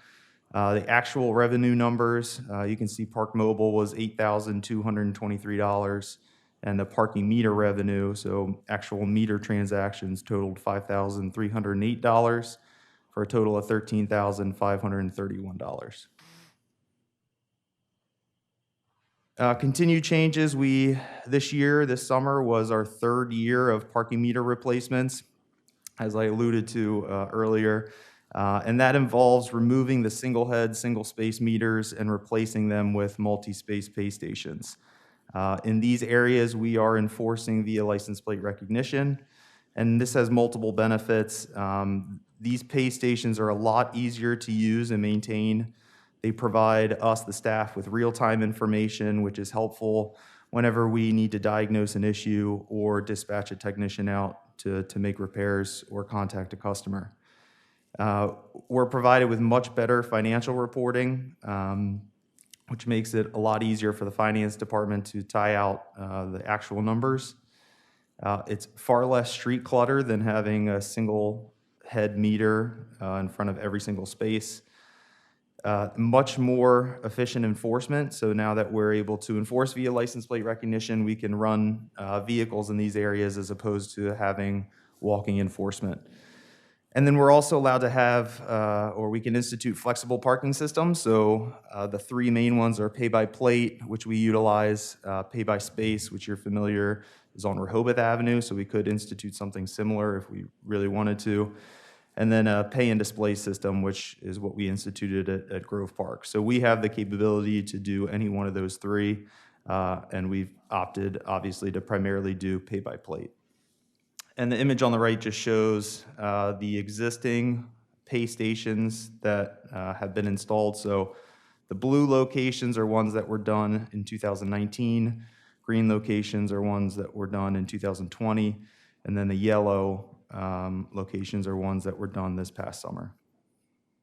We're done when? This past summer, 2021. So I guess what everybody is curious about, the 2021 parking revenue. The 2021 budget, we estimated about 4.5 million at parking meters and just under $1 million in parking permit revenue. Fines, we budgeted 575,000 and permit 170,000. 2021 actual numbers, these are actual numbers tied out in Munis right now. So the parking meter revenue, you can see we've met our budget. We're slightly over at around 4.6 million. Permit revenue, we've also met that budget and are slightly over at around 1.1 million. And then fines to date, that's as of Thursday of last week, we've brought in 511,000, almost 512,000 in meter fines and 160,000 roughly in permit fines. And those numbers, again, change every single day as people pay citations or are sent to collections and pay the balance that's due. So a 3-year comparison of parking revenue, you can see the numbers there on the left for 2019. The meter revenue actual number, we had about 4.7 million, and in permit revenue, just over $1 million. Obviously, then in the middle, you can see that we had a drastic decrease in meter revenue and permit revenue for 2020.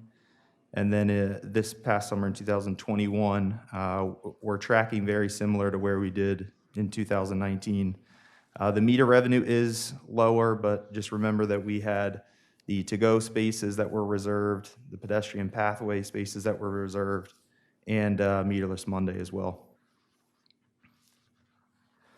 The final slide here, I just wanted to highlight an interesting point that we kind of go back to every single year, which is the trend in the usage of coins at our meters. So you can see since 2016, there's been a drastic decrease in the coins every single year. In 2016, $1.4 million in coins compared to this year, $156,000 in coins. You can also see a big decrease from 2019 to 2020. I attribute most of that to certainly COVID, but also a greater adoption of Park Mobile. And that was one of the things that we had done for the 2020 season was as COVID, started to hit our communities pretty strong, we actually prepared stickers for each meter that just indicated that if customers wanted to use a contact-free payment method that they could do Park Mobile. So I think that sticker certainly helped communicate that there was a separate option out there and individuals didn't have to physically touch a meter, they could just use their cell phone. And that's everything that I have, Mayor. Thank you very much. Take down your drawing if you would, so we can see everybody. Any questions for Evan from the commissioners? Commissioner Gossett. Yeah, just Evan, in taking this all in, are you able or capable of, if you will, establishing an average occupancy rate for the city for parking? I know you said, this is one of the figures was based on 100% occupancy, which is not really factual, but is based on data that we have, is there any way to establish either a daily occupancy rate or seasonal occupancy rate or something of that nature? So that might be tough to answer only because right now we don't have, we could probably, the challenge would be we can pull information in terms of the average time that somebody would spend in a space, but that wouldn't compare different users. So that would really give us a sense of, on average, how long is somebody parking in a parking space, and not for the entire day what the average use would be. And obviously, it's also going to depend on location. I think areas down closer to the bandstand could very well be utilized, maybe 90% of the time, or have somebody parked in that space 90 or more percent of the time, whereas areas, further west in Rehoboth may not be occupied as much, or if at all. So I think it depends, but it would be tough to arrive at a percentage to answer your question. Fair answer. As you mentioned, bandstand, I know that there had been a proposal to reevaluate the hour parking and 30-minute parking at the bandstand. Is that something that you're going to come back to the commission with as part of the budget, or will that be addressed again? I think so. I think it also depends on input that we receive from the Chamber of Commerce and Main Street. I know that was a big initiative that was pushed, with backing from, I believe, the Chamber of Commerce as well. So I've heard, I guess, mixed reviews on the 1 hour as to whether or not the hour is long enough. I think the biggest concern that I've heard is from visitors who are parking in the accessible space down there and are being limited to 1 hour. It's a little bit tougher for them to get around and do what they want to do within that hour. But that could certainly be something that is brought up again and discussed with the commissioners as to whether you want to keep it at 1 hour or consider it a longer time frame, or just revert back to the 12-hour maximum. Thank you. Thank you. And that, as we mentioned earlier, that's a future agenda topic in the fall. We've got Commissioner Gay and then Commissioner Bennett. Susan, you're muted. Yeah, first of all, thanks, Evan. That's a great presentation. Appreciate all the data. And obviously going into the season, we were a little concerned how we were going to do compared to last year and the year before. And I'm pleased to see that it looks like, if anything, 21 is better than 19, even though the meter revenue shows slightly less. When I added up all of the meter that we didn't get because we blocked off spaces, and that comes to nearly $500,000. So as an apples to apples comparison of the spaces that were available in 21 versus those that were available in 19, it looks like we're actually ahead of where we were in 2019. Is that a fair statement? Yeah, I think that's fair. And so, it's very interesting to see that we didn't really, suffer too much from that. So that's all I had. Thanks. Thank you, Commissioner. Commissioner Bennett? Yes, Evan, I had two quick questions. One of them was, is there a reason why we use three different systems, the pay-by-plate, pay-by-space, pay-by-display? And then the other question would be, what is our fall off in terms of people that get fined and don't pay tickets? Thank you. Sure. I'll answer the second question first. That would have to be something that I go back and actually talk to our collections provider on. We recently, if the commissioners recall, we switched collection providers last year to T2, which is the company that's currently providing a lot of the software and the meters themselves. They had the capability to run their own collections program and also tack in the 25% collection fee onto the citation amount that's owed. So we saw a lot of benefits with going towards them. So we recently changed collection providers. So that's going to be something that we look into towards the end of this year to compare what any outstanding balances are for this year compared to years past with the previous collections provider. The reason as to why we have the different programs that we do, or the systems that we do, I don't know that I have an answer. I believe when I started with the city, we had pay-by-space on Rehoboth Avenue ever since maybe 2016 or before then, since when those original meters were put in. The single space meters, you didn't really have to worry about a space number. You just had to pay the meter that the space was in. And the pay and display is sort of scattered around too. But what we've tried to do over the past couple of years is streamline a lot of that stuff and consolidate a lot of those systems. So the reason that we had gone with a pay and display system at Grove Park was simply because we weren't yet prepared to install space numbers in Grove Park, and we wanted to try and keep it consistent with the license plate recognition. So by doing a pay and display system, we could easily revert back to a license plate based system which would tie in with all the other areas that were not Rehoboth Avenue. So right now, we are actually in conversations with T2 about ways that we can do license plate recognition without needing a space number. And so we're still exploring those options, but I think we've come a long way in terms of consolidating providers. And now we're taking steps to consolidate the system itself. Ideally, we would like to get the entire city on a pay by license plate based system. And I think that we can do that in the very near future. It just involves a little bit more conversations with the vendors. Okay, thank you. Thank you. If there's no more questions, thank you, Evan. We appreciate your time and effort in this. And with that, we'll go to review the summer 2021 season, Delaware Avenue Boardwalk Kiosk, presented by the Rehoboth Dewey Beach Chamber of Commerce. Carol, are you still on board? Still here. Thank you, Mayor. Thank you. Are you looking now at the kiosk summary sheet? Is that what the commissioners are looking Can you at? bring that up, Evan? Yes. We will bring that up. Might take me a minute.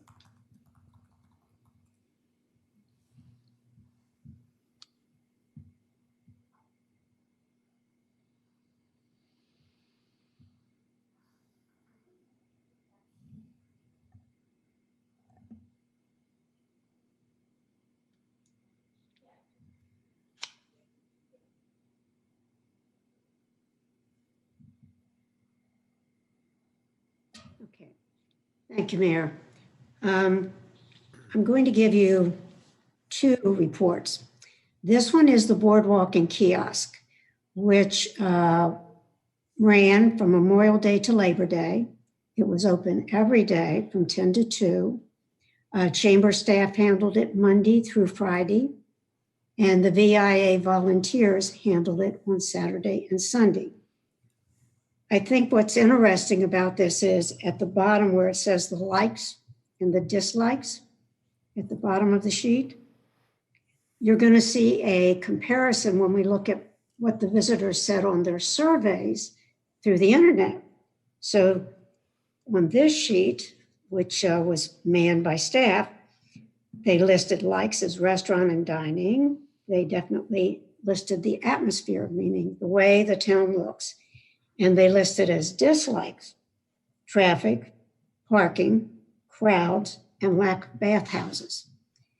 When we looked at the report that came in from our visitor survey, which is done totally online, I don't know if you can pull that up or not, Mayor, but if you can, it was ironic to me that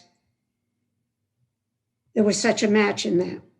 When I looked at what were the complaints, crowding, parking, and traffic. What were the repeated positives? Seaside feel, again, aesthetics, the way things look, and the variety of restaurants. And what was requested? And here's a match again. They wanted more restrooms, handicapped access, and easier parking. So it was interesting to see what the visitors survey said and what the boardwalk, those in person said. And we also will do this at the visitor center. Unfortunately, this year, we did not have the visitor center open other than weekends, so I did not take surveys from the visitor center, but it is now again open daily, and we will see what kind of a match we get. We do not change any of the wording. When you look at the visitor survey, we don't change any of the wording. There's our before and after on the kiosk. So this is the way it looked when we took it over. And then and I can't take credit for this. I can take credit for saying, hey, we need to spiffy that up a bit, but the staff did it. So they get the credit for taking it and making it beachy and more friendly feeling. And I'm just happy to take any questions that someone might have. Our visitor survey, when you look at that, we do not change any wording. So they go online It's just a simple visitor survey. You can try it out. They fill it out. We know what date it was. And when you look at that, you will see that in the beginning, this one ran from 2020, July of 2020 to June of 2021. So in the beginning, there were complaints about COVID-related situations, masks and those types of things. But as we came into 2021, that disappeared. But it's just very consistent that the main, what I love is the feel of the town. What I love is all the restaurants. It still feels like a small town that came up over and over again. And consistently, the things that they wished we had was easier parking, more handicapped access, restrooms were definitely there. And you know, the complaints were parking, traffic, and crowding. So unless you have questions, that's the report. And somebody wants a boardwalk from Dewey to Rehoboth Beach. Yes, I don't know if you can see that entire visitor survey, but yes, they're very interesting to read. This is created every year by the Chamber because a part of the funding we receive is from the accommodation tax, and that has a lot of strings attached to it. It must be used for marketing, and we must prove a number of things wherever, you know, what was our return on the investment we made? And this is just a backup to visitor survey is one of the things we request at every event and one of the things that we request online. So that's why you have that. Thank you, Carol. Any questions for Carol? Carol, we appreciate your time in compiling that. Thank Megan and everybody. I'm sorry, Mayor, I did have one question for Carol. Commissioner Gossick. On your second 2021 kiosk staff report and most frequently asked questions, is there any ranking to that, or is that just sort of as they came about? You know, I think it was ranked because Funland is right next to Funland. And so the first question that the staff was getting there is, you know, there was all those changes with timing and all that as we first opened it, that type of thing. So that was naturally the first question, and bandstand was the second. And then they wanted changing rooms. You're right there at the restroom. So your kiosk is right in front of the restroom. So it makes sense when you look at it, why those might have been at the top. Perhaps if the kiosk was located in another spot on the boardwalk, it wouldn't be. Okay, so these are ranked then. Thank you very much. Mm-hmm. Thank you, Carol. With that, we'll go to commissioner announcements and comments. Does anybody have anything? Seeing none, we'll go to review future meeting dates. Immediately following this meeting will be a special meeting. And then our next regular mayor and commissioners meeting is October 15th, Friday at 2:00 p.m. We've had citizen comment throughout the meeting. And if there's no further comment by the commissioners, then we will adjourn this meeting at 1:17 p.m. Now that we're adjourned from that meeting, we're going to go directly into a special meeting. And when as we're going to consider going into executive session, as we take time to get ready for that, we can take a 5-minute recess. So with that, I'd like to call this meeting, virtual meeting together of the Mayor and Commissioner of the City of Rehoboth Beach, Monday, October 4th, 2021. I'd like to call this meeting to order at 1:18 p.m. With the roll call, I need to do a roll call because I believe 1, 2, 5, 6. We'll let the record show that all commissioners are present, but for Commissioner Legree, he had to step out. The purpose of this special meeting is to discuss and consider approval of city manager's annual goals for the current evaluation period of fiscal year 2022, which runs from April 1st, 2021 to March 31st, 2022. This item may include an executive session for the purpose of conducting a review of the city manager fiscal year 2022 goals, in which the name, competency, and abilities of the city manager will be discussed as permitted by 29 Del C, Section 10,004B9. With that, I would entertain a motion to go into executive session for the reasons stated. Mayor, I move to exit public session and go into executive session per Delaware law. Do we have a second? Second. Okay, we have a motion by Commissioner Sharnowski and a second by Commissioner Tarp to enter into executive session for the purpose conducting a review of the city manager fiscal year 2022 goals as noted in the agenda. All those in favor signify by saying aye. Hold your hand up, please. Aye. 1, 2, 3, 4, 5, 6. 1, 2, 3, 6. So there are that was unanimous by the 6 commissioners present. And with that, we will end up going into executive session. I'd like to say for the public, I do not know the duration of this meeting, but we will not be taking any action during this meeting. However, when we come back out of the executive session, we'll be coming back into public session. And at that point, I do expect that we would take action, by example, considering a vote. With that, we are adjourning recessing for 5 minutes before we start executive session. Thank you very much. We're going to call you when we want you to come back.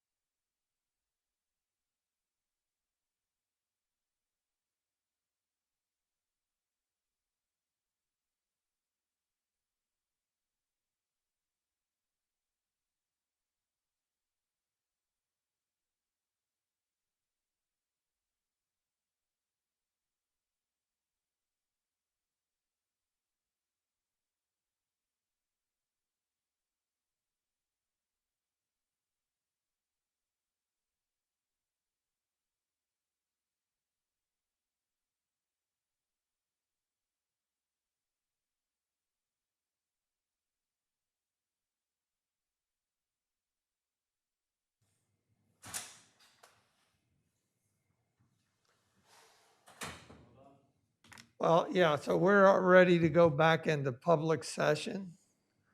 And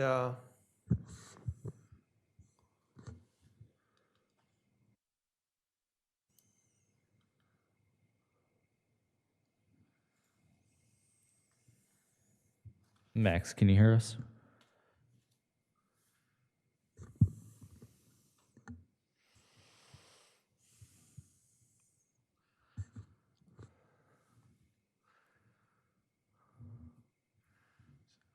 so you let me know when we're ready to start.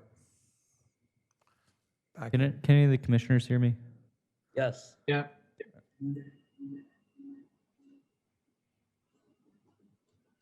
All right.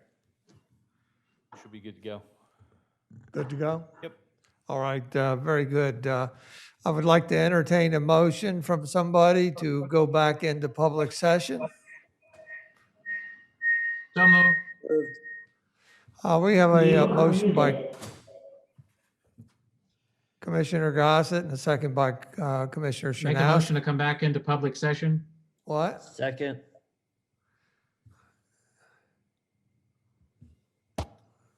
We have a motion Mayor, by we can't Commissioner hear you if Gossett you're and a second by Commissioner Shanowski to go back into public session.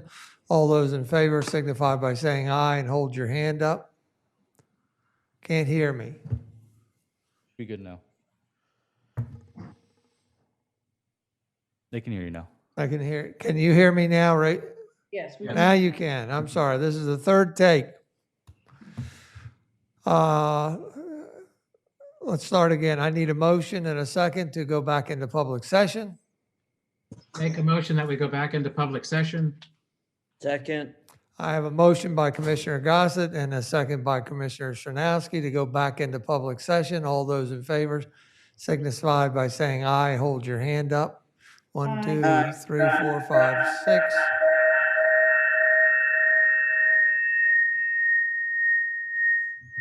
And the motion is carried. We're having audio problems here. So we are now back in public session. Is there any buddy that would like to make a motion to take any action? Hearing, no. Can you hear me? Yes. Yes. Okay. Yes. Hearing no motions to take action, I call this meeting adjourned at 3:28 p.m. Thank you very much. You.